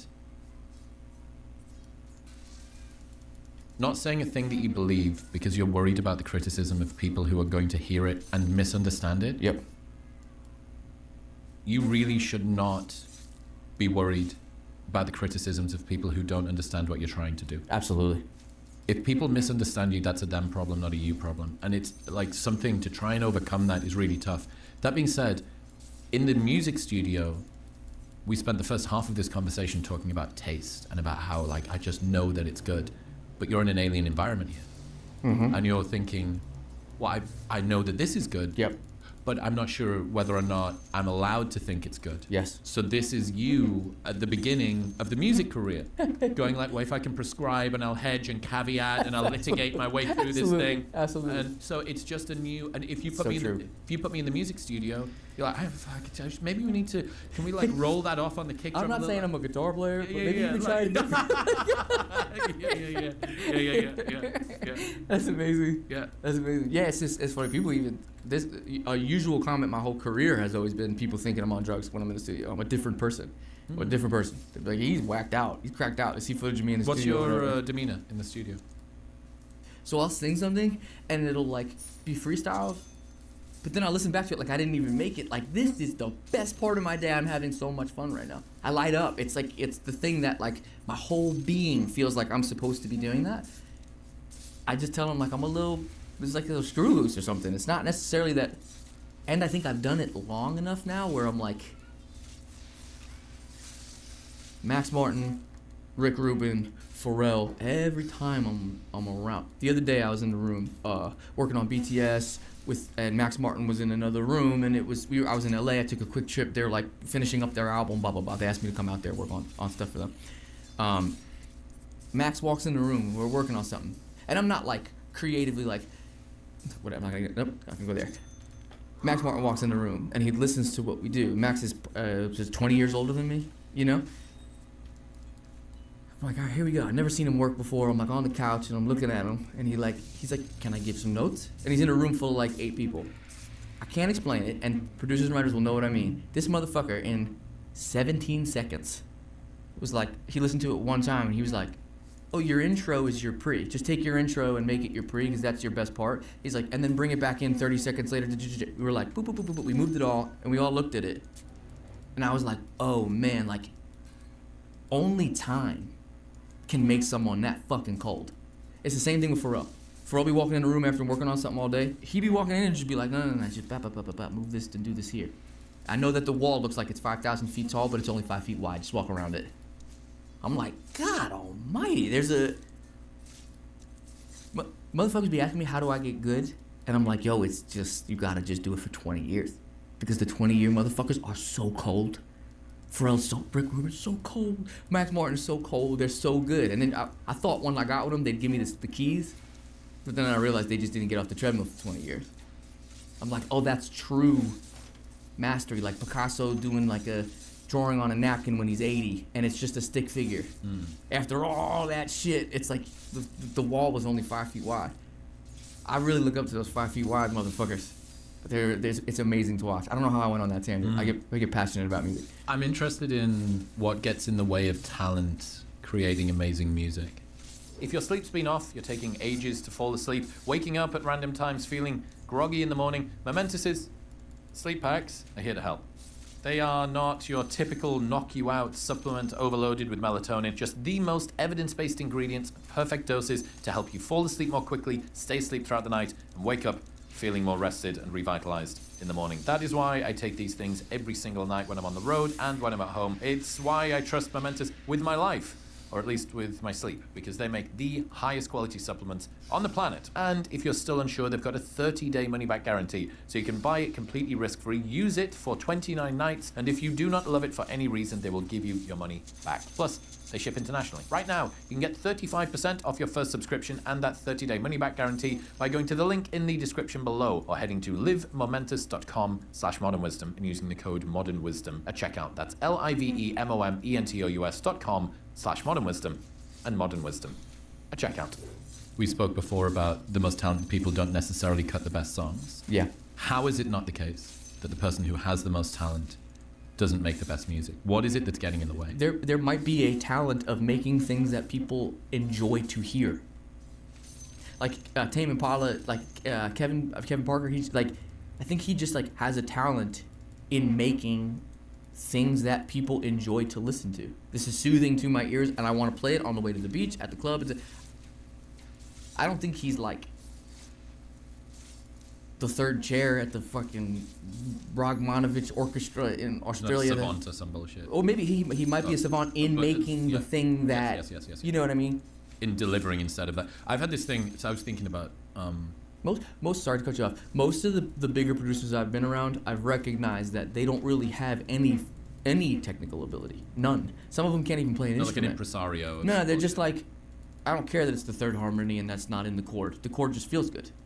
That's how I've kind of been blessed enough to kind of be. I can't tell you what I'm playing on a keyboard. I can play the shit out of the piano, but I can't tell you what key I'm playing in, any of it. I just know when it comes back to me, I go, I would listen to this in my free time. Taste. Yo, I'm like, sometimes riffers be riffing too much. I don't want to hear you.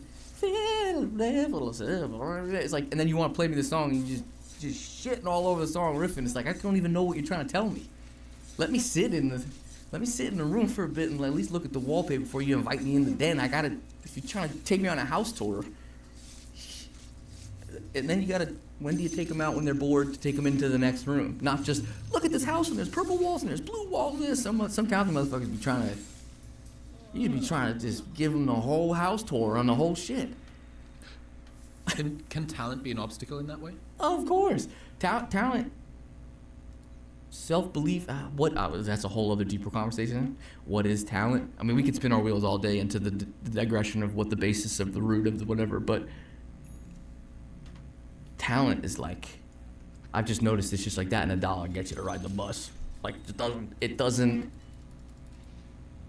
some people are talented at just working the system. I know a lot of writers that can't write a song. I'd never mention their names, I'd never whatever. I know a lot of writers that have no business being in a room writing songs. But damn, you know how to go to the bar mitzvah. Damn, you know how to talk to the CEO and get the dinner. But some of the guys in the back be like, okay, if you're gonna get me to the bigger artists and you're the social bridge that I have to tap dance to get to, all right. I'm far be it from me to whatever, but that's a talent. To say that because you play the guitar better than everybody else makes you successful in the musical industry, that's more fucked up than you could ever imagine. What's a talent, bro? Talent? Like, I play the greatest piano in the world. It's like, yeah, but do you know the radio programmer over at so-and-so? It's this big, weird, coagulating thing. But that's where the artistic purity versus the game playing sort of comes back in again, right? And I think there's always going to be a sense of elitism in he's so artistically pure. Absolutely. If only he was prepared to lower himself to the standard of you to have to go to fucking the dinner, the bar mitzvah or whatever. And he's above that. There's people, it's funny, it's like, for me, in a time in my life, for those 6 years, I was so removed from being an artist that I just wanted hits. So my brain wasn't geared toward like, in 6 years, I'm going to go on a podcast and talk about some of the biggest songs I ever wrote. For then me to go on a podcast and talk about all the giant #1 Billboard songs I have. For the comments to be like, here's why I hate every single song. I can't prove to you that I'm talented. Some people don't even think I'm talented. Some people think I'm the most talented to ever grace the fucking... Didn't need to use the British accent then. Just thinking it came out of me. I said, oh shit. I said, I'm in there. I don't know why the British... Remember the audience. I don't know why the British has to fall into that. Well, I have to remind you that we are on stolen land right now, specifically stolen from the British. Yo, I don't should know. have started with a fucking land acknowledgement before we began this podcast. I'm getting way too comfortable with you right now. We're gonna get a beer after this. What was that? I don't even remember what I was saying. I want to tell you this thing that's been in the back of my mind. I was thinking about this conversation with you, and I wondered where you were going to go when I said what. I've realized that people that are very, very talented don't always sell the most records, be the most popular or whatever, even be the most liked. Like, yes. One of the things that I've noticed since being around musicians more over the last couple of years is that artists tend to fall into two categories, or there's a spectrum that they're moving in. And on one side is create like an artist. That's artistic purity, that's skill, that's like, are you an impresario? What's your ability to play scales? And also to create the music, like on your side, like I just know what's good and I can put it into a track. Mm-hmm. But on the other side is operating like an athlete. Yes. So create like an artist, operate like an athlete. Absolutely. And it's, okay, how many repetitions are you doing? Are you in 5 days a week from 11 till 7? Yes. Are you spending your time drilling and working and looking over game tape and working on your mindset and nutrition and, you know, whatever it is, like all of the individual components? Yes, especially after having kids. You have to be. So Can't be Olympic without an Olympic approach. one way to look at it would be you have to ship at a pace required to work out what works. And Have to ship? What do you mean? ship a product. Oh, got it, Have got to it. Send it. It's like, okay, dude, we could keep fucking trying to record this riff Yes. for the next 3 weeks. Send the fucker off to get mastered. Yep. Like mix it, master it. Yep. Let's see what happens. Yes. And just a lot of the time, what I've seen is that because artists tend to be like away with the fucking fairy, you know, like it's just a cigarette butt in a fucking Yeah. afternoon. I'm in a hammock. I'm gonna have a walk. And it's like, okay, dude, can you sit down and do some work, please? Yep. And I'm interested in what you think about the value of consistency. Might be a way to look at it. Yeah. And of For sure. You're I've noticed in my older age that you can't will it. You walk away from it if it don't work. Because again, if you're just the instrument, if the player doesn't show up that day, you're not going to be played. A trumpet can't play itself. A trumpet alone without the player is like some like a metal. But the second God comes in, or inspiration, or the muse, or the whatever comes in and plays through you, it becomes this thing. The issue is that when the trumpet starts to believe that it's playing itself, and then you wake up every day and think you can will this into existence, and then you're like, why hasn't it came in a bunch of years? It's because you didn't let the thing bigger than you come in the room. If the thing bigger than you doesn't come in, you will never have energy. We're not getting energy from ourselves. You're getting energy from this, like, I don't know how that song was written that day or when that came or whatever. So you're a little less. I'm a little less hard on myself sometimes when it doesn't come out the way I want it to. you can't white knuckle creativity. You can't white knuckle creativity and you can't control culture. Some things you'll drop and it will not be the right time. And 10 years later, this shit will we look back on and be like, what an amazing piece of art. And da-da-da. So prescient. He was able to predict where the genre was going to go a decade before it did. Yeah, and a lot of people in the beginning, they just say, I've dealt with that my whole career.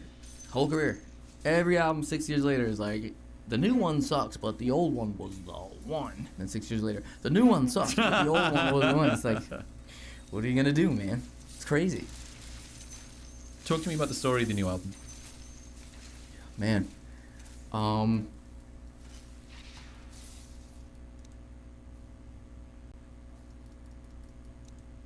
Get a phone call one day.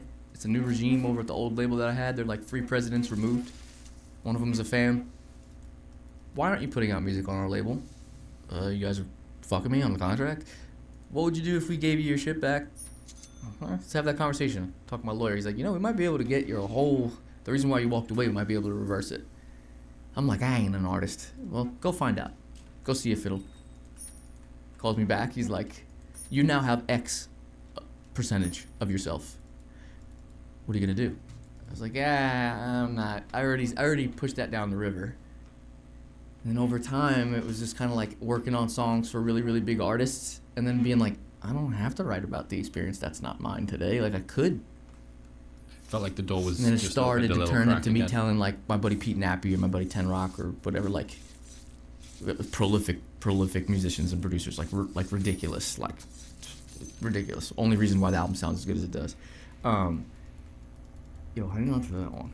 Started turning into it's like you play a bunch of records for like this huge artist and there's these millions that could possibly come from them taking it, and then you like get to the playlist and there was one I'd be like, hit the next one. Hit the space bar. That's so fucking funny. Yeah, and I found myself telling my wife, like, I'm not having a blast right now, but you know what would be fun? If I went and wrote about da-da-da-da-da-da, and she's just like, It's happening again, isn't it? You. Yeah. And then one night, she randomly, out of nowhere, right before we went to bed, my wife's amazing.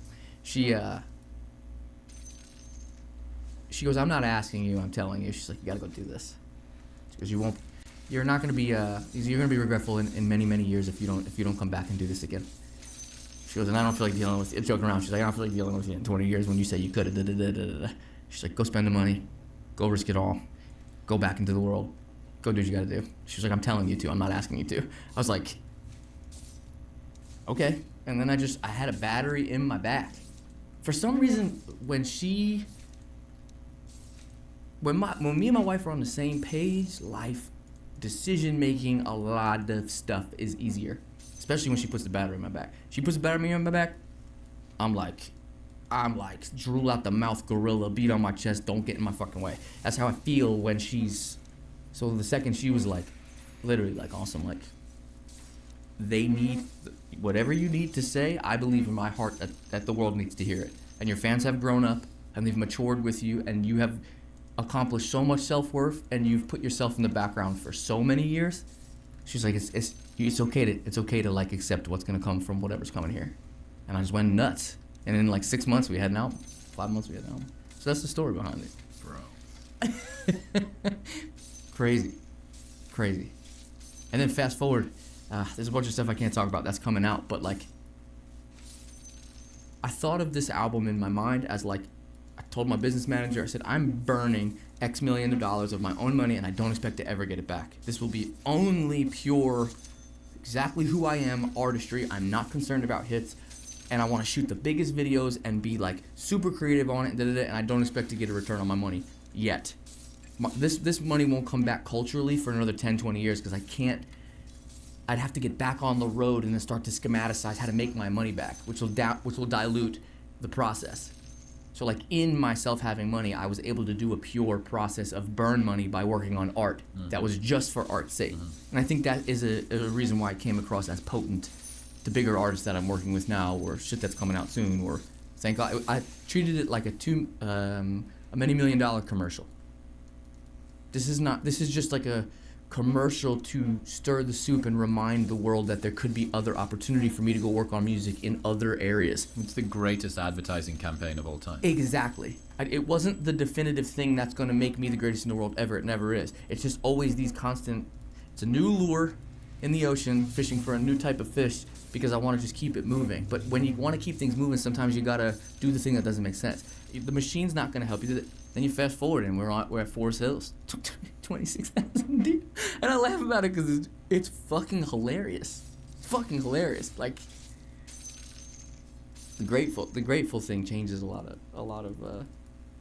I'm sorry if I'm rambling. No, I'm loving it, dude. It's been a. Someone be like, my friends be coming over and they'll be like, dude, can you believe you the fucking da, da, da, da? And I'm like, I know. Like, they paid me for it. Like, that's where I'm at consistently in my older age. I can't believe it. Yeah, it feels to me like mostly artists get split into two camps: artists that have beef with other artists and artists that have beef with the industry. You fall into the latter camp. And also too, I also signed it at a young age. I also look at my publishers who signed me early and only gave me a $10,000 advance that I was in for 10 years before I signed my second publishing deal. Like, it was all anger and it was blame and it was everything. And then you get older and you realize, like, if they were just trying to do it's a reflection of the norm of the industry. It's a reflection of people's greed. It's a reflection of whatever. And it's my response. I don't ask for the trauma, but it's my responsibility to process it. I don't ask for it. And that's not fair. That's the injustice of life. That's the thing. Why'd you put me here if you were gonna... That's your fault for making me. I didn't ask to be born. It's like, we don't ask for the traumas, but it's our responsibility to process them, because your life's gonna be fucking miserable unless you don't. So you have to take responsibility for even the things that were out of your control, which is tough. But I'll tell you, at the other end of it, we are simultaneously living where everything is the most important decision we've ever made in our life, leading toward this amalgamation of our work forever, and COVID could happen again. It's like this thing where nothing matters, but everything matters, but none of it matters. So shit's working right now. It's I want to know how you want Father Figure to make men feel who listen to it.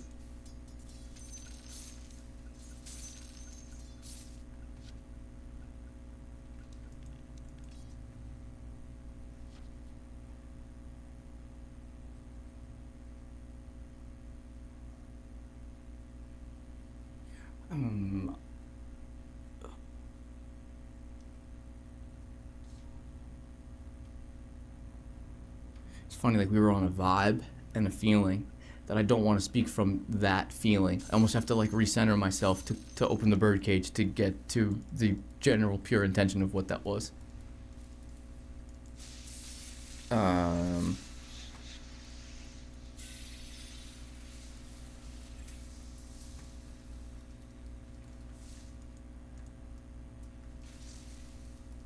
If I could soothe the guy who has lost sight of the fact that fathers are important and your role in your children's life is more important in the lineage of your family from 1,000 years back to 1,000 years in the future. Your job as a father will do more than anything you could ever do in this physical world. It will echo and reverberate further than you ever could because you're downloading and imprinting into something that came from you. My son is me, and his son will be him, and we will live forever through each other. You're the most important job you could ever do, I hope, for 47 minutes or however long my album is, that you can be reminded you've never lost the path far enough where you can't return to your kids. You're not damaged. You are not damaged so badly that you can't return to your children. Because your children need you, whether you like that fact or not. So if I could put a little espresso in your cup in the morning to go and be whatever that figure is, which is different for all men and whatever, but somewhere along the way we threw the baby out with the bathwater. And I don't know what I mean by that. I just mean culturally. Somewhere along we've lost the thread of fathers. There's a thread that is like, I cannot put my finger on it artistically. It just... No. It's important, man. Keep going. Clock in. Don't have that drink. Don't pick up the pill bottle. The child needs you, and your role is important. Just because you're not on the radio or you're not making hits singing, no. Fathers are a bedrock, a pillar in something very, very important. We can't lose that. If I could bring some attention to that with another man who's struggling with that, I don't think a 12-year-old is going to relate yet. But if a guy my age who's like, man, I'm thinking about leaving, I'm thinking about just fuck all, I'm going to just go back to the bar because I'm not good enough to take care of my children, I'm not perfect, and that's what I want that album to just speak to. I don't know how the ending finish line will be, but if you could just pop that on, and even if one day it prevents you from choosing something that's not going to feed you for the rest of your life, that's what I genuinely, at the bottom of my heart, hope that the album speaks to. And I wanted to make the music and the cut so Balmain that it made you proud to listen to. Because there's a difference between an after-school special and Goodfellas. Goodfellas, the lesson that you learn, you're not feeling like you're being told something because it's in this messy, murdered Italian heritage thing. It's in this thing, but then you go, be careful what you wish for, be careful who you trust. Being the top dog sometimes is not even what you might want. Bang, bang, bang, bang, bang, but it's wrapped up in this thing. Like, I wanted to make Goodfellas. I didn't want to make, like, being a dad is important. Like, so I felt there was a responsibility there morally for me to creatively attack it to the best that I could in that direction. It's a very long-winded answer, but... Was that a fear that you had? What? Not being able to live up to your own standards for a father? It's a fear I have every day. I don't know how I'm,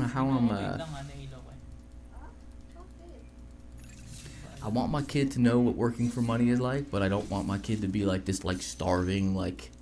Because I know some kids that grew up and be like, my dad was rich, he didn't give me a cent, fuck my dad. And then there's another kid in rehab who's like, my dad never let me make any decisions on my own and gave me all my opportunity.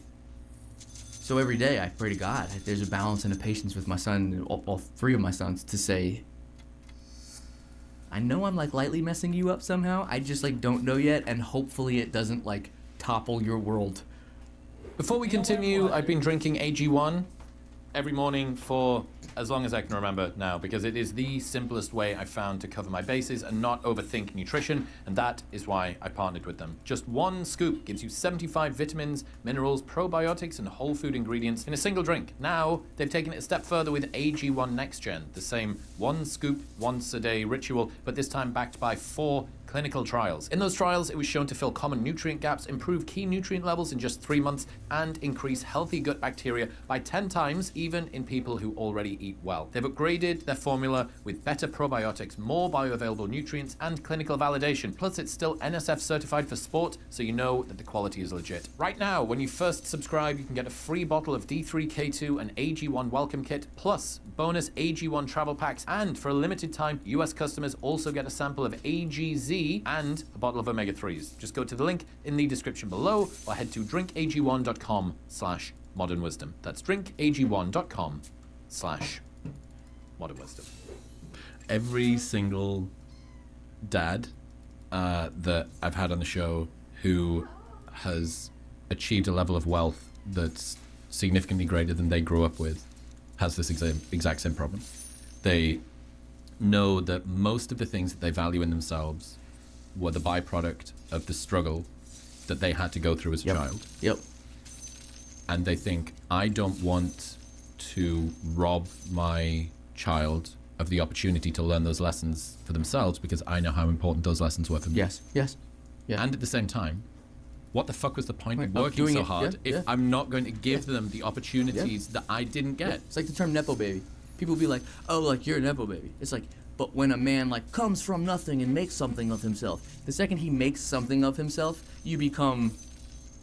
It's like they exalt you to the want you to chase after your dreams, but then when you get your dreams and you have kids, that kid's just the product of a man who reached his dreams. It's like, bitch, you told me to chase them. Now I'm in trouble for the fact that that's like Nepo baby to me. Like, I hear that term being thrown around with like kids who have parents who are in the industry and this, that, and the third. It's like, what do you want their parents to do?